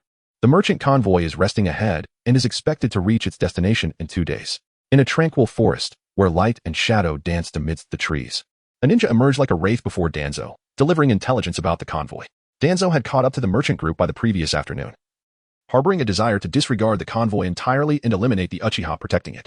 However, Yuan Fei Risen had instructed him to wait until the Uchiha completed their mission, ensuring it would not affect Konoha's success rate. Ordinarily, Danzo would dismiss such requests. He had never been concerned with Konoha's mission accomplishments. Yet, he had been unable to find an opportune moment to strike. The Uchiha squad remained vigilant, ensconced within the convoy, leaving no chance for ambush. Danzo had contemplated a direct assault, but he was acutely aware of the formidable strength of the Uchiha clan. Their powerful Sharingan, a bloodline limit, rendered their combat abilities formidable. Typically, 3 ninjas of equal rank were required to confront one. Should he launch an unprovoked attack, even if victorious, Root would undoubtedly suffer severe casualties. The ninjas under his command held crucial significance for him. He needed to preserve their lives for the eventual reckoning against the Uchiha clan. Curse be risen for not lending me his umbu. Otherwise, I would have eradicated these Uchiha by now. Danzo muttered under his breath, his anger ablaze yet stifled. He felt his plans thwarted by Risen's interference. Had it not been for him, he would have achieved his objective long ago. Only by annihilating the Uchiha clan could he ensure true peace and stability for Konoha. With a cold snort, he suppressed his fury and inquired, any news from the other teams? Although the Uchiha squad before him was practically within his grasp, he was more concerned with the overall progress. The ninja promptly responded, the other teams have reached the mission site and are lying in wait. The enemy has yet to arrive. Danzo nodded slightly. Continue to gather intelligence. Ensure that all Uchiha are captured. None must escape. Yes, esteemed leader. The ninja obeyed and vanished into the shadows of the forest. Eliminating these audacious Uchiha would send a clear message to the sinister clan. The next strike would mark the day of their extinction. Danzo mused to himself, a cruel smile creeping across his face. He was resolute in fulfilling his Miner's dying wish to eradicate the malevolent Uchiha clan. In a secluded part of the forest, Uchiha Minghui crouched against a large tree, diligently recovering his chakra. He had traversed 3 towns, traveling through the night, with only 1 promotional flyer remaining in his possession. He needed to reach the next town for copies, a task that would significantly delay him. Thus, he had to maintain peak condition to confront any potential adversaries. Swallowing a soldier pill with difficulty through his parched throat, he assessed his remaining supplies, relieved to find enough to complete his remaining tasks. Soon, all squads would converge at the feudal lord's estate in the Land of Fire, proceeding via the main road back to the village, where other Uchiha would provide support to circumvent Root's ambush. He did not understand why they did not simply launch a direct assault on Root and capture Danzo. With their power, the ninjas of Root were no match for the Uchiha clan. Nevertheless, as a ninja, his duty was to complete the mission. This journey had been meticulously planned, anticipating every move. Root's ninjas would remain mere shadows in their wake. After a brief respite, Uchiha Minghui rose and continued on his path, moving like lightning through the dense woods, a shadowy specter. Sunlight filtered through the leaves, casting dappled patterns upon him. In a concealed underground laboratory, dim lights flickered unsteadily. Various peculiar experimental apparatus cluttered the space, with jars occasionally glowing with eerie luminescence. A ninja hurriedly entered, kneeling before a complex workstation, his forehead adorned with the insignia of the Sound Village, glinting coldly in the gloom. Master, this is the intelligence we just acquired. Someone is distributing these flyers extensively in the Land of Fire, he reported, presenting the flyer with both hands, his voice laced with reverence. Standing nearby, Yakushi Kabuto curiously peered at the contents of the flyer. Sharingan, Hashirama cells, such valuable assets. I hadn't anticipated that Lord Orochimaru had such a fascinating experimental history. Orochimaru, engrossed in his work, carefully dripped a mysterious liquid from a pipette. Upon hearing the report, he slowly raised his head and accepted the flyer. His pale face bore elongated eyes that narrowed slightly as he examined the details concerning human experimentation, his forked tongue instinctively darting out to moisten his lips. His manner somewhat unsettling. Human experimentation? No need to concern myself. I am a rogue ninja. Such endeavors align perfectly with my nature. Orochimaru was indifferent to his reputation. Since Yuan Fei Risen had forsaken him for the position of Hokage, his public image had become inconsequential. Yet, Danzo, who yearned for the Hokage title, was different. A smirk of derision crept onto Orochimaru's lips as he contemplated Danzo. Ah, my dear teacher, how will you manage your beloved Danzo this time? Orochimaru's expression brightened with anticipation. Do we know who is disseminating this information? He inquired, setting the flyer aside and idly toying with a test tube filled with green liquid. The perpetrator has disguised themselves. But based on chakra readings, it is likely a Uchiha ninja. The other replied, covertly observing Orochimaru's reaction. Uchiha is it? A reasonable deduction, Orochimaru mused, an enigmatic smile gracing his lips. However, Uchiha Fugako hardly seems the type to act with such audacity, standing quietly beside him. Why did not fully grasp the complexities of Orochimaru's analysis and conspiratorial musings. All she understood was her anger over the rumors spreading about Lord Orochimaru. Intriguing. Orochimaru gently placed the test tube back on the workstation, crossing his arms with an expression of keen interest. Let us keep a close watch on Konoha's intelligence for now. We shall merely observe. Yes, master. My acknowledged before swiftly departing the laboratory. Her figure vanished into the dark corridor, leaving Orochimaru alone. His gaze flickering as if deep in thought. Chapter 37. True geniuses require no cultivation as the gentle morning sunlight filtered through the thin curtains. It cast a warm glow in Ling Yu's bedroom. Today promised yet another leisurely day. Retirement life was indeed exceedingly comfortable. Ling Yu slowly opened his eyes at 9 o'clock. Stretching languidly and relishing the freedom of his limbs. Cultivation? What need is there for such endeavors? A genius like myself has never required it. What a preposterous notion. With shadow clones and external aids at my disposal, why would I need to cultivate? My strength is solely a product of innate talent. If I were to practice diligently from 9 to 5 every day, what difference would it make from my previous life of toil? What use would these external aids serve then? After freshening up, Ling Yu made his way to the living room, where he spotted his feline companion, Xiao Wu, napping on the sofa. His eyes instantly lit up. He strode over, scooping Xiao Wu into his arms and playfully rubbing its fluffy head. Come, Xiao Wu, let us venture out for a shopping spree today. Xiao Wu meowed in response, seemingly understanding Ling Yu's words, and wagged its tail excitedly. As Ling Yu playfully engaged with Xiao Wu, he contemplated his recent circumstances.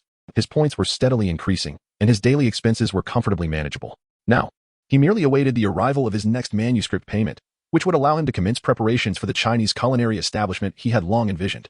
To ensure a smooth opening, he needed to scout locations in advance and make ample preparations. Reflecting on his last visit to Konoha, when his abilities were still lacking, he realized he hadn't fully explored the area. Now, it was time to satisfy his curiosity. Wandering through the bustling streets of Konoha, Ling Yu immersed himself in the vibrant atmosphere of the marketplace. Shops lined the streets, showcasing a dazzling array of goods. There were stores selling exquisite ninja tools, with sharp kunai and gleaming shuriken reflecting the sunlight, and stalls offering various local delicacies, their enticing aromas drawing passers-by to a halt. Ling Yu meandered with Xiao Wu, captivated by amusing trinkets one moment and delectable treats the next. He noticed a stall selling small accessories, featuring an assortment of charming items, including delicate bells and exquisite bracelets. Ling Yu selected a small charm adorned with an adorable cat design and hung it around Xiao Wu's neck, delighted with its new accessory. Xiao Wu nuzzled against Ling Yu affectionately. After some time, Ling Yu found a breakfast stall and took a seat, ordering his meal while observing the bustling crowd. It seemed the news about Danzo had yet to reach Konoha, but it should arrive soon. Pondering the location for his culinary venture, he considered that while a busy commercial street would attract a large footfall, the rental cost would undoubtedly be steep. Conversely, a quieter alley might offer lower rents, but raised concerns about customer traffic. The comparison between Japanese cuisine and Chinese cuisine was hardly favorable. There seemed to be no need to choose an expensive location for the sake of foot traffic. Regardless, he was not worried about incurring losses. A larger space would suffice. If the rent proved insufficient, he could always pen another book. His repository of learning materials was abundant. Having finished his breakfast, Ling Yu strolled leisurely through the streets of Konoha, basking in the warm sunlight as the shouts of street vendors filled the air.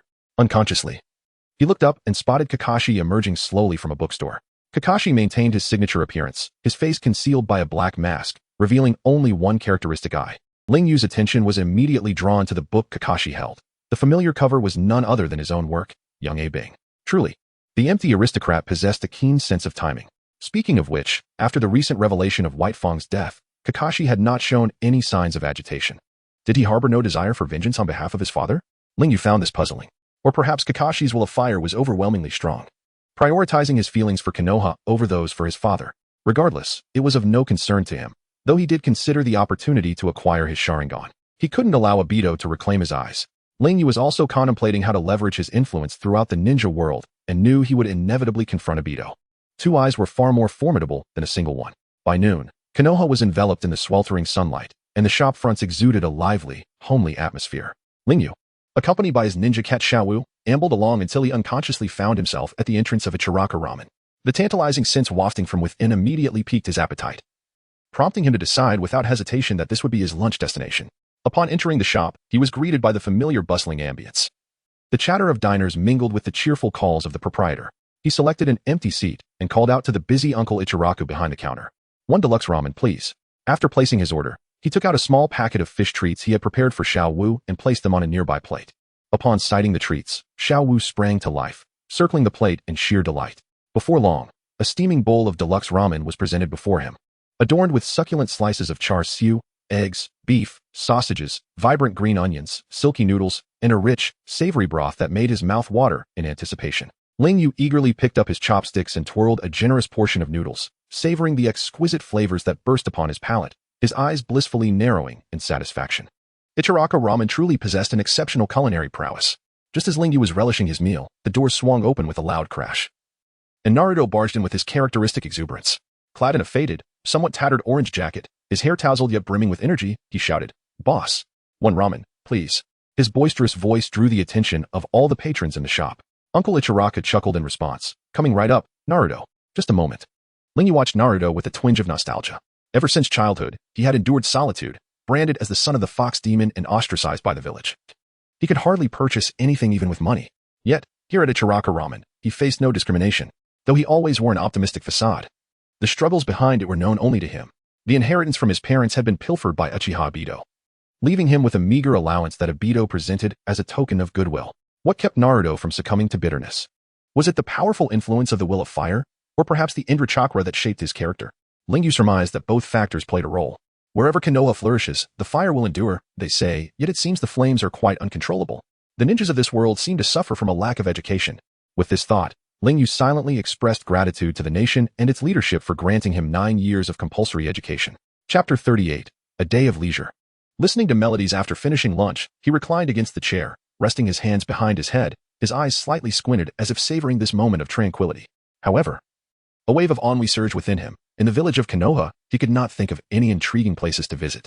Glancing at the system panel, he noted that his points were steadily increasing, so there was no urgency. With nothing pressing on this day, perhaps he could indulge in some music. Wait, Konoha doesn't seem to have a music hall, does it? Maybe he could chance upon a young lady in the Uchiha clan territory? Although the matter of marriage had been settled, they were still not well acquainted. For the sake of a blissful future, efforts must be made. After all, relationships require nurturing. Exactly. Lingwei yearned to visit the Uchiha school to observe the young ladies. With that thought, Lingwei swiftly rose and made his way towards the Uchiha clan territory. Along the way, he passed by a flower shop, where vibrant blooms vied for attention, exuding an enchanting fragrance. He paused, his gaze sweeping over the blossoms. Having come this far, it would be remiss not to purchase a bouquet. Nodding to himself in agreement, he selected a stunning bouquet of crimson roses. After paying, he continued towards the Uchiha clan territory, the bouquet gently swaying in the breeze. The Uchiha primary school was a place he had never visited before. Unruly children could be rather bothersome. Not all children attended the Konoha Ninja Academy. Larger ninja clans often had their own educational methods. Children represented the future of a clan, and no significant ninja clan would entrust all their offspring to others for education. The Uchiha's educational system far surpassed that of Konoha's Ninja Academy, nurturing the very clan that could develop into the most prestigious family in the ninja world. For the Uchiha, attending the Konoha Ninja Academy was a mere waste of time. Some Uchiha children enrolled there simply as a gesture of goodwill toward Konoha, with little hope of acquiring any valuable knowledge. At present, Lingwei found himself at the Uchiha Primary School, a place dedicated to teaching children literacy, alongside a ninjutsu school and training grounds. His feelings towards children were ambivalent. He found them endearing when they were quiet, yet irksome when they cried. His affection for them stemmed from the joy of witnessing new life, while his aversion arose from the pressures of daily life and a desire for self-preservation. Specifically, when one labors from dawn to dusk, utterly fatigued and yearning for rest. The appearance of an adorable child demanding attention might not be the most welcome distraction. Lingwei was supportive of the idea of becoming a kindergarten teacher. As long as he was not expected to participate in playtime every day, he stood at the entrance, hesitating momentarily before summoning his courage to step inside. The guard at the door, noticing the flowers in his hand, likely deduced his intentions and refrained from questioning him further. At that moment, the classroom had yet to commence its afternoon lessons. Lingwei assessed the layout and made his way towards what was evidently the office. Inside, bright light streamed through the windows, casting a warm glow upon the wooden floor. A bookshelf lined against the wall was filled with various tomes, imparting a faint scent of ink. Beside the window stood a meticulously arranged desk, at which a young lady sat, wholly absorbed in her reading. Her long, lustrous black hair cascaded down her shoulders like a waterfall, glistening under the sun's gentle caress. Her skin was as pale as snow, and her eyes emanated a softness and tranquility. Lingwei felt his heart race uncontrollably. Oh no, was he experiencing infatuation? Appearance mattered little. What captivated him was the literary charm she exuded. It would have been even more delightful if the desk hadn't obscured her legs. Noticing a chair beside the young lady, he inhaled deeply and slowly approached her. He felt reluctant to disrupt the serene atmosphere. Hello, may I inquire if this seat is taken? Lingwei endeavored to make his voice sound natural and composed. Uchiha Yuki looked up, her gaze flickering with surprise at the sight of Lingwei and the bouquet he held. Gently shaking her head, she replied, "No, it is unoccupied. Please, take a seat." Gratefully smiling, Lingwei settled into the chair opposite her, placing the bouquet on the desk. "These flowers are truly beautiful," he remarked, as Yuki's eyes fell upon the blooms. Her grandfather's intentions were unmistakable, barring any unforeseen circumstances. This young man would likely become her future husband. Lacking the ability and desire to oppose her grandfather's arrangement, she decided to reciprocate the affection he was extending. The mere thought of him purchasing flowers to visit her indicated he was not the type to be oblivious to romantic gestures. Feeling a bit bashful, Lingwei scratched his head and said, "I specifically bought these for someone special." The girl slightly blushed, lowering her gaze back to her book. Noticing her lack of engagement in conversation, Lingwei felt somewhat at a loss. "Come on, can't I be a bit more subtle with girls? I need to be more direct." Rising from his seat, he took the bouquet and presented it to Uchiha Yuki, saying, "Uchiha Yuki, this bouquet is for you. I hope you like it." Accepting the flowers, Uchiha Yuki's face lit up with delight as she softly replied, "Thank you, Lingwei-kun. I truly appreciate it. Please, call me Yuki from now on." With the ice successfully broken, the two began to converse, discussing everything from literature to family, dreams to daily life. Topics ranged from the education of young children to the history of Konoha's founding, from Uchiha fashion to the structure of ninja villages. With his knowledge as a time traveler, Lingwei managed to maintain a facade before Uchiha Yuki. He skillfully steered the conversation towards subjects that piqued her interest while discreetly glancing beneath her desk. Uchiha Yuki, captivated by Lingwei's humor and sincerity, remained oblivious to his wandering gaze, and her impression of him significantly improved. Time slipped away unnoticed, sunlight streamed through the window, highlighting the young lady's hair with a golden sheen. Glancing at the clock, Yuki reluctantly said, "Lingwei-kun, it's getting late. I must attend class now. I truly enjoyed our conversation today." "I'm glad to hear that. You should go to class. I plan to head back myself." Lingwei smiled and stood up. Having established a preliminary understanding, the future interactions would surely be less awkward. As he walked back towards the village, Lingwei's spirits soared. Everything seemed to be unfolding favorably. He could sleep until he awoke, indulge in hearty meals, enjoy a little drink, and listen to music. With the sun rising and setting, days would pass in such a manner. This was indeed the essence of life. Chapter 39. The shattered dream of Danzo as Hokage the following day marked yet another occasion for indulging in melodious tunes, though it was not solely a pursuit of music. It primarily served as an opportunity to gather intelligence on the affairs of Konoha.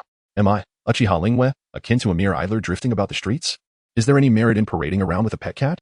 The feline companion serves as a guise, a clever ruse for disguising my true identity. As the mastermind behind the dissemination of information, I remained deeply invested in the unfolding developments. After 2 days, whispers of Danzo's name began to circulate through the streets of Konoha. Rumor has it that the third Hokage erupted in a fit of rage within his office, dispatching several teams of shinobi to track down Shimura Danzo. Yet, none of this concerns me. With safety no longer a worry and resources secured, what remains for me to fret over? My strength may still be lacking, but I am diligently working to rectify that. By nightfall, I shall accumulate enough system points to reach 300,000 and acquire the coveted method for natural energy absorption. With a bit more natural affinity, I shall unlock Sage Mode. Then I can confront Itachi, settling the issues plaguing the Uchiha clan. Ultimately, I shall unify Konoha, establishing a reputable newspaper and ushering in an era of prosperity. Grant me a few years of development, and I shall become invincible. Organizations like Akatsuki and the Otsutsuki will find no respite against my might. In the afternoon, a significant event transpired in Konoha. The elusive Danzo, who had been out gathering inspiration, was finally located. Shortly thereafter, a heated argument erupted within the Hokage building. Danzo was consumed by fury. For the past 2 days, he had been lurking behind the Uchiha team, akin to a concealed predator, fixated on his prey. He had long plotted to take action against the Uchiha. Though his strength paled in comparison to that of the Uchiha squad, his swollen ambitions convinced him that, with his cunning and some hidden tactics, he could completely devour the Uchiha team and seize their Sharingan, thereby augmenting his power base significantly. However, everything was irrevocably disrupted by a single piece of paper delivered by the Umbu. When the Umbu ninja, visibly tense, handed him the note, Danzo's complexion turned ashen. The few terse lines on the paper detonated like a bomb within his heart. He could no longer concern himself with the Uchiha. He was embroiled in grave trouble. Impossible. How could this be? Danzo seethed, his hands trembling with a mix of rage and fear. He could not fathom how his well-concealed secret had been divulged. His secret had been exposed. The news of his transplantation of Hashirama's cells and Sharingan had spread throughout the Land of Fire. What was he to do now? The clans of shinobi held the bloodline limits in the highest regard. They would never permit a thief of such power to ascend to the position of Hokage. His dream of becoming Hokage shattered. Within the conference room of the Hokage building, the atmosphere was thick with tension, akin to the oppressive stillness before a storm. The third Hokage, Sarutobi Hiruzen, sat at the head of the table, his expression grave as he regarded Danzo. Nara Shikaku and Mito Minju exchanged glances, their eyes filled with shock and discontent. Danzo, what on earth is happening? Hiruzen's voice was low yet powerful, shattering the silence. Danzo gritted his teeth, mentally calculating his next move. He understood that he could not afford to panic at this moment. Otherwise, it would all be over. Someone is deliberately framing me. Attempting to undermine the stability of Konoha, he attempted to defend himself, a glint of malice flashing in his eyes. Mito could no longer contain herself, rising indignantly to accuse. Danzo, at this point, do you dare to remove your bandages and show us all? Do you still refuse to admit it? The entire Land of Fire is abuzz with the news. The assembled members, longtime friends, were well aware of Danzo's character. He dared not reveal his bandages, for this was no mere frame-up. Danzo himself recognized this, yet his nature prevented him from confessing. He simply could not relinquish his dream of becoming Hokage. Veins bulged on his forehead, eyes wide with fury as he bellowed. I say it was the inherently malevolent Uchiha who did this. I must eradicate them completely. Hiruzen, seated behind the desk, responded coldly, what are you talking about regarding the eradication of the Uchiha? You should be considering how to explain this to the villagers of Konoha and the Uchiha. His gaze bore into Danzo, a mixture of disappointment and anger evident. Eradicate the Uchiha at this juncture? What madness is this? You, Danzo, were discovered for having transplanted Sharingan, and now you wish to annihilate their clan? What will the other clans think? What will the Hyuga think? If you proceed down this path, Konoha will fragment. Since the death of Hyuga Hisashi, the Hyuga clan had nursed a long-standing dissatisfaction with the Hokage. Hisashi sacrificed himself for the village and to protect Hinata, yet the Hyuga could not simply swallow their grievances.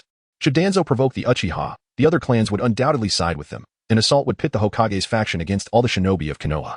If Danzo's selfish ambition sparked such an internal conflict, Konoha would be doomed. Yet Danzo remained obstinate, muscles twitching as he refuted. The Uchiha harbor ulterior motives. They will eventually bring harm to Konoha. If we do not act now, we shall face endless repercussions. Everything I do is for the sake of Konoha. You do this for your own ambition. Hiruzen raised his voice. For years, I have turned a blind eye to your clandestine machinations, but this time, you've gone too far. A flicker of sorrow crossed Hiruzen's eyes, recalling the comrade with whom he had once fought side by side, now reduced to this. He wished to eradicate the Uchiha, but not in such a manner. The air was thick with despair, as if a shadow loomed heavily over them.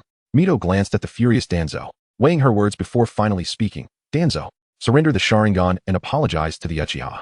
This is the only way forward. Apologize to the Uchiha? That is utterly out of the question. Danzo erupted, his eyes wide, veins standing out on his forehead as he roared in protest. Reflect on your actions. Hiruzen slumped back into his chair, weary, rubbing his temples, his gaze laden with the weight of experience and helplessness. Consider how to address the villagers of Konoha and the Uchiha. If this matter is not handled adequately, neither you nor I will be able to answer to the village. He closed his eyes, as though seeking to momentarily escape the predicament before him. Danzo snorted coldly, turning abruptly to exit the Hokage's office, leaving behind an atmosphere thick with oppression and gravity. Chapter 40. Absorbing natural energy. What transpired in the Hokage building was evident to Lingwei, who could easily surmise that it was merely the classic routine of his rival. However, Lingwei was indifferent to such matters, as he had far more pressing concerns at hand. He had finally accumulated enough points to purchase the method for absorbing natural energy. In truth, the three great sacred lands possessed their respective methods for harnessing natural energy. Yet none were suitable for the human constitution. The technique from Myobokuzan would transform a person into a frog, while that of the earth dragon would lead to a serpentine form. It could be assumed that the methods of the wetbone forest also bore unknown drawbacks. Furthermore, Lingwei currently had no means of accessing these three sacred lands. Seeking a way there seemed a far less straightforward endeavor than simply spending money to acquire the techniques. After bathing, Lingwei settled cross-legged upon his bed, directing his consciousness into the system panel within his mind. His gaze traversed the familiar yet foreign icons until it finally rested upon the option labeled Natural Energy Absorption Technique, a glint of anticipation flickering in his eyes. With a gentle tap, the points displayed on the system panel plummeted dramatically, as 30,000 points were swiftly deducted like receding tides. In an instant, an arcane and enigmatic message surged into Lingwei's consciousness. Vivid and extraordinary images, along with intricate runes, flooded his mind. Each symbol and line contained the profound mysteries of nature's depths. Ling Yue slowly opened his eyes, excitement glimmering within them, akin to the most brilliant stars in the night sky. He was eager to attempt and experience the legendary and powerful force of nature. Chakra represented a complete path, a means to attain immortality through its cultivation.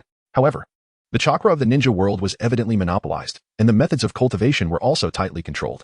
Thus, if Ling Wei wished to avoid being ensnared, he must forge his own path. He could either master body techniques to overcome myriad obstacles or delve into the original natural energy system of the ninja realm. The deities of the natural energy system also possessed the potential for immortality. Ling Wei extended his hands, palms facing upward, and attuned himself to the subtle currents of air around him. He began to follow the method imparted by the system in his mind, attempting to sense the natural energy enveloping him. Despite his tightly closed eyes, he could still perceive the minuscule energy particles radiating a faint green aura. He proceeded to guide the surrounding natural energy towards himself. Gradually, Ling Yue sensed a transformation in the air's natural energy. Those tiny energy particles, as if drawn by an invisible hand, slowly gravitated towards him. They encircled his form, forming a delicate green halo that pulsated rhythmically with his breath. He maintained his focus, carefully controlling the natural energy as directed by the system, guiding it into his body. Yet, when the natural energy made contact with his skin, it appeared to encounter an invisible barrier, obstructing its flow. Merely observing, unable to absorb, Ling Yue opened his eyes, realizing this must be due to his body's unsuitability for absorbing natural energy. It seemed he would have to rely on his own efforts. Watching the steadily increasing points on the system panel, he waited for half an hour to accumulate 5,000 points. Without hesitation, he allocated these points towards enhancing his affinity with nature. As the allocation was complete, Ling Wei attentively explored the sensations within his body. He felt nothing at all. Very well, he experienced no change. It felt precisely the same as before. Silently mocking himself, Ling Wei closed his eyes once more and resumed his efforts to absorb natural energy. As the first thread of natural energy melded with his being, Ling Wei could not suppress a soft exclamation.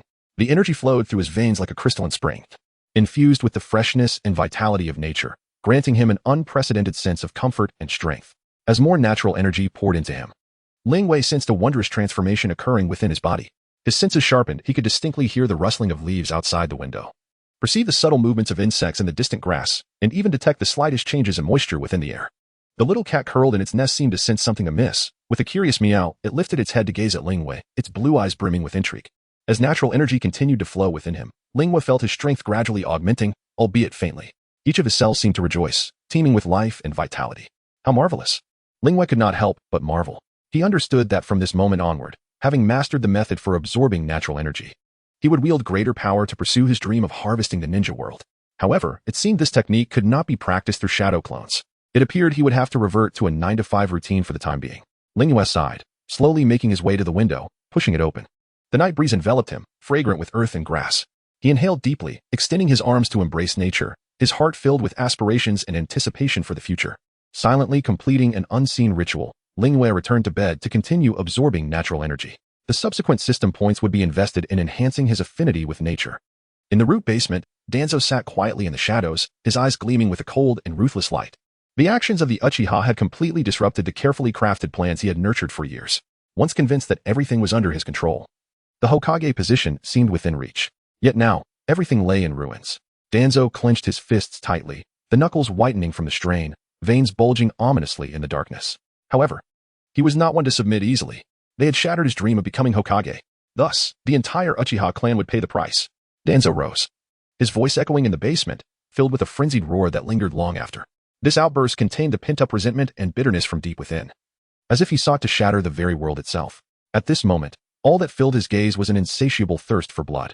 In his mind, the Uchiha clan had become a target that must be eradicated entirely. Danzo paced the confines of the basement, his footsteps resonating heavily in the silence. His mind raced, contemplating how to ensnare the entire Uchiha clan in one fell swoop. Contact the external teams, proceed with haste, spare no effort, and ensure not a single Uchiha returns alive to the village.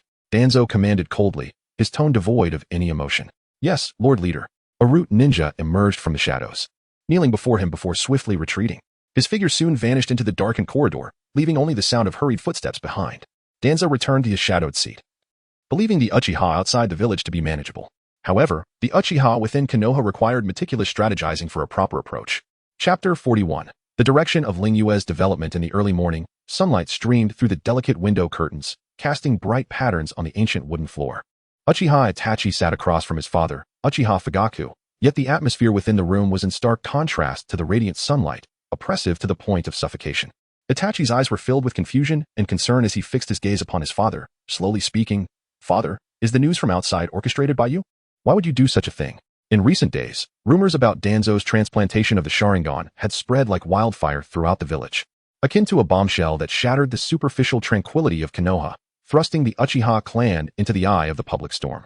Itachi found it incomprehensible that his father, who had always hoped for reconciliation with the Hokage and wished for peaceful coexistence between the Uchiha and Konoha, would allow their family's exposure of Danzo's actions to exacerbate the conflict irreparably. Uchiha Fugaku furrowed his brow slightly, a flicker of helplessness crossing his face. He sighed softly and replied, "This is not my doing.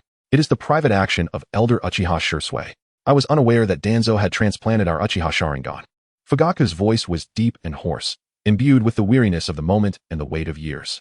As the clan leader, he treaded carefully amidst the current predicament and crisis, every step feeling as though he walked on thin ice. Yet within the clan, the ninjas were divided. The conservatives deemed the radicals too extreme, while the radicals considered the conservatives excessively cautious. Caught in the middle, Fugaku could only strive to maintain a delicate balance. The thought of Uchiha Shursui brought him a headache, as Shursui, relying on his seniority, often opposed him. Crucially, Shursui's views resonated with many in the younger generation of the Uchiha. The radicals' actions placed Fugaku in a precarious position. On one hand, he understood the anger of his clansmen regarding Danzo's actions and acknowledged the need to advocate for the clan's rights. On the other hand, he was acutely aware that openly confronting the Hokage could spell disaster for the Uchiha clan. "But now, everyone will think this is your arrangement." Itachi's tone carried a hint of urgency. He was deeply concerned that their clan might be driven to war against the Hokage, knowing that regardless of the outcome, both Konoha and their clan would emerge as losers. Fugaku fell silent for a moment, his gaze hardening with determination. He straightened his back and spoke solemnly. "Then let it be my arrangement. Danzo's covert transplantation of the Sharingan, his coveting of the Uchiha bloodline, is a matter that we cannot accept. As the clan leader, I must stand up and demand the return of the Sharingan from Konoha. Father, we cannot act impulsively." Itachi attempted to persuade his father, his eyes reflecting a maturity beyond his years. "Confronting the Hokage will not serve us well. We, the Uchiha clan, have always aspired to coexist peacefully with Konoha, to safeguard this land together. If we provoke conflict over this matter, all our years of effort will be in vain. Itachi, this is not merely a matter of impulse. Danzo's encroachment upon our Sharingan is an affront that the Uchiha cannot tolerate. As clan leader, I must take a stand. Otherwise, my legitimacy as leader will be compromised, and the clansmen will not accept a leader who cannot safeguard our bloodline." But Itachi wanted to say more. "No more buts. I have no other choice. Other ninja clans are also watching this matter. They will stand with us. Prepare yourself. A clan meeting will be held tonight." Fugaku understood that tonight's gathering would eliminate the distinctions between radicals and conservatives. Danzo's actions had compelled the Uchiha to present a united front. After a night of rigorous training, Lingwei paused to feel the changes within his body. He could vaguely sense the cells yearning for energy, furrowing his brow in contemplation. "This is not what I expected. I had thought it would involve absorbing natural energy to form a reservoir of chi within my body. Instead, it seems to be merely a supplementation of energy for my cells." Upon deeper reflection, however, he realized that purely enhancing the body aligned more closely with the essence of this Japanese-style world. Chakra is energy generated by the body's cells, whereas natural energy is absorbed from the external environment to replenish one's self, making it logical for natural energy to integrate into the cells. Lingwei continued to sense the transformations within him. A single night of training merely served to whet his appetite. It appeared that cultivating natural energy was akin to a watercolor technique, requiring a shift in mindset to expedite the process. Glancing at the system panel in his mind, Lingwei allocated his newly acquired 30,000 points entirely to natural affinity. He tested the absorption of natural energy once more, feeling a slight increase in his speed. Was it a matter of insufficient points in natural affinity? Or perhaps the concentration of natural energy was inadequate? Or could it be both? To be honest, the enhancement following the allocation did not meet Lingwei's expectations, leaving him somewhat disheartened. Yet, any improvement was still progress. If necessary, he could always invest further points. After rising to wash up and enjoying a simple breakfast, he fed a few fish flakes to Xiaowu. Lingwei then made his way to the clan's training grounds. With the changes in his physical strength, he needed to practice diligently to adapt swiftly to his newfound capabilities and translate that strength into combat power. Lingwei stood firm, slightly spreading his feet apart, adjusting his breathing as his gaze sharpened like an eagle's. In the next moment, his feet began to tap rapidly against the ground, his speed so swift that it rendered his movements nearly invisible. Within the training grounds, a flurry of afterimages emerged, as if countless Lingyas were simultaneously engaged in action. The wind whistled past his ears as Ling Wei reveled in the exhilarating sensation of power surging through his body. With each exertion, he felt the tension and relaxation of his muscles, an intoxicating sensation that left him enraptured. Reflecting on the feeling of his body slicing through the air just moments ago, Ling Wei clenched his fist in satisfaction. Indeed, with robust physical and mental prowess, body techniques were currently the most suitable for him. There was no need for hand seals. His speed and strength could prevent enemies from forming them. In life-or-death battles, should he truly indulge in frivolity before the fight? From now on, he would pursue a path that required no hand seals. Whatever could be practiced without them would be his focus. There was no need for an excess of ninjutsu. Just a Rasengan, which Naruto could wield from start to finish, and there was no reason he could not do the same. Now, if he could learn a couple of large-scale area-clearing techniques and strengthen his resistance to genjutsu, he would have no glaring weaknesses. Ling Wei contemplated further. Realizing that acquiring a long-range displacement skill or a flight technique would be the crowning achievement, perhaps he should save some points to obtain magnet release as well? Strength is fundamental, though it is best if it can be avoided. The best strategy is to outwit the enemy. Next comes forging alliances. The least effective is to engage in battle. As a traveler, he must adeptly utilize the narrative advantages of being an outsider. However, should things take a turn for the worse, he still needed sufficient strength to safeguard his interests. As he surveyed the scenery surrounding the training grounds, Ling Yue's heart brimmed with determination. In my past life, I was merely a beast of burden. In this life, I can become a landlord. Chapter 42. Ling Yue's first participation in the clan meeting. Ling Yue, I knew you would be here. The Grand Elder entered the training ground with steady strides. Grand Elder, what brings you to seek me? Ling Yue slightly bowed. The Grand Elder gazed at him with warmth and slowly spoke. The clan meeting will be held this evening. You should attend as well, standing behind me. Yes, Grand Elder, I will certainly be there on time. Ling Yue replied earnestly. Ling Yue speculated that the gathering would likely revolve around the issue of Danzo. The news of Danzo transplanting Hashirama's cells and acquiring the Sharingan had already spread throughout the village. Yet the Hokage's office seemed remarkably calm. The door to the Hokage's office remained firmly shut, with its occupants seemingly oblivious to the turmoil outside. Since the initial uproar, silence had ensued. It appeared that the Uchiha clan would need to take the initiative to bring matters into the open.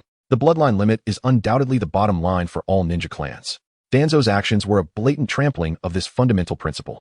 A single flyer had bound all ninja clans to the Uchiha's cause. Yuan Fei, now aging, likely lacked the courage to confront all ninja clans. It remained to be seen how he would handle Danzo. As night fell like ink, enveloping Konoha village, the Southie Shrine exuded an aura of mystery and antiquity under the hazy moonlight. Ling Wei followed closely behind the Grand Elder, his expression solemn as they approached the shrine's interior. Ling Wei felt a profound curiosity regarding the Uchiha clan meeting. Upon entering the venue, a stifling atmosphere struck him immediately. The Uchiha present turned curious glances at the figure following the Grand Elder. However, the Grand Elder seemed unfazed by the inquisitive stares, calmly advancing towards the center of the hall. Ling Wei trailed behind, glancing around to find that the clan leader, Uchiha Fugaku, had yet to make an appearance. Though the hall was already crowded with participants, he stood on tiptoe, scanning the room, internally astonished to estimate that there were approximately 200 individuals present. It was well known that attendance at clan meetings was strictly regulated, allowing only genin to participate. Truly, the Uchiha clan deserved its reputation as the foremost noble family in the ninja world. Ling Yue calculated silently, deducing that, at this rate, the entire Uchiha clan could potentially boast nearly 2,000 ninjas. Such a figure was indeed formidable. This vast number of ninjas could certainly stir up significant turbulence in any war. He recalled that the Yuan Fei family could mobilize 4,000 ninja troops, with a certain number likely remaining behind. In contrast, it seemed plausible for the Uchiha to possess 2,000 ninjas. This was a result of Konoha's upper echelon's wariness of the Uchiha clan, fearing that their accumulation of merits in warfare might threaten their dominion, leading them to restrict the Uchiha's deployment to the front lines, thereby gradually amassing their own strength. 2,000 ninjas. How grievous it was that Uchiha Itachi had to perish. Ling Yue stood behind the Grand Elder, surveying the assembly, noting that the crowd had distinctly formed 3 factions. The largest group was aligned with the Grand Elder, while the smallest, he surmised, was the neutral faction. It was no wonder that the Uchiha clan had faced annihilation. Day after day, they clamored for the position of Hokage. With such a formidable number of ninjas and an unabashed thirst for power, which Hokage could remain untroubled, unaware that they had become thorns in the eyes of Konoha's higher-ups. They continued to engage in internal strife. Just as Ling Wei contemplated this, Uchiha Fugaku entered, accompanied by Uchiha Itachi. The once boisterous hall fell silent at once. Clearly, Uchiha Fugaku still commanded great respect. Standing on the platform, Fugaku's gaze swept across the 3 groups of clan members below, and he could not help but sigh internally. He understood that if he unleashed the immense power of his Manjiki Sharingan, he might be able to subdue the entire Uchiha clan and unite everyone under a single banner. However, he was all too aware of the consequences. Revealing the Mangeki Sharingan would only heighten Konoha's apprehension towards the Uchiha clan, adding fuel to an already tense situation. After a brief silence, Fugaku straightened his posture, his voice steady and powerful as he began. The primary purpose of tonight's clan meeting is to discuss Danzo's transplantation of the Sharingan. His words instantly captured everyone's attention, and the hall fell quiet. Save for the sound of shallow breaths. Everyone must be aware of the rumors circulating regarding Danzo's transplantation of Hashirama's cells and Sharingan. We, the Uchiha, cannot stand idly by while someone covets the Sharingan. A flicker of determination crossed Fugaku's eyes, reflecting his commitment to safeguarding his clan's bloodline and his anger towards the transgressor. He then turned to the Grand Elder and continued, Grand Elder, you were the one who disseminated this information. Please share the details. What? The Grand Elder spread this news? While the clan members had anticipated Danzo's actions, they were taken aback to learn that the Grand Elder had circulated the information. The Grand Elder, Uchiha Shana, slowly approached the crowd. With everyone's attention now focused on him, he began, I believe everyone is aware that Danzo has secretly collaborated with Orochimaru to conduct human experiments. A fact that is no longer a secret throughout Konoha. Orochimaru has consequently become a rogue ninja. In his pursuit of power, Danzo requested Orochimaru's assistance in transplanting Hashirama's cells, which possess an extraordinarily potent assimilative ability. Ordinary bodies cannot endure such a procedure. Once transplanted, they will be assimilated, losing their identity and turning into mere trees. Only our Uchiha clan's Sharingan can resist this erosion. This explains why Danzo is always tightly wrapped in bandages. For beneath those wrappings lies an arm that has undergone the transplantation of Hashirama's cells, its skin color vastly different from that of a normal arm. To combat the erosion caused by Hashirama's cells, he has even implanted several pairs of Sharingan into it. Since the news broke, Danzo has acted like a turtle retreating into its shell, unable to hide his guilt. His furtive demeanor only serves to corroborate his wrongdoing and his fear of exposure. Moreover, the veracity of this information can be easily verified. We merely need to compel Danzo to unveil his bandages before us, and his sordid secrets will be laid bare for all to see. As the Grand Elder laid out the specific details, the clan members, while having anticipated some of this, could not help but feel their anger ignite at Danzo's blatant disregard for moral boundaries and his wanton violation of rules. We demand justice. The Sharingan must not be allowed to flow outside our clan. A voice rang out, filled with indignation and outrage. Capture Danzo and restore justice for the Uchiha. Another furious voice followed, resonating with the crowd's sentiments. Eliminate Danzo and avenge the Uchiha. The shouts rose in intensity, echoing through the hall like a tidal wave, sweeping over everyone present. Chapter 43. The unity of the Uchiha Lingua had been watching the drama unfold behind the elder, and contrary to expectations, there was no argument. Everyone's thoughts were in harmony. It is indeed a universal truth that the preservation of bloodline limits is an unassailable baseline acknowledged throughout the ninja world. Even the conservatives found it impossible to contest this matter. Uchiha Fugaku stood upon the platform, observing the fervent expressions of his clansmen. Driven by emotion, the crowd instinctively converged towards the center, forming a dense mass where it became impossible to distinguish between the radicals and the conservatives. It was a rare moment of unity among the clan, finally gathered together for a common objective. Echoes of the crowd's fervent shouts filled the air, nearly entrancing Fugaku. Silence. Everyone. I understand your anger. The Sharingan is our bottom line. It must not be violated. He declared. Tomorrow morning, all Uchiha ninjas will gather here, ready for war. We will demand justice from Konoha. Fugaku was jolted back to reality as he addressed the surging tide of people. Though he never desired a confrontation with Konoha, the elder had driven him to the edge of a precipice, leaving him with no avenue for retreat. Fortunately, the ninja clans of Konoha would likely stand with the Uchiha, sparing them from facing the entire village alone. However, any hope of reconciliation with Konoha now seemed futile. Standing at the back, Uchiha Itachi observed the tumultuous crowd, his expression gradually darkening. Upon hearing his father's call for war preparations, he could hardly suppress his urge to leap forward. He could not allow the clan to go to war against Konoha. It would lead to the village's destruction. He had to prevent the clansmen's uprising. As Itachi prepared to step forward, Ling Wen noticed his change in demeanor and quickly signaled the elder. The elder recalled Ling Yue's prearranged words and stepped forward. Everyone, please calm down. Our target is only Danzo. There is no need to fear. We are not declaring war on Konoha. The transplantation of the Sharingan is Danzo's personal ambition. All we ask is for Konoha to hand him over. Other ninja clans will support us. It is not certain that a confrontation will ensue. Upon hearing that a confrontation was not guaranteed, Itachi visibly relaxed. Otherwise, faced with the recently agitated clansmen, he might not have been able to persuade them himself. I must quickly report this to the Hokage, he thought, eager to conclude the clan meeting. Whether a conflict would arise tomorrow depended on the depth of Yuan Fei's feelings.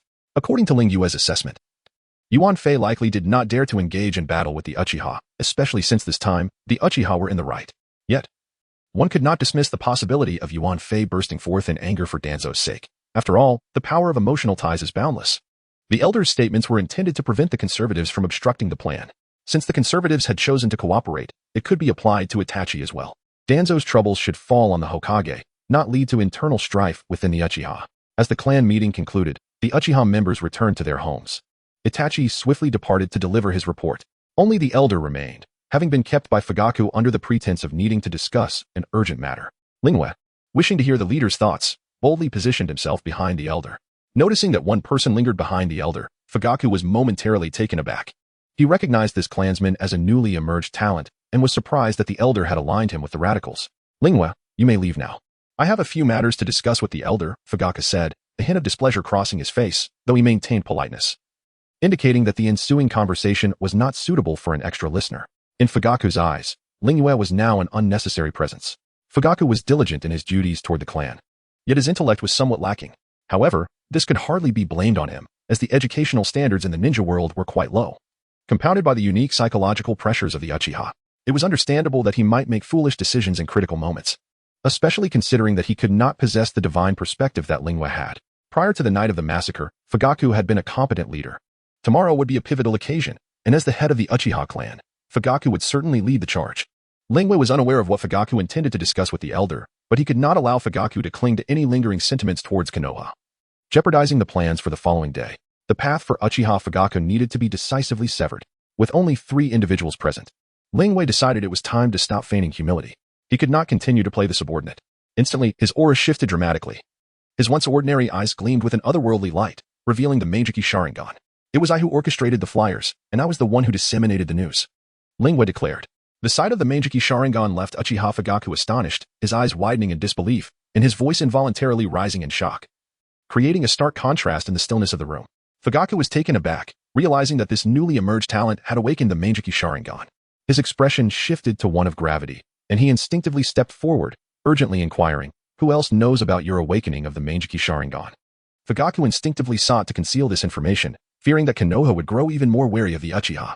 Lingwe's demeanor remained composed as he met Fugaku's gaze steadily, replying with poise, "Only the elder and you are aware of this." The elder, witnessing Lingwe unveil his Sharingan before the clan leader, wore a proud and satisfied smile. "Behold, Fugaku, this prodigious talent of the Uchiha, who has awakened the Meijiki Sharingan, is my grandson-in-law." Having suppressed his emotions for so long, the elder felt a sense of relief. Such a monumental event should not be kept secret from others. How delightful it would be to let those conservative, old-timers witness it as well. To have awakened the Meijiki Sharingan, yet be unable to share the news felt as though it were no different from having never awakened it at all. Uchiha Shana raised his chin slightly, a hint of pride in his expression, as he calmly stated, "Lingwe is already my grandson-in-law. It was he who informed me about Danzo's actions." He placed particular emphasis on the term grandson-in-law, as if to highlight this special relationship to Fugaku. Upon hearing this, Fugaku was once again taken aback. He glanced at Shana, then at Lingwe, a complex emotion flickering in his eyes. On one hand, he felt joy at the emergence of such a talent within the clan. On the other hand, he worried that this talent's alignment with the radicals could bring more trouble to the Uchiha. Lingwe sensed Fugaku's concerns and took a step forward, earnestly saying, "Esteemed leader, I understand your apprehensions. However, the situation is complex. We can no longer afford to retreat and endure. My awakening of the Meijiki Sharingan signifies the strength of our Uchiha clan. Perhaps we can leverage this to alter our current predicament and secure a brighter future for our people." Lingwe prepared to continue persuading Uchiha Fugaku with the same rhetoric he had used on the elder. Chapter 44. The Uchiha strategist. My Meijiki Sharingan grants me the ability to perceive hidden truths. It is how I obtained information about Danzo. I am acutely aware of the current plight of the Uchiha clan, yet I also comprehend that retreat is no longer an option. Danzo has long sought the complete annihilation of the Uchiha, while Yuan Fei Raizen believes the clan's formidable power poses a threat to his control over Konoha, thus wishing to significantly diminish their strength. This predicament cannot be resolved merely by placing Itachi in the Umbu and fostering a rapport with the Hokage. The root of the issue lies in the overwhelming strength of the Uchiha, which jeopardizes Yuan Fei Raizen's dominion. Yuan Fei Raizen harbors no trust in the Uchiha. This is not something that a mere Itachi can alter. Assigning Itachi to the Umbu will only result in his being indoctrinated by the will of fire. Do you believe Itachi has not already reported tonight's events to the Hokage? Upon hearing Lingwe mention Itachi, Fugaku instinctively wished to retort, yet found himself at a loss for words.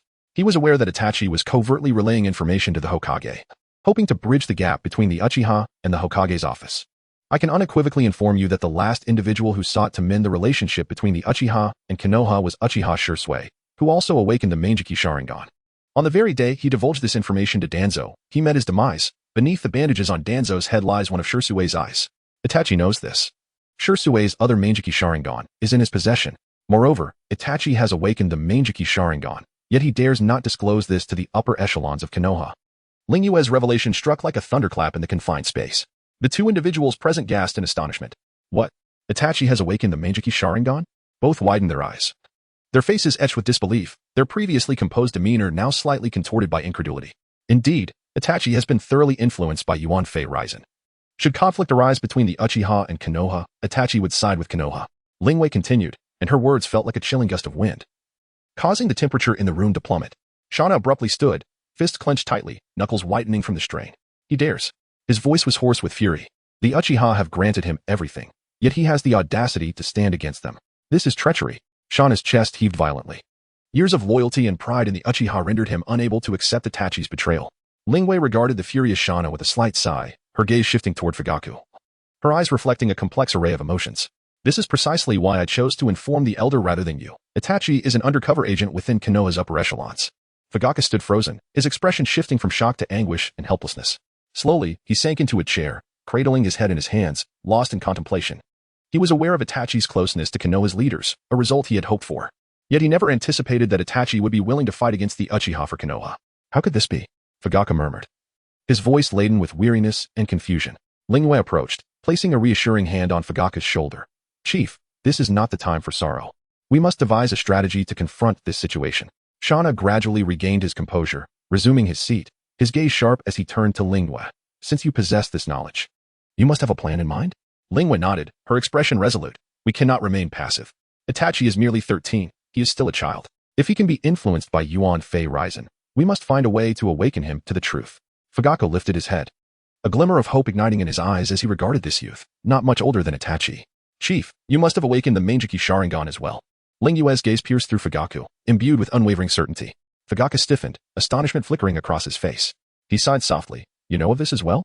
With the secret now unveiled, he chose to reveal it. A mysterious and powerful Manjiki Sharingan gradually emerged, its presence commanding respect.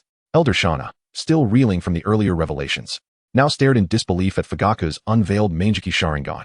His eyes widened in shock, his expression a mask of incredulity. He opened his mouth, yet words eluded him. The Knight's revelations surged forth like a relentless tide, each wave battering against his understanding. The Uchiha clan had simultaneously awakened 3 pairs of Manjiki Sharingan. He clenched his fists tightly, the exhilaration nearly propelling him from his seat. He envisioned the Uchiha clan's resurgence and glory.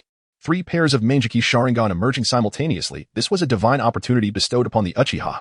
He silently proclaimed, who can thwart the Uchiha's resurgence? Who indeed? Realizing she had seized the initiative, Ling Wei began articulating her thoughts. It has never been Konoha that harbored animosity towards the Uchiha. Rather, it has been Yuan Fei Raizen. Shimura Danzo, Nara Shikaku, and Mido came in. They have sat in positions of power for far too long, their vision clouded by authority.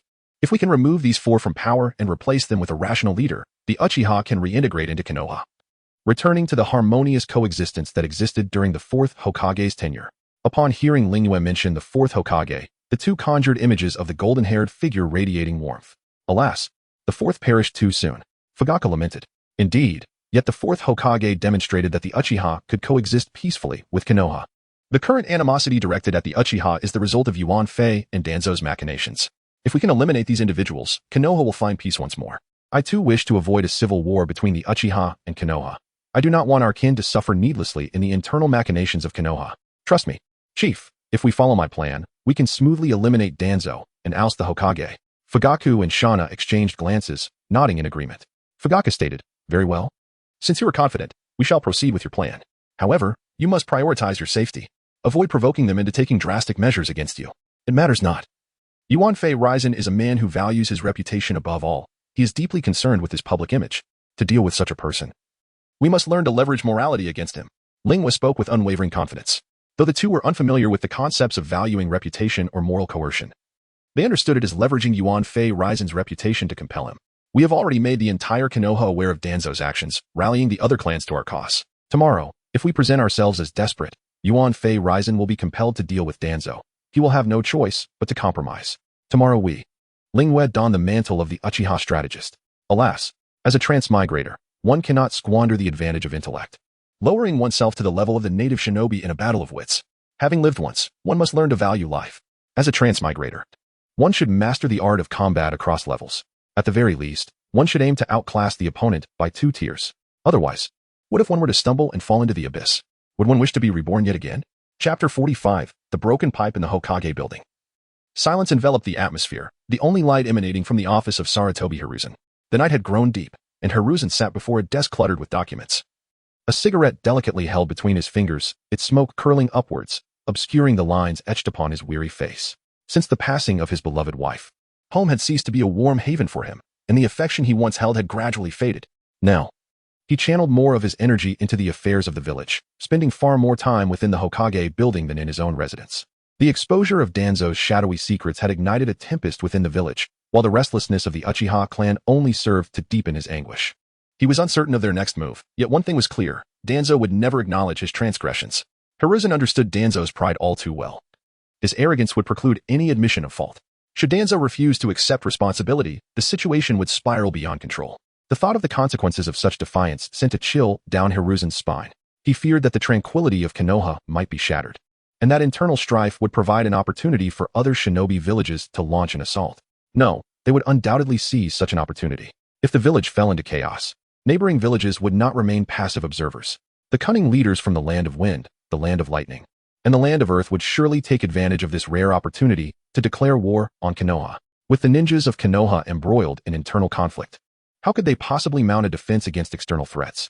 Hiruzen gazed out into the inky darkness of the night, his eyes filled with exhaustion. At that moment, a shadow materialized quietly. A young Umbu ninja knelt before him, his figure cloaked in darkness, revealing only a pair of calm, profound eyes. It was Itachi. What news do you bring? Hiruzen's voice bore the weight of fatigue and a swirl of complex emotions, anticipation mingled with trepidation. He yearned for good news, yet dreaded the arrival of ill tidings. Slowly, he raised his gaze to the Umbu ninja before him, Uchiha Itachi. Itachi lifted his gaze slightly. Urgency etched across his features as he spoke in a low, clear tone. Tonight, the Uchiha clan convened and has decided to call upon all Uchiha tomorrow morning at the Hokage building to seek justice. The possibility of war cannot be dismissed. This brief statement detonated like a bomb within Hiruzen's heart, sending shockwaves coursing through him. He trembled, the pipe in his hand slipping from his grasp and crashing to the floor, shattering into 2 pieces. This pipe had been his companion for many years. Now fractured before him, Hiruzen stared blankly at the remnants, momentarily at a loss for words. What he feared had come to pass. Konoha stood on the brink of its most perilous moment. He had previously thought that Uchiha Fugaku would not dare to confront Konoha so openly, especially given the Uchiha clan's history of restraint. Yet, it was clear that without addressing Danzo, the Uchiha would not relent, and a war between the Uchiha and Konoha must be averted at all costs. Shaking his head to clear his thoughts, Hiruzen took a deep breath, seeking to regain his composure and focus on the most pressing matters. Since his predecessor became the second Hokage, Konoha's governance had always emphasized the restriction and suppression of the Uchiha clan. Hiruzen had adhered to this policy throughout his tenure. However, there existed a singular situation in which even his mentor, Senju Tobirama, would not only refrain from imposing restrictions but would actively intervene, the Uchiha's bloodline limit being threatened. When the Sharingan was lost, the Uchiha would pursue the culprits without restraint until the eyes of their deceased were returned. This was the Uchiha's Achilles heel, an absolute taboo. Danzo, this time, I fear you cannot escape your fate, Hiruzen thought as he observed the broken pipe on the floor, his heart heavy with resignation. After a moment's hesitation, he retrieved the fragments and placed them on his desk, then pulled out a new pipe and tobacco from a drawer, meticulously preparing it. Years in politics had taught him that in times of crisis, he must remain calm and composed. Itachi knelt silently, his eyes, visible through the mask, fixated intently on Hiruzen. Noticing the Hokage's stunned silence, Itachi felt a flicker of concern rise within him. In the stillness, he wondered if the Uchiha's sudden and aggressive actions had startled the Hokage into a state of shock. Hokage-sama, are you alright? His soft inquiry shattered the suffocating silence of the office. Hiruzen met Itachi's gaze, a mix of emotions swirling within. I am fine. Quickly, mobilize the forces and notify the Hyuga. He hesitated, contemplating the implications of involving the Hyuga and other clans to apply pressure on the Uchiha to prevent civil strife. However, he quickly realized that this was indeed Danzo's fault. And given the recent tragedy involving the Hyuga's Hinata, they had grown discontent with the Hokage. The other clans had also been alienated by Danzo's actions. If he summoned them, he could not predict which side they would take. I understand. You may leave. Hiruzen dismissed Itachi. The light in the Hokage's office was dim and muted, the silence so profound that he could hear the ticking of the second hand. Alone at his expansive desk, Hiruzen stared vacantly at his surroundings. The portraits of past Hokages lined the walls, their silent gazes seemingly watching over him. In the empty office, a wave of exhaustion washed over him. Alas, It was time to have a word with Danzo. He would have to make a sacrifice for the greater good. As the night deepened, Hiruzen rose slowly, preparing to leave. He moved with a heavy gait towards the door, intent on finding Danzo. A gust of cold wind rushed in, slicing against his cheek like a blade. The aging Hokage shivered involuntarily as the chill seeped through his skin to his very core. He instinctively wrapped his thin garment closer around him, yet the cold persisted. Pausing at the threshold, he reconsidered and turned back into the office. His gaze fell upon the Hokage cloak draped over a chair. He approached it and gently lifted it, draping it over his shoulders. The cloak felt somewhat worn, yet its texture remained familiar and comforting. He caressed the intricate patterns on the fabric, as if it held the warmth of bygone days. Whenever he adorned this cloak, he felt the weight of responsibility and strength. Now, in the cold night, it offered him a semblance of solace, alleviating the chill ever so slightly. With the cloak adjusted, Hiruzen stepped forward with renewed determination, heading towards Danzo's location. His silhouette gradually vanishing into the enveloping darkness. Chapter 46, Father and Son's Midnight Conversation. Ling Yu was oblivious to the conversation between Unveiling and Danzo. Nor did she care. However, she could easily surmise that it revolved around trivial matters of pride and regret. In any case, Ling Yu had placed the Uchiha clan in a position of moral superiority. After all, Unveiling was fond of his reputation, was he not? Now, Konoha and Danzo could only choose one. The decision was in your hands. I eagerly await your choice. Reclining on her bed, Ling Yu gazed at the system panel in her mind. As the day came to a close, her points had risen to 100,000. The news regarding Danzo was still brewing, spreading more widely with the passage of time. The Uchiha dispatched by the elder had yet to return. The people of Konoha were restless, preoccupied with their own affairs, and aside from Danzo, nobody seemed concerned about the messenger. Contemplating the points displayed on the system panel, Ling Yu deliberated whether to invest further in her foundation or to accumulate enough to acquire magnetic release. Time is fleeting, and mastery over space is an immutable law. Furthermore, the four fundamental forces are invaluable assets. Now that magnetic release was within reach, who knew how long it would take for it to reappear if she let this opportunity slip away? Ling Yu made her decision. Magnetic release would be hers. With this power, she could soar through the skies, for dominance in the air is a crucial aspect of warfare. With magnetic release, one hand could wield a sword while the other commanded 1,000 blades. Strength may be fleeting, but elegance is eternal. On a lesser note, immunity to shuriken attacks. On a grander scale, delving into the realm of electromagnetic cannons and mastering the nuclear switch. As a traveler from Huaxia, Ling Yu vowed not to fire the first shot. Yet she understood the necessity of possessing the power to turn the tables at any moment. Regardless of the time, fortifying oneself is paramount. A single mastery of magnetic release can yield numerous offensive strategies. Unlike Rasha, who uses gold sand to oppress others, that would be sheer folly. The shinobi clans are characterized by high offense and low defense. Transform the gold sand into golden leaves, and as the battle commences, let them witness what a golden tornado truly is. What business do they have with Konoha? As Ling Yu indulged in her fantasies, Itachi had returned home.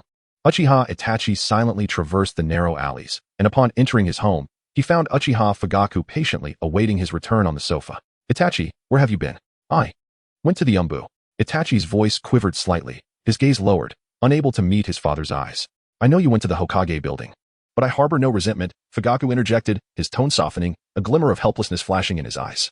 Itachi lifted his head slightly, astonishment and confusion evident in his expression. He had expected to be reprimanded but was met with an unexpected response. Itachi, you are aware of the conflict between the Uchiha and the village. How do you propose we amend the discord with the people of Konoha? Fugaku posed the question to Itachi. I do not know. Itachi's voice was laden with difficulty and turmoil. He had longed to mend the relationship between the Uchiha and the villagers of Konoha. Yet he found himself at a loss for solutions. He only knew that the Hokage was correct. Conflict must be avoided. Should a clash occur, it would lead to an irreparable disaster. The casualties in Konoha would be devastating, and the Uchiha clan would inevitably face annihilation in this civil strife. Even more frightening, other ninja villages would seize the opportunity to wage war against Konoha. At that point, Konoha could very well face obliteration, transforming this land of dreams and hopes into ashes amidst the flames of war. Itachi did not wish for Konoha to be destroyed, yet his kin. In any case, Itachi remained uncertain about how to dissolve the conflict between the Uchiha and Konoha. He only understood the will of fire, to burn brightly, illuminating the village. The air in the room seemed to solidify as Uchiha Fugaku suddenly inquired, Itachi, have you awakened your Sharingan? Father, how did you know? Itachi exclaimed, lifting his head abruptly. Panic flickering in his eyes. The secret he believed he had concealed so well was effortlessly unveiled by his father. Fugaku paid no heed to Itachi's astonishment and pressed on. Is Shirsue's Mangeki Sharingan also in your possession? Yes. He lowered his head slowly, unable to meet his father's gaze again. Shirsue's Mangeki Sharingan was an even more clandestine and weighty secret, now laid bare by his father's words, leaving him with unprecedented pressure. Fugaku sighed heavily. his voice imbued with fatigue and resignation. He rose and walked toward the window, gazing through the mottled panes toward the direction of the Uchiha clan's dwelling, and spoke softly. Itachi, I am aware of many of the things you have done. He turned to face Itachi, his gaze softening slightly as he continued, in the past. I held great hopes that through you, I could bridge the gap between the higher-ups of Konoha and the Uchiha. You have always been exceptionally talented, far surpassing your peers in both ninjutsu and taijutsu. Watching you grow and enter the Umbu filled me with joy, as I believed you would be able to dissolve the barriers between us. He paused, disappointment evident in his eyes. However, that has not come to pass. The higher-ups of Konoha remain filled with suspicion towards the Uchiha, perpetually on guard. They have not provided any opportunity for the Uchiha to improve relations with Konoha. Take a day off tomorrow. Do not report to the Umbu. Spend time with Sasuke and your mother at home, Fugaka said gently. His voice tinged with fatigue yet laced with affection. Placing the hope of an entire clan upon a single child weighed heavily upon him. He felt he had wronged his son. In this tumultuous season, he wished for his son to temporarily escape the complexities of conflict and relish a moment of familial tranquility. Father, the Uchiha cannot go to war with Konoha. Otherwise, other ninja villages will seize the opportunity to invade the Fire Country, Itachi exclaimed, his eyes wide with urgency and concern.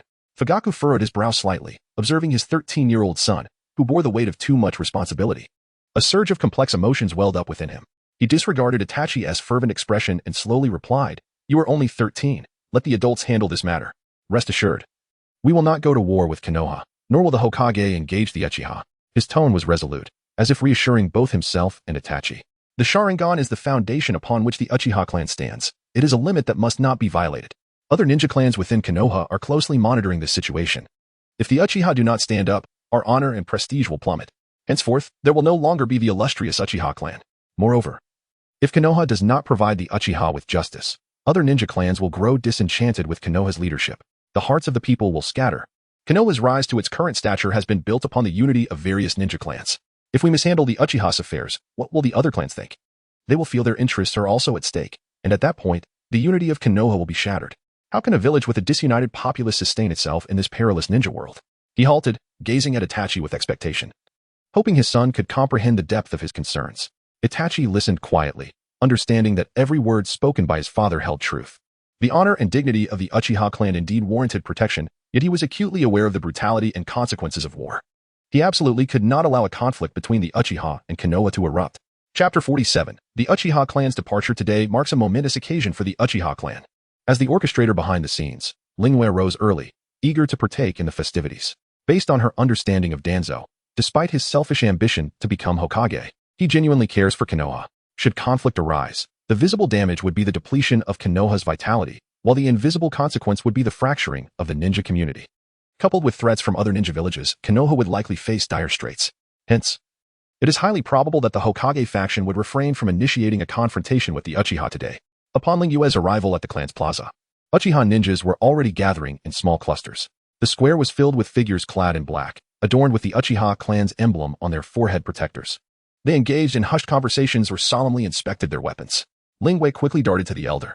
The elder merely cast a fleeting glance at her, nodding in acknowledgement. Lingwei promptly composed herself, standing firmly as she absorbed the serious atmosphere around her. Time elapsed, and the crowd gradually quieted, occasionally interrupted by the faint sounds of clashing weapons. After waiting for over 10 minutes, no new ninjas appeared. At that moment, clan leader Uchiha Fugaku, flanked by several high-ranking members of the security department, strode confidently to the forefront. Tall and imposing, his eyes radiated an innate authority, and his expression was grave, as if bearing the weight of the entire clan. Gazing at the sea of dark-clad clansmen, he maintained a solemn demeanor.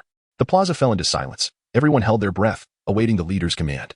Without superfluous words, he declared, "Let us proceed." Fugaka turned decisively toward the Hokage building, leading the way. Behind him, the Uchiha ninjas swiftly organized themselves, marching in unison. Their formation was disciplined, their footsteps resonating with a powerful steadiness reminiscent of a well-trained battalion. They traversed the streets of the Uchiha district, where residents cast concerned and expectant glances their way. Some elders appeared anxious, fearing for their descendants' safety, while children looked on with envy, dreaming of one day bearing the clan's honor like these ninjas. Throughout the journey, no one uttered a word. Only the synchronized sound of footsteps echoed along the streets. The ninjas bore expressions of determination. Perhaps they sought greater rights and respect. Or perhaps they were merely fulfilling their duty. Regardless of the reason, they were resolutely entwining their fates with that of their clan. As the Uchiha contingent left their district, the observing ninjas were left astonished.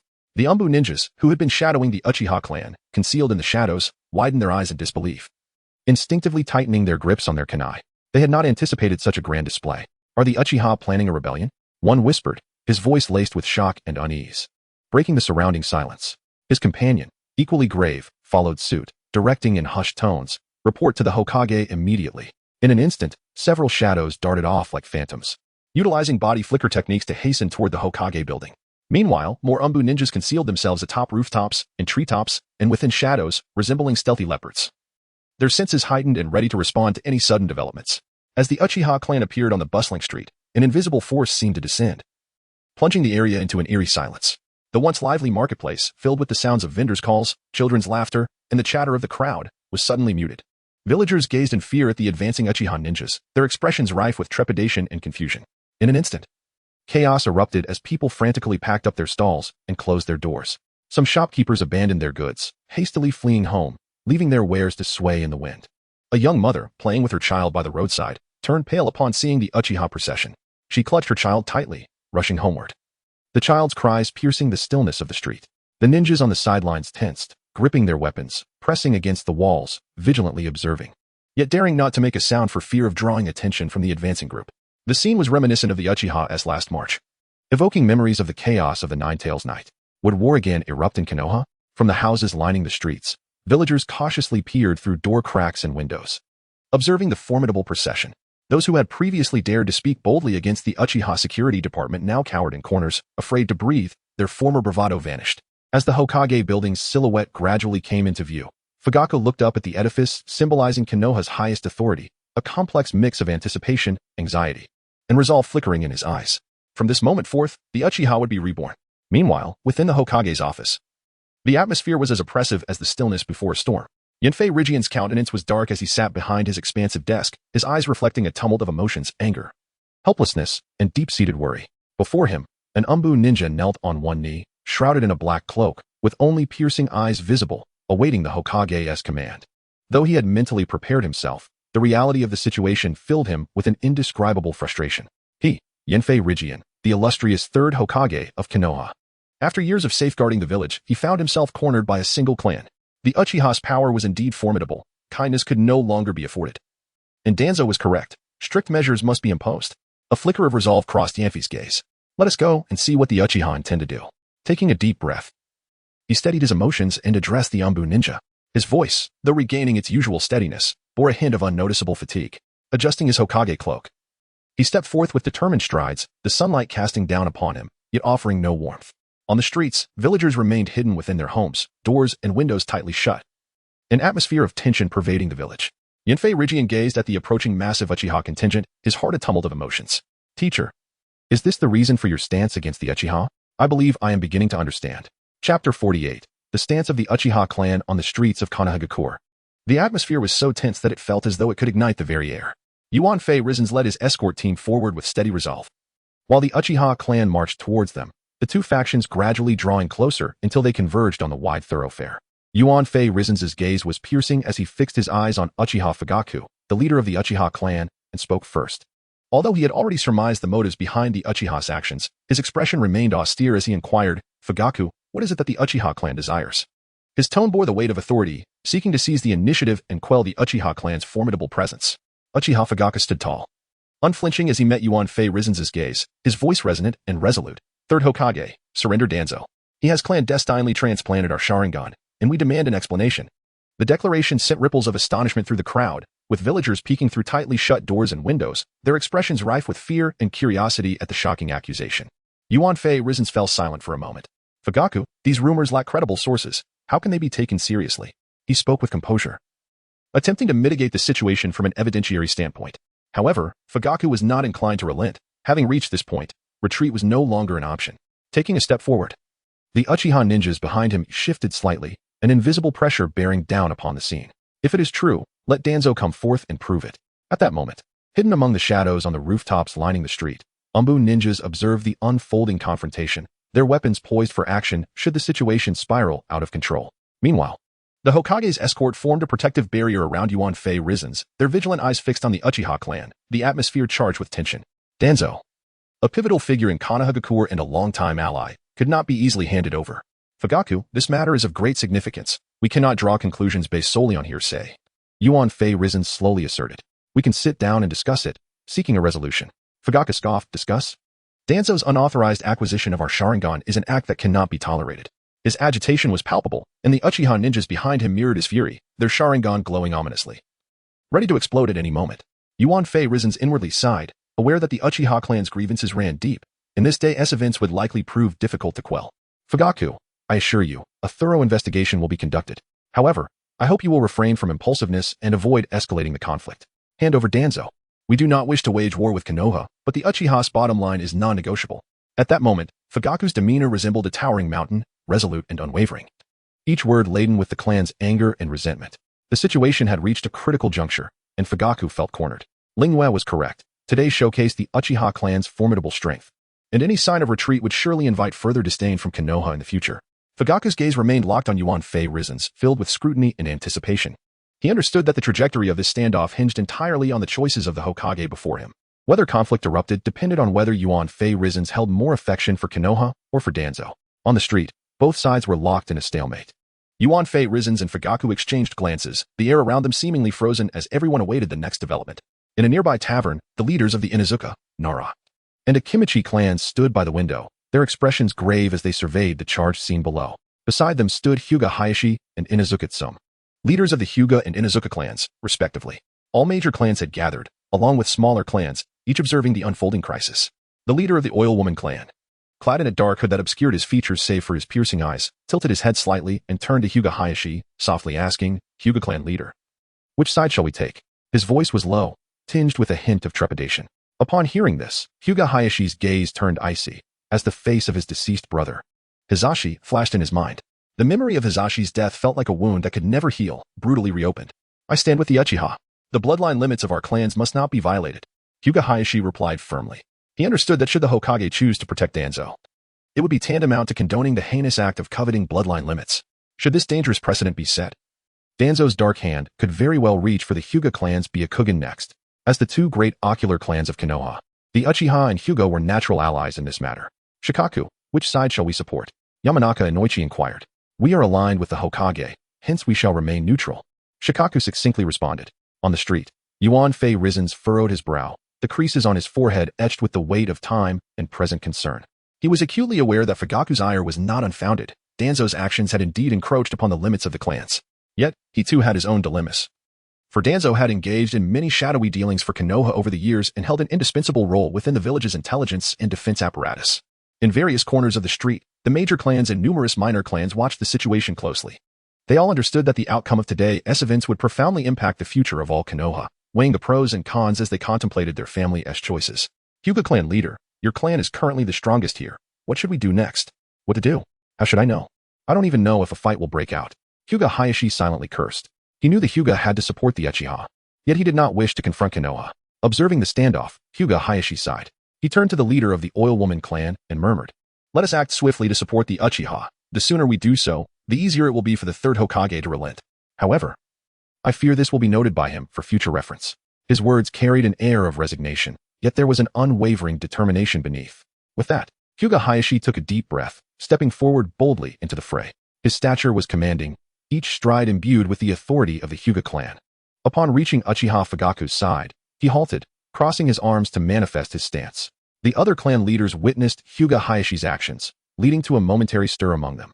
They exchanged glances, eyes flickering with hesitation and contemplation, before beginning to converse quietly. Weighing their options, Inuzuka Tsum was the first to follow suit, with her clan members trailing behind.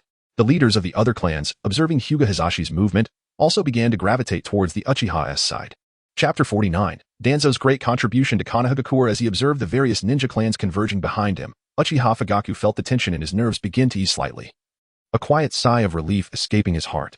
The fate of his clan rested solely upon his shoulders, a burden that weighed heavily upon him. Fortunately, Lingyue's plan had come to fruition, prompting the other clans to step forward. Sarutobi Hiruzen, witnessing the actions of the clans, experienced a tumultuous mix of emotions. Anger and helplessness swirling within him. The blunder Danzo had committed was monumental, far beyond what even he could withstand. The brazen theft of the bloodline limits from the clans had effectively pushed them into the Uchiha's camp.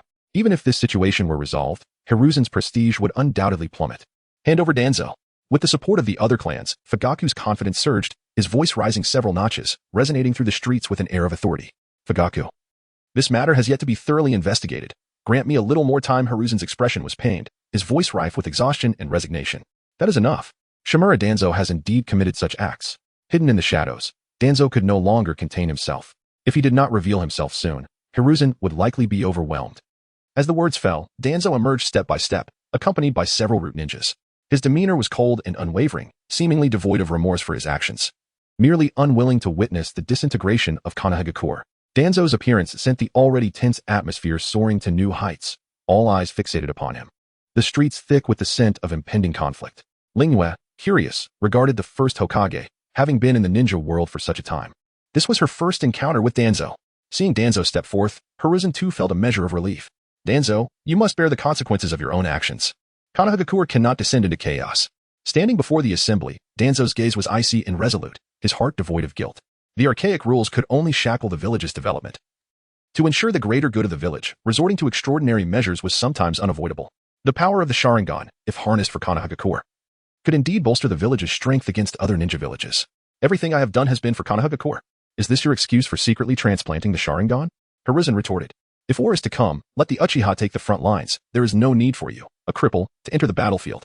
Regardless, your covetousness for the Sharingan has crossed the Uchiha's threshold, and you must provide us an explanation. With newfound resolve, Fugaku's tone became more assertive. In the face of Fugaku's probing gaze and inquiries, Danzo astonishingly chose to remain indifferent, as if he were merely an inconsequential specter in the room. His previous statements were nothing but a pretext. Danzo was a man who cared for his reputation. Hiruzen took a step forward, his expression earnest yet weary. He raised a hand in a gesture of appeasement, attempting to diffuse the palpable tension. Fugaku, while Danzo's secret transplantation of the Sharingan is indeed a wrongdoing. Considering his years of dedication to the village, he has contributed significantly. Therefore, I propose a compromise. Danzo relinquishes the Sharingan to provide an explanation to the Uchiha. And in return, you allow him to go free for the sake of the village's stability. The Umbu can deal with him. What do you think? Contributions? I would like to hear what these contributions are. Fugaku interjected. Danzo has Hiruzen opened his mouth, ready to argue, but faltered. What had Danzo truly accomplished over the decades? It seemed as though all his deeds were unspeakable. Struggling to articulate, are we? Allow me to assist. The Root S assassination of the Hokage. Testing the protective capabilities of the Hokage S guard. Surely that counts as a significant achievement. Danzo leaked confidential information regarding ninja missions, spreading rumors that led to the demise of White Fang. Another considerable offense. On the night of the Nine Tails, he led the Root to thwart the Uchiha's rescue efforts. Safeguarding the village's assets, yet another great deed. He coerced the major ninja clans to send personnel to the Root, establishing its growth, once more, a noteworthy accomplishment. He abducted village children for inhumane experiments, attempting to revive the glory of wood release, an undeniable transgression. And, of course, secretly transplanting the Sharingan. With the intent to bolster the Uchiha's reputation, a significant act indeed. Danzo's notorious accomplishments were laid bare, and Fugaku felt a surge of satisfaction. Grateful for Lingyue's thorough preparations that had anticipated Hiruzen's defense of Danzo. He had long harbored disdain for Shimura Danzo. And now he relished the opportunity to openly condemn him. Do not speak recklessly without evidence. Hiruzen was taken aback. Such blatant accusations left him on the verge of fury. Danzo, have you ever performed a single legitimate act? Fugaku's gaze remained fixed on Danzo, clearly intent on not relenting until he achieved his goal. Hiruzen turned to Danzo, realizing that any further attempts to shield him were futile. Recalling Danzo's words from the previous night, hand him over. He had his own means of resolution. He resolved to trust him once more. After all, he had done all he could. Surely Danzo would not hold it against him for sacrificing him. While Fugaku reveled in his verbal onslaught, the leaders of the other clans stood in stunned disbelief. Who would have imagined that the seemingly righteous Danzo had committed such heinous acts in secret, even going so far as to orchestrate the assassination of a Hokage? Yet, was he not aligned with Hiruzen? Ignoring the astonishment that enveloped the crowd, Fugaku pressed forward with unyielding determination, with a clear path and the support of the clans. The Uchiha stood on the side of justice. Failing to seize this opportunity would render him unworthy of his position as clan leader. He positioned himself before Danzo, his gaze penetrating, locking onto Danzo's eyes as though attempting to peer into his very soul, and he demanded with fierce intensity, Danzo, at this juncture, do you have anything left to say? Under Fugaku's piercing scrutiny, Danzo exhibited no signs of retreat. His expression darkened, akin to the foreboding skies before a tempest, leaving others to ponder his true intentions. Suddenly, he raised his hand swiftly, tearing away the bandages that had concealed his secrets. In that instant, an eerie yet striking three-tomo Sharingan was revealed to all, its crimson hue flickering with a mysterious light in the dimly lit chamber. Indeed, I have transplanted the Sharingan, Danzo declared, bearing the three-tomo Sharingan. His voice was low and hoarse, laced with a sense of reckless abandon. His gaze swept over each individual present, seemingly gauging their reactions. But everything I have done has been for the village. Now that the Uchiha reject my actions, I shall accept the consequences of my choices. The deeds of Danzo Shimura shall rest solely upon my shoulders. Chapter 50. Danzo's suicide. Danzo stood tall, a hint of pride etched on his face. As though in that moment, he had transformed into a valiant martyr. Remember, I am not afraid of you, Uchiha. I merely wish to prevent chaos in Konoha, so that other ninja villages cannot take advantage. I am willing to die to prove that all I have done was for the village. Upon hearing these words, a stir of astonishment rippled through the crowd. It was unexpected that Danzo, with such audacity, would step forward to bear the weight of the situation alone. Has Danzo lost his mind? Someone murmured from within the throng, their voice laced with confusion and disbelief. In their recollection, Danzo was a man consumed by a lust for power, willing to go to any lengths, even sacrificing others, to achieve his ends. Yet, sacrificing his own life. This grand declaration and action seemed so out of character for him. Or could it be that Danzo truly had the village's interests at heart? Nevertheless, one could not justify the covert transplantation of Uchiha's Sharingan. As the discussion swirled around him, the third Hokage, Sarutobi Hiruzen, stood silently to the side, his face a mask of helplessness and sorrow. He had known Danzo for many years, weathering countless storms together, both dedicated to Konoha's prosperity. He understood Danzo's character and ambition, cognizant of the unsavory deeds Danzo had committed over the years. Yet, the situation had spiraled beyond his control. Lingwei stood quietly behind the elder, observing the unfolding events. It was predictable that the various ninja clans would take sides. Even the Inuzuka, Nara, and Akimichi clans had refrained from appearing. However, Danzo's righteous demeanor was genuinely surprising to her. No need to rush, let us observe further. Regardless of what Danzo claims today, his demise is inevitable. Danzo's expression darkened as he slowly turned, his gaze slicing through the assembled ninja clans. His eyes flickered with malice and resentment. With each glance, his hatred intensified. Since you have all chosen your sides, do not blame me for being ruthless. He muttered fiercely to himself, his fist clenching tightly, knuckles whitening from the strain. I shall remember this, and I will settle the score with each of you later.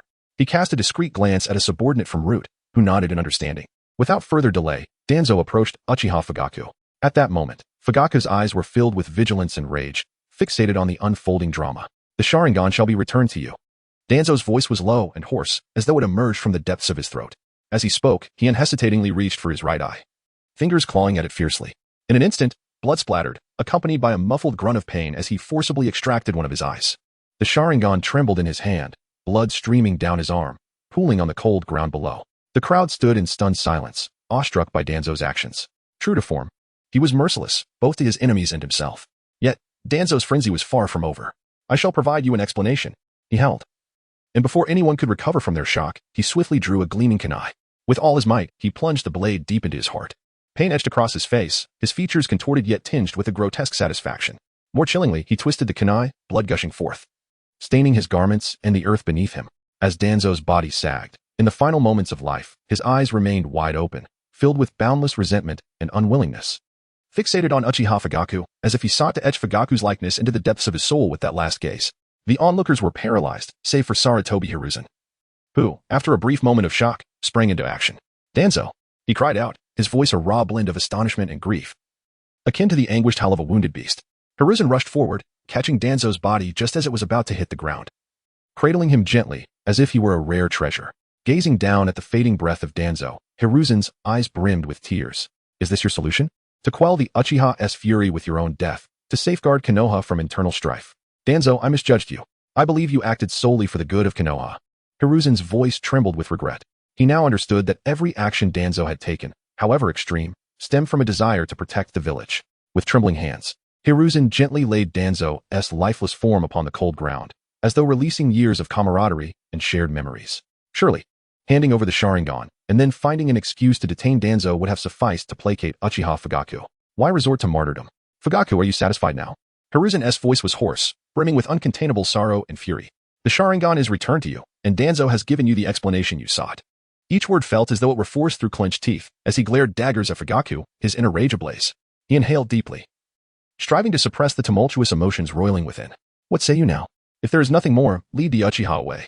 For now, quelling the discord in Konoha is of utmost importance. Danzo must not have died in vain. The members of the various ninja clans stood witness. Danzo's body laid bare before them, confirming his demise, while they had achieved a victory against the Hokage's faction. The fury radiating from the third Hokage instilled an unsettling apprehension within them. They had undoubtedly incurred his wrath. The days ahead would likely be fraught with difficulty. The root ninja, observing the scene, seized the moment to step forward. Two of them promptly lifted Danzo's body, preparing to discreetly remove it. Lingwei, catching sight of their actions, suddenly grasped the underlying intention. I knew Danzo was far too selfish to boldly take the blame. So this was the plan. Confident in her realization, she discreetly tapped the elder from behind, subtly signaling the two root ninjas preparing to carry Danzo away, whispering 3 words, Izanagi. The elder paused momentarily before understanding her intent. While surprised that Danzo had employed Uchiha's forbidden technique, this was not the time for inquiries. He swiftly intercepted the two root ninjas attempting to flee. The matter is not yet concluded. Why the haste to remove Danzo? Elder Uchiha Shana's piercing gaze locked onto the two root ninjas, his voice resolute and clear amidst the surrounding clamor. Chapter 51. Acting according to my gaze, Uchiha Shana. What do you mean? Danzo is already dead, and you still won't let him go? Sarutobi Hiruzen's chakra surged uncontrollably around him, reminiscent of an enraged beast. There was no pretense, only raw emotion. In his heart, he believed that even if Danzo had committed wrongs with his death, those matters should now be laid to rest and not disturbed. Besides, he had yet to fully recover from the shock of Danzo's demise. Instinctively wanting to defend a comrade who had fought alongside him for many years, even if it were merely a corpse. I did not say I would not let Danzo's corpse be at peace. What I mean is, although Danzo is dead, the matter of his clandestine transplantation of the Sharingan is not over. What if someone dares to covertly transplant the Sharingan in the future? Danzo has already confessed and taken his own life. He does not mind lying here a little longer. Now, before Danzo's corpse, let us clarify everything at once. Uchiha Shana was merely seeking trouble and stalling for time. Izanagi has a time limit, and Danzo cannot escape. I assure you. The bloodline limits of the shinobi clans are not to be trifled with. Violators will face the wrath of Konoha. Surely, this will suffice. Sarutobi Hiruzen spoke through gritted teeth. The root ninjas, carrying Danzo's corpse, were about to depart when Uchiha Shana waved his hand, and several Uchiha stepped forward to encircle the root ninjas in the center.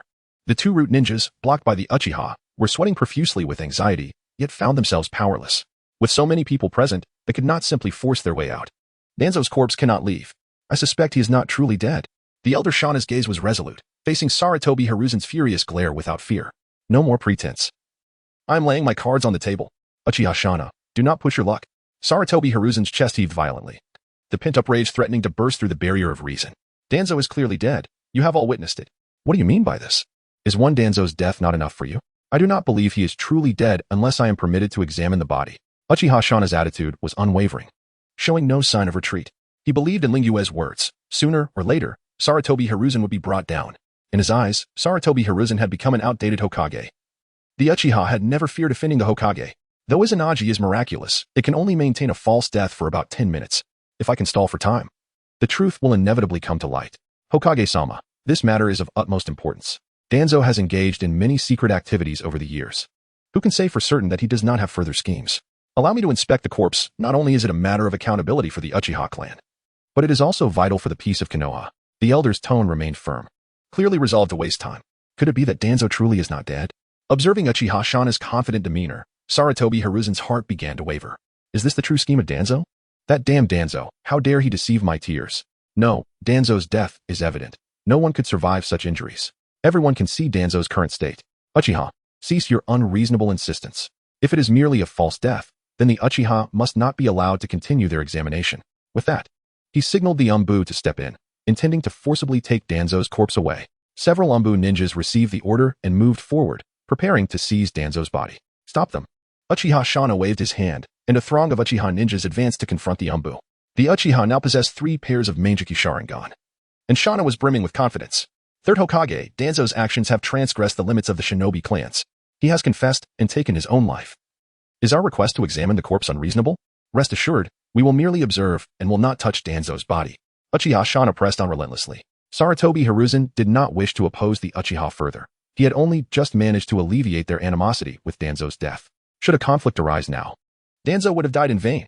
Yet, observing the anxious expressions of the two root ninjas, he sensed that there might indeed be hidden truths. Should he buy Danzo some more time? Sarutobi Hiruzen felt conflicted. One side wished to depart, while the other refused to yield. The Uchiha and the Umbu faced off in the street. The standoff persisted, the air seemingly thick with tension. However, others, unaware of the underlying reasons, only perceived the Uchiha's obstinacy as if they sought an excuse to escalate the conflict. The clan leaders standing behind Uchiha Fugaku wore increasingly grave expressions, their hearts murmuring uneasily. Danzo is already dead, yet the Uchiha remains relentless.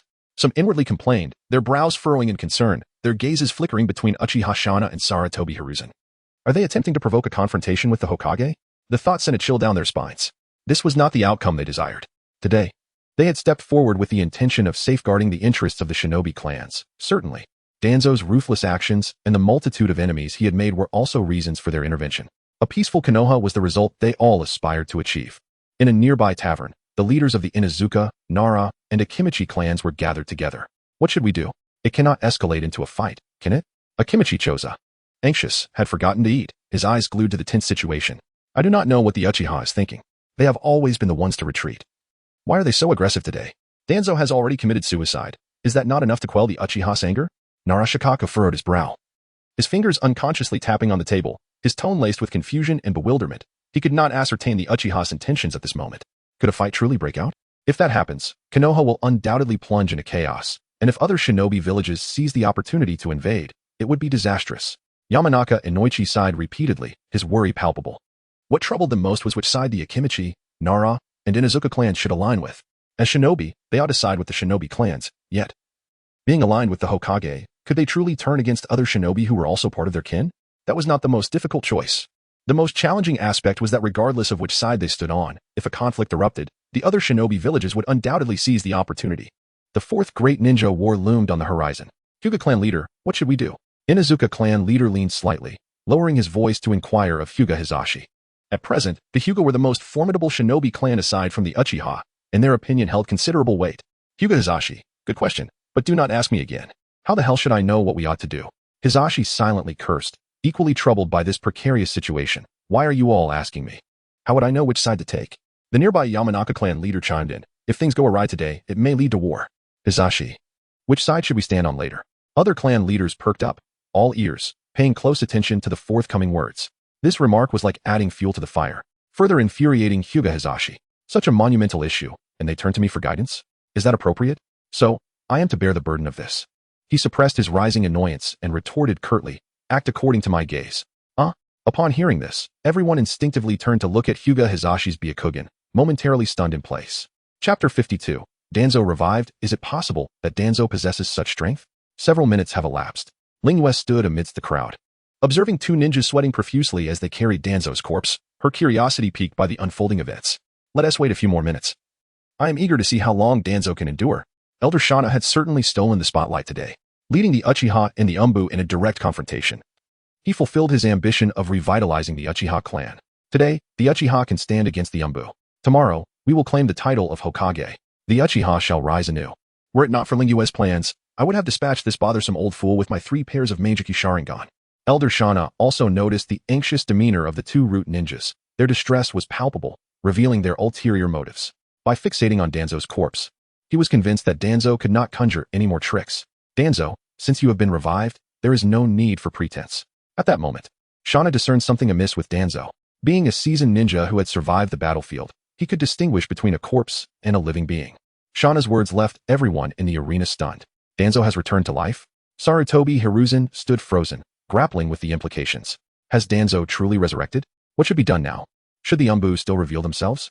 All eyes turned toward the corpse of Danzo, now being hoisted by the two ninjas. The duo, under the scrutiny of the crowd, was drenched in sweat, and the wounds on Danzo's body had vanished. Danzo, everyone is watching. There is no need for further charade. The elder was now quite pleased. Lingyue had indeed predicted correctly. Danzo mastered the Uchiha's secret technique, Izanagi. Danzo's true nature was laid bare, and with so many witnesses, even if he possessed 10 lives, he would meet his end. Lingyue observed this scene, unable to suppress her laughter. Truly, Danzo has a thick skin. Even in such dire circumstances, he continues to feign death. The standoff persisted in silence for another 3 minutes, with both the Umbu and Uchiha now focused on Danzo. Sarutobi Hiruzen found himself in a most awkward position. Just moments ago, Danzo's boastful declarations echoed in his ears. I am willing to die to prove that all I have done was for the village. Here I am, prepared to engage in battle over your corpse, and yet you have returned to life before everyone's eyes. What am I to do now? Glimpsing Uchiha Fugaku, and then the seemingly lifeless Danzo, Hiruzen's posture slumped. Danzo, oh Danzo, how foolish I was to trust you. Even as you face death, you dragged me down with you. Initially, I could have surrendered the Sharingan and imprisoned you, but now, in this situation, such a proposal would garner no support. Observing the unwavering Uchiha, Hiruzen reluctantly gestured for the Umbu to withdraw. Danzo openly admitted to stealing the Sharingan and boldly proclaimed his willingness to die to quell the turmoil within Konoha before committing suicide in front of all the clan leaders. All bravado and no action. Even if he has returned to life, does it matter? Does he take us all for fools? Now, he must face the consequences. Konoha and Danzo can no longer coexist. It must be one or the other. From the moment Danzo established root, it was to serve as a scapegoat in times of crisis. 3 more minutes passed, and silence enveloped the scene. Danzo remained remarkably composed, still pretending to be dead. Sarutobi Hiruzen stood beside him, his complexion shifting from yellow to red, then purple, and finally to a mosaic of colors, culminating in a vibrant shade of black. Today has been an utter embarrassment. The ninjas from various clans looked on at Danzo's corpse. Fortunately, as trained ninjas, none broke into laughter. Elder Uchiha Shana could no longer contain himself. He drew a kunai and hurled it at Danzo's corpse. The 2 root ninjas, still holding the body, were unable to intervene in time to prevent the kunai's trajectory. The kunai struck Danzo's corpse, and in that instant, it emitted a muffled grunt before falling silent once more. Danzo, feigning death, closed his eyes, utterly unprepared for the kunai's assault. Lingyue could no longer hold back her laughter. Truly, he is a figure of the dark ninja world. The first Hokage and the 5th Hokage. This level of patience, I, Uchiha Lingyue, would dare to call you the strongest in the ninja realm. Her laughter shattered the silence, igniting a wave of mirth among the assembly. Hearing the laughter, Shimura Danzo could no longer endure. His face darkened as he shoved aside the 2 root ninjas and stood up. Today he had become a complete joke. Damn it. How could my plan of feigned death be seen through? Cursed Uchiha, born of malevolence. Initially, I thought if I could not become Hokage, I would pretend to die, transitioning from light to darkness, allowing me to continue executing my plans to eliminate the Uchiha. Once the Uchiha are eradicated, who would dare oppose Shimura Danzo upon my return? Now, all my plans lay in ruins. In truth, after lying motionless for so long, Danzo was not merely feigning death. He was contemplating his escape, having his ruse unraveled. His calculations disrupted, and his exit blocked, he wondered, where is my path to survival? Countless thoughts raced through his mind. Should I surrender? No, the Uchiha would certainly investigate. And if all the Sharingan were extracted, the cells of Hashirama would retaliate. Was becoming a rogue ninja my only option? No, with so many witnesses. Even as a rogue ninja, escape would be impossible. I cannot die yet. The Uchiha have not been exterminated. I am willing to surrender all my Sharingan and apologize to the Uchiha. Danzo gritted his teeth, uttering each word with conviction. No, we Uchiha cannot trust you. Did you not just claim you were willing to sacrifice yourself to provide us with an explanation? Why do you now wish to avoid death? Who knows if you would not later attempt to transplant the Sharingan? Lingyue had made it abundantly clear that Danzo possessed Hashirama cells if he wished to live. He would undoubtedly continue to transplant Sharingan. He must remain here today. Seeing that the Uchiha would not relent, Danzo's heart sank. He turned his hopeful gaze towards Sarutobi Hiruzen. Only this longtime friend could offer him salvation. Hiruzen understood Danzo's pleading look but turned away with a scowl. Today, not only had Danzo become a laughingstock, but Hiruzen too had lost face. If Danzo lives, the Uchiha will not relent. For the sake of Konoha, I must sacrifice you, Danzo. Reflecting on all he had done for Danzo, he yearned to unleash a Doton no Sook, to escape this humiliating scene. As Danzo observed Hiruzen turn his back, he felt his body sway as if robbed of all strength. The weight on his heart had finally perished. No one could assist Danzo now. The charade of death had failed, and he stood alone against the world. Am I, Shimura Danzo, to meet my end? His gaze shifted to the leaders of the various clans, particularly the formidable Uchiha. Flee. Is escape even possible? Clenching his teeth, a glint of madness flickered in his eyes. No, even in death, I, Danzo, shall take a few Uchiha down with me. In an instant, a tremendous surge of chakra enveloped him, and he erupted into action, roaring, would release, cutting technique. Chapter 53. The Demise of Danzo. Having anticipated the confrontation, Uchiha Shun swiftly executed a substitution technique to evade Danzo's attack. Before Danzo could react, a tide of Uchiha clan members surged forth, encircling him completely. Dozens of crimson eyes fixated on Danzo, and 2 root ninjas were swiftly subdued. Could it be that Danzo possesses would release as well? Gasps of astonishment filled the air. If that were true, then his transplantation of Hashirama cells must also hold merit. Sarutobi Hiruzen, observing from the sidelines, opened his mouth as if to speak but ultimately chose to remain silent, watching the unfolding events with a measured gaze. While Yamato also wielded would release, it bore no distinction from that of an ordinary J-nin. Danzo's would release should be no different. Otherwise, he would have long since declared his ambition to become Hokage. Hiruzen contemplated intervening to protect Danzo, but it was evident that the Uchiha would not relent. To forcibly shield Danzo risked the disintegration of Konoha itself.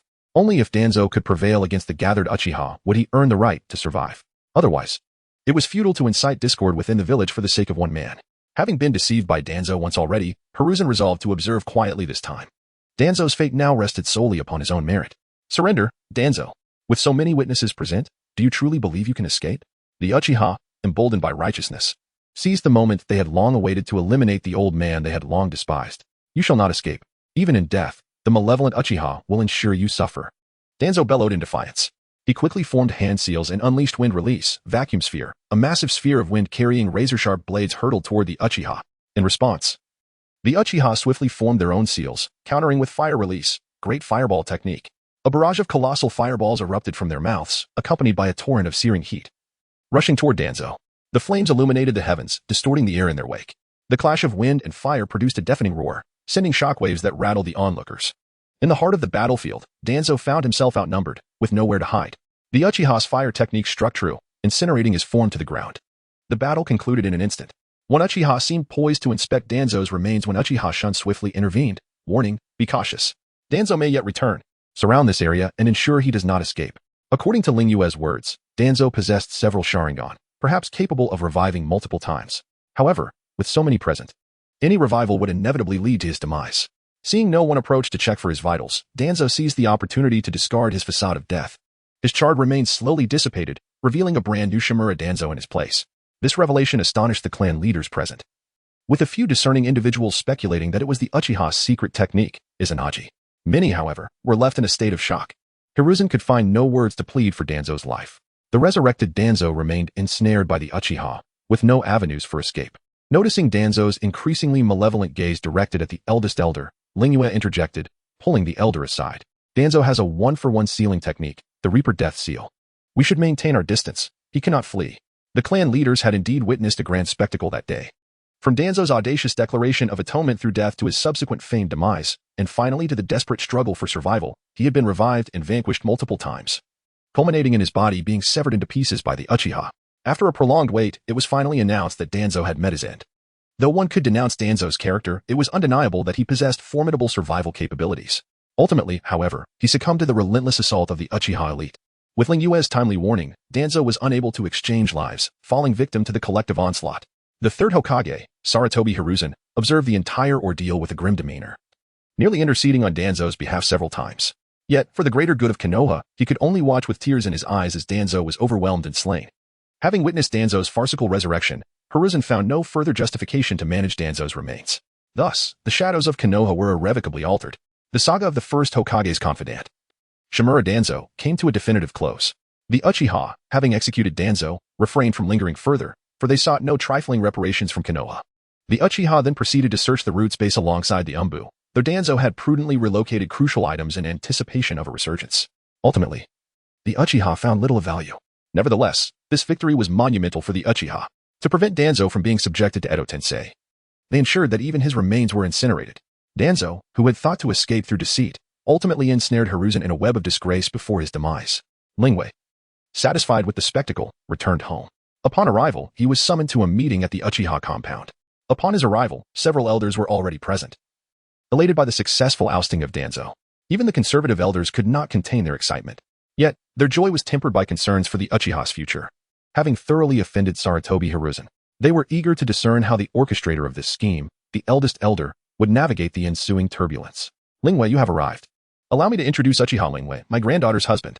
He masterminded this plan. As the elders engaged in hushed discussions, the eldest elder's keen eyes caught sight of Ling Yue entering, and he welcomed him with palpable enthusiasm, eager to present him to the clan. The room fell silent, astonished that the plan to eliminate Danzo had been devised by the young man before them.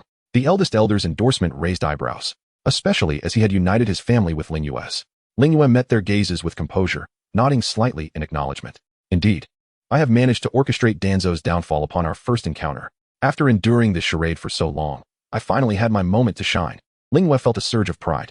The Uchiha's existential threat had diminished significantly. Hiruzen had always portrayed himself as a benevolent Hokage.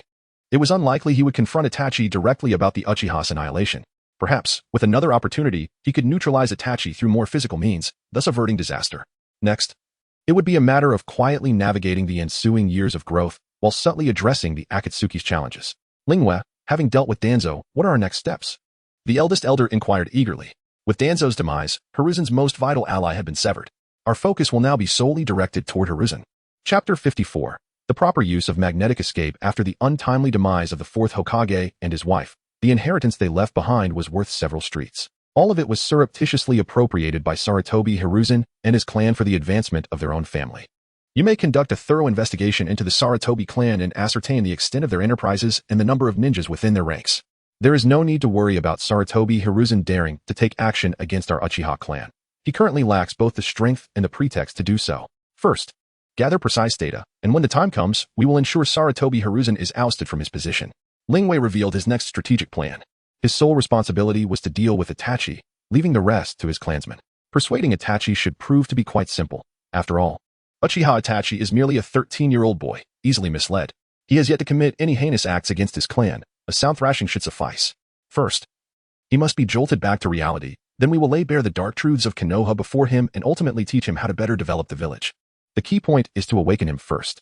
Lingwei instinctively glanced at the system panel in his mind. He had accumulated 160,000 points. By nightfall, once the villagers of Konoha learned of the day's events, he should be able to amass 200,000. With the means to execute magnetic escape, numerous opportunities would arise, and he could finally shed the title of Earth Chicken. However, he still needed to devise a legitimate reason to employ magnetic escape. But wait, why would he need an excuse? Who would dare to challenge him? Later that evening, having arranged everything, Lingwei returned home. This was the advantage of having power. He could simply delegate tasks. As he awaited the growth of his points, he contemplated his future strategies. Outside of Konoha, the Uchiha dispatched by the Elder had yet to return, which was of no concern. Within Konoha, the Uchiha's sole adversary remained Sarutobi Hiruzen. Yet this individual harbored a significant weakness. He upheld a moral code. Lingwei could easily manipulate him through moral coercion. Danzo, the greatest threat among the many who traversed worlds, was formidable due to his shameless methods. Bullying the weak and outnumbering the few had become his standard practice. Countless travelers had suffered greatly, falling prey to Danzo's schemes before they had fully developed. Fortunately, Lingwei had been sufficiently cautious, confronting Danzo head-on during their first encounter. Now, the immediate task at hand was to pacify Uchiha Itachi, allowing him to focus on his own development. Itachi's strength lay in genjutsu. Tomorrow he would seek out the Elder for targeted training in resisting illusions. Once he mastered that, he would physically subdue Itachi. Casting a glance at the three shadow clones diligently honing their chakra control within his room, Lingwei nodded with satisfaction. He began to immerse himself in the cultivation of his natural abilities. If the substitution technique was a divine skill, then the shadow clone technique was a veritable bug. Such a remarkable training aid could only exist within the ninja world. As the clock approached 10, the system points finally reached 200,000, and Lingwei promptly purchased magnetic escape. With the expenditure of points, a unique energy materialized within him. Reflecting on the transformation of his body, he retrieved a kunai. As chakra surged through him, the kunai began to levitate. Lingwei held his breath, delicately attuning to the subtle connection between himself and the kunai. With increasing mastery over his chakra, the kunai's rotational speed escalated, generating a whispering wind. Yet, Lingwei was not content with just one. He summoned 4 more kunai, adding them to the swirling dance around him. At that moment, 5 kunai, under Lingwei's command, moved erratically at varying speeds and trajectories around him. As he maneuvered them, their velocity only intensified, creating a dazzling display of black light that flickered like lightning, overwhelming the senses. Lingwei nodded in approval. This was merely 5 kunai. If he could command 500, or even 5,000, would he not become a fearsome human meat grinder on the battlefield? Wherever he went, nothing would survive. It seemed that in the future, he must procure every kunai available from the system shop without hesitation. The system's built-in storage could accommodate such purchases, although it had stringent limitations, only allowing the storage of items acquired through the system. This implied that if he wished to store more kunai obtained through other means, he would need to prepare a sealing scroll. Such a notion diminished his prestige. Imagine facing an enemy, possessing an abundance of kunai, with a mere flourish of his hand. He could summon hundreds or thousands, unleashing a torrential storm of steel upon his foes. What a breathtaking spectacle that would be. However, if he resorted to using a sealing scroll, the scene would shift drastically. As battle commenced, he would fumble to retrieve a scroll from his pocket, tearing it open under the watchful eyes of his enemies, only for a cascade of kunai to clatter to the ground.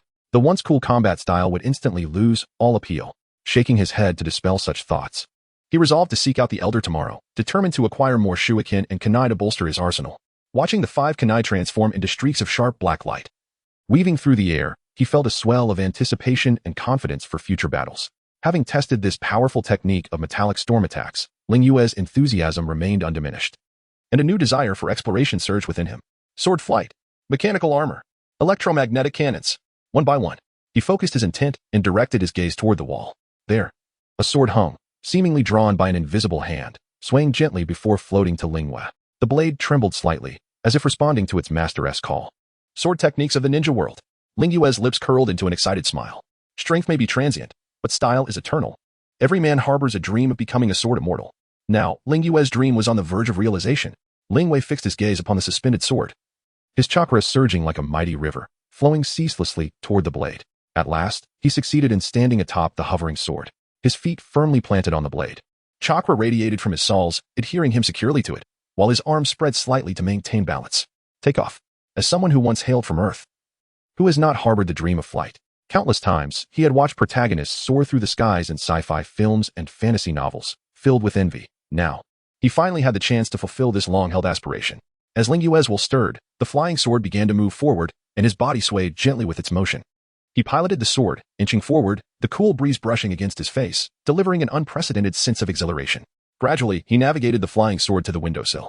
Through the window, the world outside came into sharp focus, igniting a fervor within Ling Yue's heart. Today, he would experience the sensation of flying on a sword. He proclaimed with exuberance, "Take off." Unexpectedly, just as he unleashed his chakra with all his might, the sword was propelled by a tremendous force, shooting forward with a whoosh. The sword flew away, but he remained rooted in place. Ling Wei, caught off guard by the sudden inertia and with too little contact area, could not anchor himself to the powerful flying sword with the chakra beneath his feet. His body failed to follow the sword's trajectory, and as he lost his balance, he plummeted straight downward. Oh no! Ling Yu cried out in terror, desperately attempting to regain control over his chakra to stabilize his body amidst the chaos. However, everything transpired with alarming swiftness. With a resounding thud, Ling Yu crashed heavily to the ground, stirring up a cloud of dust. Damn it, I underestimated this. The speed is so overwhelming that I can't maintain my balance. A mere launch and sudden stop would send me tumbling, he muttered to himself while rubbing his sore backside. It dawned on him that flying with a sword was far more complex than he had envisioned. It required not only the manipulation of chakra to propel the sword, but also a precise mastery of balance and coordination between himself and the flying blade. Fortunately, the launch had resulted merely in a fall from a standing position. Had there been a sudden stop, he would have surely been thrown off. Ling Yu slowly rose to his feet, beckoning the sword lodged on the opposite eaves to return, contemplating his next strategy.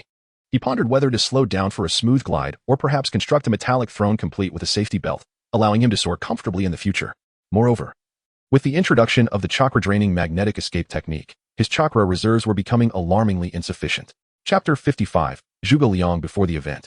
A full after it inside the Hokage building, the atmosphere was stifling, rendering it almost impossible to breathe.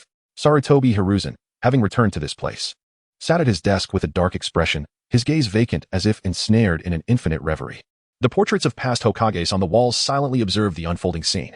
Mito came in and Nari Kobyun stood quietly in a corner of the Hokage's office. Watching Hiruzen's solemn demeanor, their words dying on their lips, they exchanged a glance, sighing helplessly, and could only stand by in silence, sharing in Hiruzen's daze. They understood that the current situation had become exceedingly precarious, and with their limited abilities, they could conjure no effective solution. Eradicating the Uchiha clan? Who would carry it out? How would it be done? What if other villages launched attacks afterward?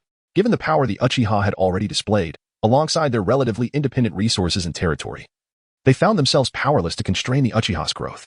Hiruzen glanced at his two old friends, who remained mute. How convenient it was to be wise before the event yet foolish afterward. When had they transformed into such beings? They paled in comparison to Danzo, who at least had the audacity to act decisively. If Danzo were still alive, he would surely have devised a plan to deal with the Uchiha. His thoughts drifted back to the past, recalling the moments spent with Danzo. Once, they fought side by side for the prosperity of Konoha, facing countless challenges together. But now, he was alone. Only in Danzo's absence did he realize the value of his presence. After a long spell of contemplation, Hiruzen remembered Itachi Uchiha, who was hiding, as well as Kakashi and the unseen Inuzuka, Nara, and Akimichi clans.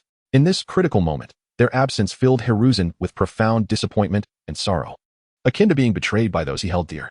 True feelings reveal themselves in times of adversity. Kakashi and Itachi were no longer trustworthy. He was no longer young. The marks of time had etched themselves upon his face, and his body and spirit were far from what they once were. Faced with the restless Uchiha, he felt utterly powerless. Konoha was now teetering on the brink of disaster, where a single misstep could plunge it into irreversible ruin. But at this perilous juncture, who could rise to uphold the village? After much deliberation, Hiruzen summoned a member of the Umbu. Go fetch Jiraiya back. The village needs him.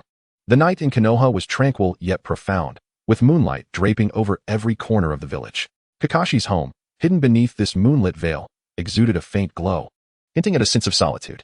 Kakashi sat slumped on the tatami mat, surrounded by empty sake bottles. His gaze was blurred, starkly contrasting with the calm and composed copy ninja of yore. Once, Kakashi abstained from alcohol, but after being pierced by Danzo's verbal barbs, he learned to numb himself with spirits. Today, Kakashi had witnessed a riveting spectacle from the shadows. The very architect of his father's demise, Danzo, had finally met his deserved fate. Falling at the hands of the Uchiha clan, Danzo's farcical pretense of death and his final desperate struggle had reduced him to a mere laughingstock in the eyes of many. Yet, as Kakashi beheld Danzo's collapse, he felt no satisfaction within.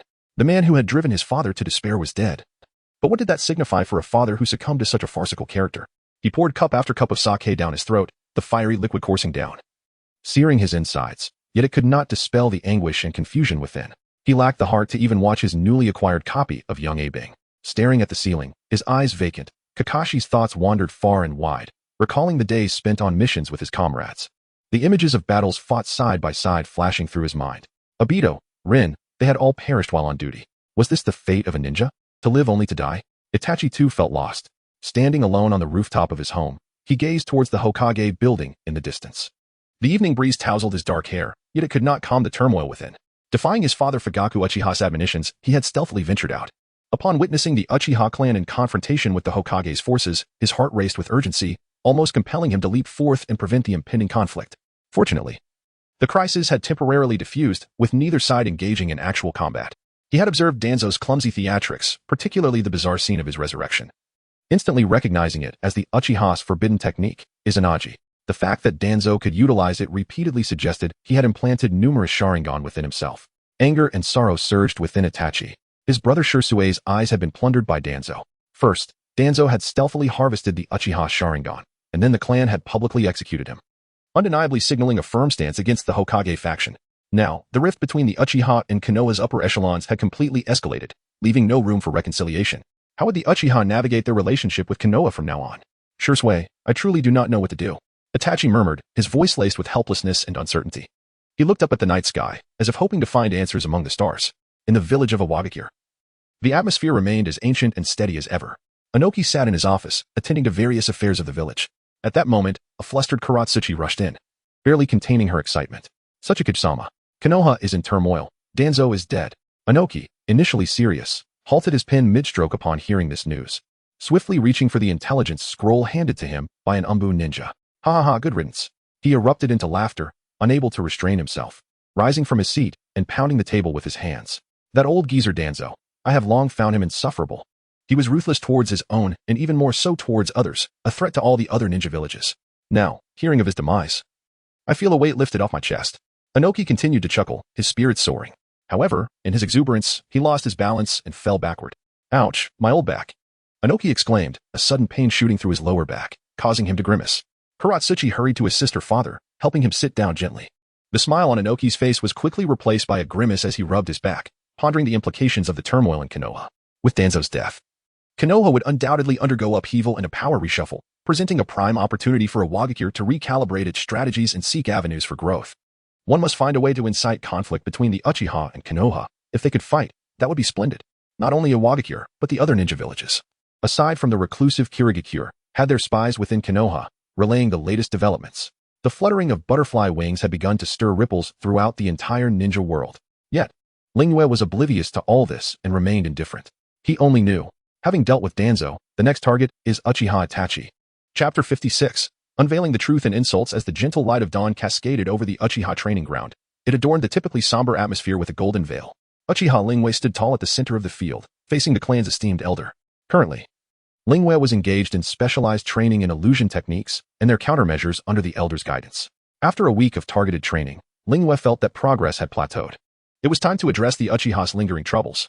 Throughout the week, Lingyue had taken the opportunity to visit the Uchiha Academy, delivering lunches and sharing stories, and had become quite familiar with the teachers there. Lingyue had successfully devised a plan to eliminate Danzo, which had earned her a measure of respect among the elders. The elder, Shan, was more than pleased with Lingyue's actions, eager to align himself with such a prodigy. Were it not for their youth, Uchiha Shan would have been inclined to hasten their union, ensuring that Lingyue's exceptional genes were passed on. On Uchiha Fugaku's side, the aftermath of Danzo's demise had awakened him to a harsh reality. Aligning with Sarutobi Hiruzen would only lead to ruin. The Uchiha needed to grow strong independently to thrive. With the 3 pairs of Manjiki Sharingan, there was no longer a need to struggle for survival.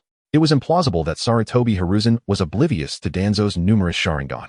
The blatant favoritism shown had extinguished any hope of a promising future for the Uchiha under his wing. Henceforth, the Uchiha would no longer play by Konoha's rules. Disregarding the village's public perception, The Uchiha clan flourished, liberated from the shackles of Danzo's reign, and smiles had returned to the faces of the clan members. After a day of rigorous training, Lingyue exhaled deeply. The week had been a grueling routine, exhausting her both physically and mentally, which was in stark contrast to her desire for a leisurely existence. If this continued, what difference was there between her and a mere beast of burden? Had she traversed realms for naught? Upon checking her system panel, she found no impressive items available in the shop that week. So she spent 200 points on a set of shuriken, which she stored in the system space. She added the newly acquired 5,000 points to her natural affinity. Feeling a surge of power within her, it was time to remove Sarutobi Hiruzen from the equation, but first, she needed to deal with Uchiha Itachi to prevent any unforeseen complications. The following day, as Itachi was on his way to work, he was intercepted by Lingyue. Although he had not yet withdrawn from the Umbu, he was no longer trusted by Sarutobi Hiruzen and was relegated to routine duties at the Hokage building. Itachi understood that the Uchiha's previous actions had wounded the Hokage's heart. He hoped that time would heal the rift and mend their relationship. Good morning, young clan leader. I have something to discuss with you. Lingyue had risen early to confront Itachi before he could leave for work. What is it? Speak quickly, I'm in a hurry. Itachi frowned, a hint of displeasure creeping into his demeanor as he quickened his pace to evade her. Seeing Itachi's cold response, Lingyue felt no need to maintain her facade. In her former weakness, she had humbly sought his favor, but now that she had grown stronger, it was time to express her grievances. Uchiha Itachi, I wish to know what Uchiha Shursui said to you before his death. With that, Lingyue struck a nerve, her words piercing like a dagger aimed at Itachi's heart. His body stiffened, and a flicker of anguish and rage crossed his eyes.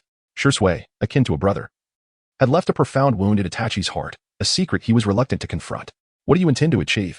Itachi's voice was low and menacing, emanating a palpable aura of hostility as he glared at Lingyue, ready to retaliate. Yet, Lingyue remained undeterred, stepping closer. I know you are unwaveringly loyal to Konoha, but your loyalty is misguided. Danzo possessed numerous Sharingan, and that has not altered your perspective? Itachi fell silent, his eyes betraying confusion and pain. He could almost hear Shursui's voice. Itachi, both Konoha and the Uchiha are cherished by us. In these tense times, conflict looms. Do not let hatred cloud your judgment. You must find a way for our clan and the village to coexist peacefully. If a choice must be made, protect Konoha, but also strive to safeguard the Uchiha's dignity and future. The path ahead will be fraught with thorns, yet I believe in your strength and wisdom. Regardless of what transpires, never relinquish hope. Lead the Uchiha toward the light, even if it costs me my life. You are the hope of our clan and of Konoha. My eyes hold the power to change hearts, the Kodo Amatsukami. I entrust it to you. Should the day arise when someone seeks to disrupt Konoha's peace, or if the Uchiha are cornered, use it. Remember, this power is not for slaughter or revenge, but to protect the tranquility we hold dear. Itachi stood frozen, grappling with the desire to fulfill Shursui's dying wish, which was also his own dream. He had long struggled to balance the relationships between the Uchiha and Konoha. Shursui's death remained an agonizing truth he was unwilling to face. You think you understand? Itachi gritted his teeth. Some matters are not as simplistic as you perceive. Shursui's death was to protect Konoha, to maintain the village's peace. Maintain peace? Lingyue scoffed. So you stood by and watched as Uchiha Shursui's eyes were gouged out? You allowed the Uchiha clan to be oppressed at every turn? Lingyue's words struck Itachi like a hammer, shattering his defenses. The so-called peace was merely a fade for the selfish desires of a few. Consider carefully what Shursui's true wish was. Did he wish to see the Uchiha retreat step by step, ultimately cornered? Her statements resonated within him, each word a blow to his heart. Itachi was aware of the Uchiha's plight, having witnessed their oppression by Konoha's higher-ups. It was only recently, after the Uchiha had forced Danzo's demise, that the pressure had slightly eased. However, such relief would inevitably provoke a harsher backlash from Konoha. No, this path will only incite internal strife within Konoha, jeopardizing the hard-won peace. Itachi exclaimed through gritted teeth. Enough of this pointless banter. It's futile to reason with a stubborn fool. Lingyue retorted, drawing a kunai and hurling it before Itachi. Let us battle and see your resolve to protect Konoha. Lingyue had no intention of further discourse. Indeed, persuading an unyielding adversary through mere words was an exercise in futility. Chapter 57. Strike the face. Seeing Itachi standing still without any reaction, Lingyue disregarded everything else. She formed a confrontational seal and launched her attack, oblivious to the fact that they were still on the street.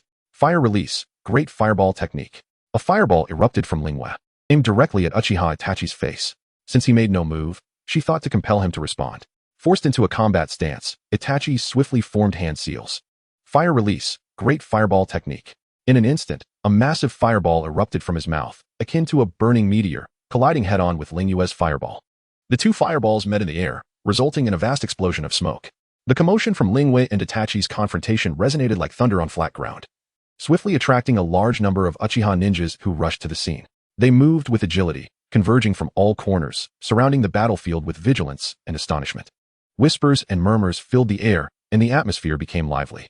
As the smoke gradually dissipated, the two combatants reappeared before the crowd. Lingyue, sensing the numerous gazes upon her, halted her actions and calmly surveyed her surroundings.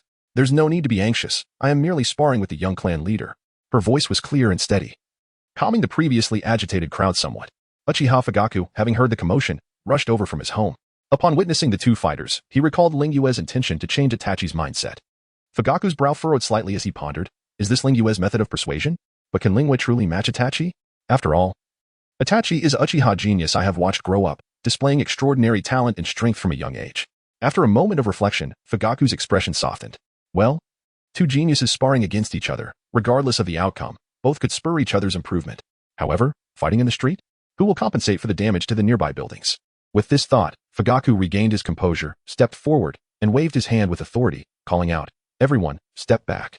Upon hearing their leader's command, the surrounding ninjas retreated, swiftly clearing a spacious combat area. "Itachi, do not stand there foolishly. Protecting Konoha is not merely a matter of words. Show me your resolve to protect it," Lingyue declared, her tone dripping with confidence. "You are impressive. I have never encountered such arrogance in an Uchiha." Itachi replied, each word deliberate. "You are equally impressive. I have never seen such a foolish young clan leader. You consume the provisions of the Uchiha, reside within its walls, and indulge in the wealth and honor it offers. Yet you seek to abandon it." Lingyue retorted sharply. "Aren't you fond of your brother, Shursui? Why do you show no reaction to his death?" In the art of verbal confrontation, Lingyue was undefeated. "Silence. Fire release. Great fire dragon technique." Itachi bellowed, breaking through the tension. His hands moved like shadows, forming seals with blinding speed. Suddenly, he opened his mouth wide, and a colossal, clawed fire dragon roared forth, surging toward Lingyue. As the fire dragon traversed the air, it distorted the surrounding atmosphere, the intense heat enveloping all, akin to being caught in a blazing furnace. Lingyue felt the heat of the dragon and quickly formed her own hand seals. Fire release, great fire dragon technique. Another massive fire dragon roared out, and when the two dragons met, a deep sound resonated, erupting in another cloud of smoke. Seizing the opportunity, Lingyue dashed forward, her right fist cutting through the smoke with a rushing wind, aimed directly at Itachi's face. Itachi reacted swiftly, sidestepping to evade the fierce blow. Undeterred by the miss, Lingyue transitioned her attack, delivering a series of strikes with her right leg and left kick, followed by a flurry of swift hand attacks that generated fierce gusts of wind. Itachi remained composed, crouching slightly and springing into a backflip to evade the onslaught. As soon as his feet touched the ground, Lingyue continued her assault, unleashing a rapid series of knife hand strikes aimed at Itachi's face. Itachi raised his arms in defense, the metallic clash of their strikes ringing out. He was forced back several paces, creating distance to catch his breath. Sensing the pain surging through his arms, he inhaled deeply. Yet, Lingyue offered him no respite, launching into her next wave of attacks. Uchiha Taijutsu secret technique, Great Baido. Lingyue pressed on relentlessly, her hands striking toward Itachi's face with no regard for his dignity. Her speed was unparalleled, her force overwhelming. Each strike carried immense weight. Itachi dodged when possible, but when he could not, he braced himself with his hands. They exchanged blows without yielding, dust swirling around them as their figures melded into a blur for onlookers. With each physical clash, Itachi felt the sting of pain in the areas they connected. Lingyue's taijutsu strikes were proving to be a significant disadvantage for him. Itachi pondered the disparity in their physical prowess. Despite their similar ages, how could Lingyue's body possess such resilience? This Uchiha Lingyue did not appear to be a specialist in taijutsu. Realizing the gap in their physical capabilities, Itachi sought to distance himself but found Lingyue relentless, akin to a stubborn adhesive. With his eyes now gleaming with the three tomo of the Sharingan, Itachi resolved to utilize his true specialty, Jinjutsu, illusion technique, Kagen. At last, Itachi found an opening, leveraging his Sharingan to cast a Jinjutsu. In the brief moment Lingyue paused, Itachi seized the chance to create distance. Before the gathered clan members, Itachi executed a stunning maneuver, his hands moving swiftly to form a sequence of seals, unleashing a torrent of flames. Fire release, great fire annihilation. Itachi's Jinjutsu merely halted Lingyue for an instant, but she shattered it with her powerful Sharingan. Faced with the oncoming flames, Lingyue chose to meet force with force, unleashing her own flames in retaliation.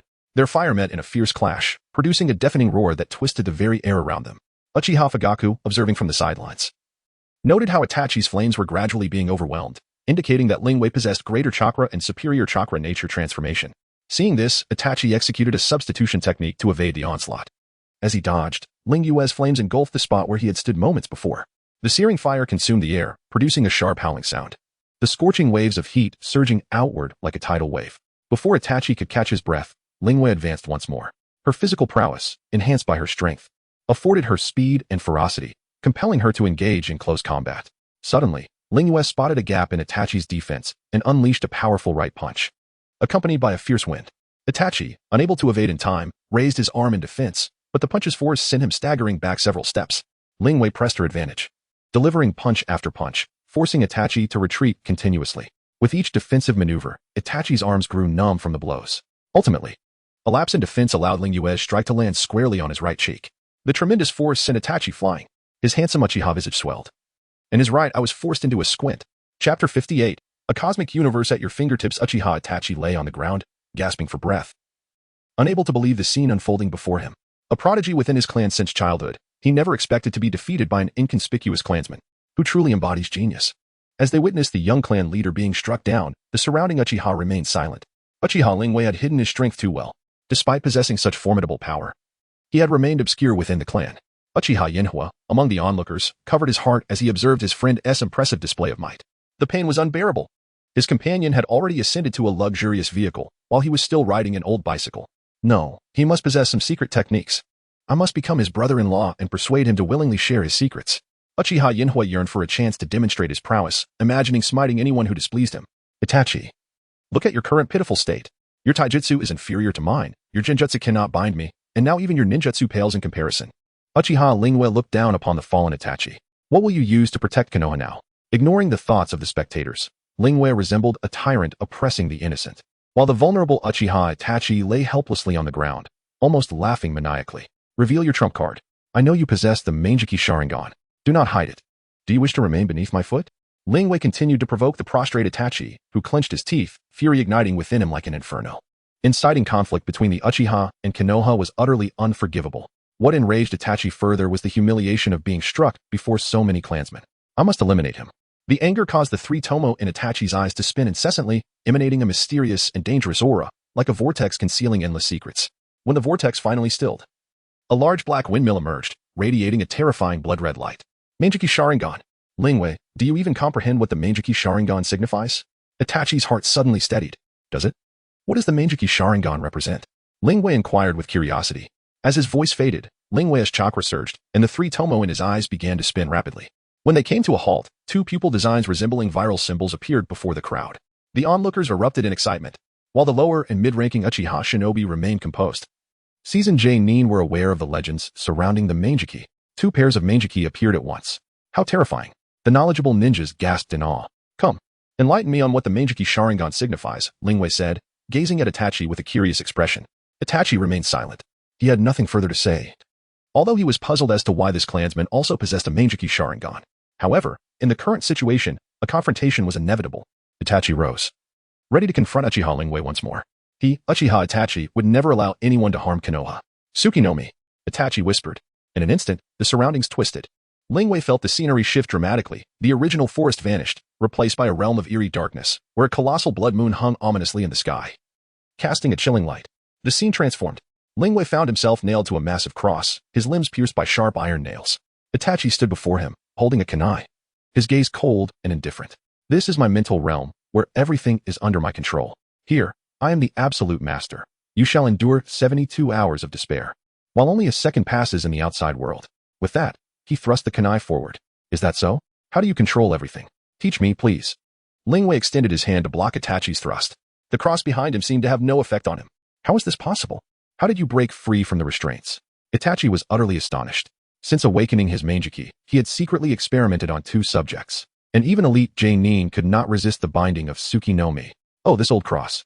The moment I wish to descend, it releases me. Lingyue replied nonchalantly, leaving Itachi deeply wounded. You? Uchiha Itachi was bewildered. What do you mean you? Are you going to continue fighting or not? Itachi was profoundly shocked. What do you mean I'm just waiting to finish up quickly and return home for dinner. To be frank, the Manjiki represents the ultimate embodiment of in-release chakra, but its essence lies in mental strength. When an adversary's spirit surpasses your own, your genjutsu will falter. If their spirit vastly exceeds yours, they may even counter your illusions. Fortunately, my spiritual power exceeds yours by a slight margin. Lingyue raised his right hand, forming an elegant gesture of a cosmic universe at his fingertips. Awaken, young one. Konoha does not require your salvation. The Uchiha would continue to thrive in your absence. Seeing Itachi appear so stricken, Lingyue offered a mockingly kind consolation. This is impossible. I refuse to believe it. A frenzied Itachi summoned countless sharp kunai from thin air, launching them like a torrential rain towards Lingwei. You may not believe it, but you must. I shan't play with you any longer. Let us speak outside. With that, Lingwei unleashed a tremendous surge of in-release chakra, blocking all the kunai in midair. Cracks began to form in Itachi's Tsukinomi space, and the entire realm began to collapse. Onlookers could not perceive the mental confrontation. They only witnessed their young clan leader rise and solemnly call out Tsukinomi. Then he knelt. Was the young clan leader's genjutsu outmatched by Ling Yue's? When did Lingwei become so formidable? Uchiha Fugaku, observing his son whom he once regarded as a beacon of hope being brought down by Lingwei once more, felt a pang of pain for Itachi, yet also a sense of relief that the Uchiha would have an exceptional successor. He could only hope that Itachi would not be disheartened to the point of never recovering. Itachi, do you have any ultimate techniques left? If not, I shall proceed. Lingwei leisurely addressed the kneeling Itachi. His aim was to thoroughly subdue Uchiha Itachi. Yet it appeared that Itachi remained obstinately defiant. Before Itachi, Lingwei slowly formed the hand seals for the great fireball technique. A fireball was unleashed towards the prostrate Itachi. Itachi's eyes widened, and the great windmill began to whirl. Blood vessels ruptured in his eyes, crimson blood trickling down his cheeks. Without hesitation, Itachi activated Susanoo, a massive half-formed red skeletal figure emerging around him, shielding him within its embrace.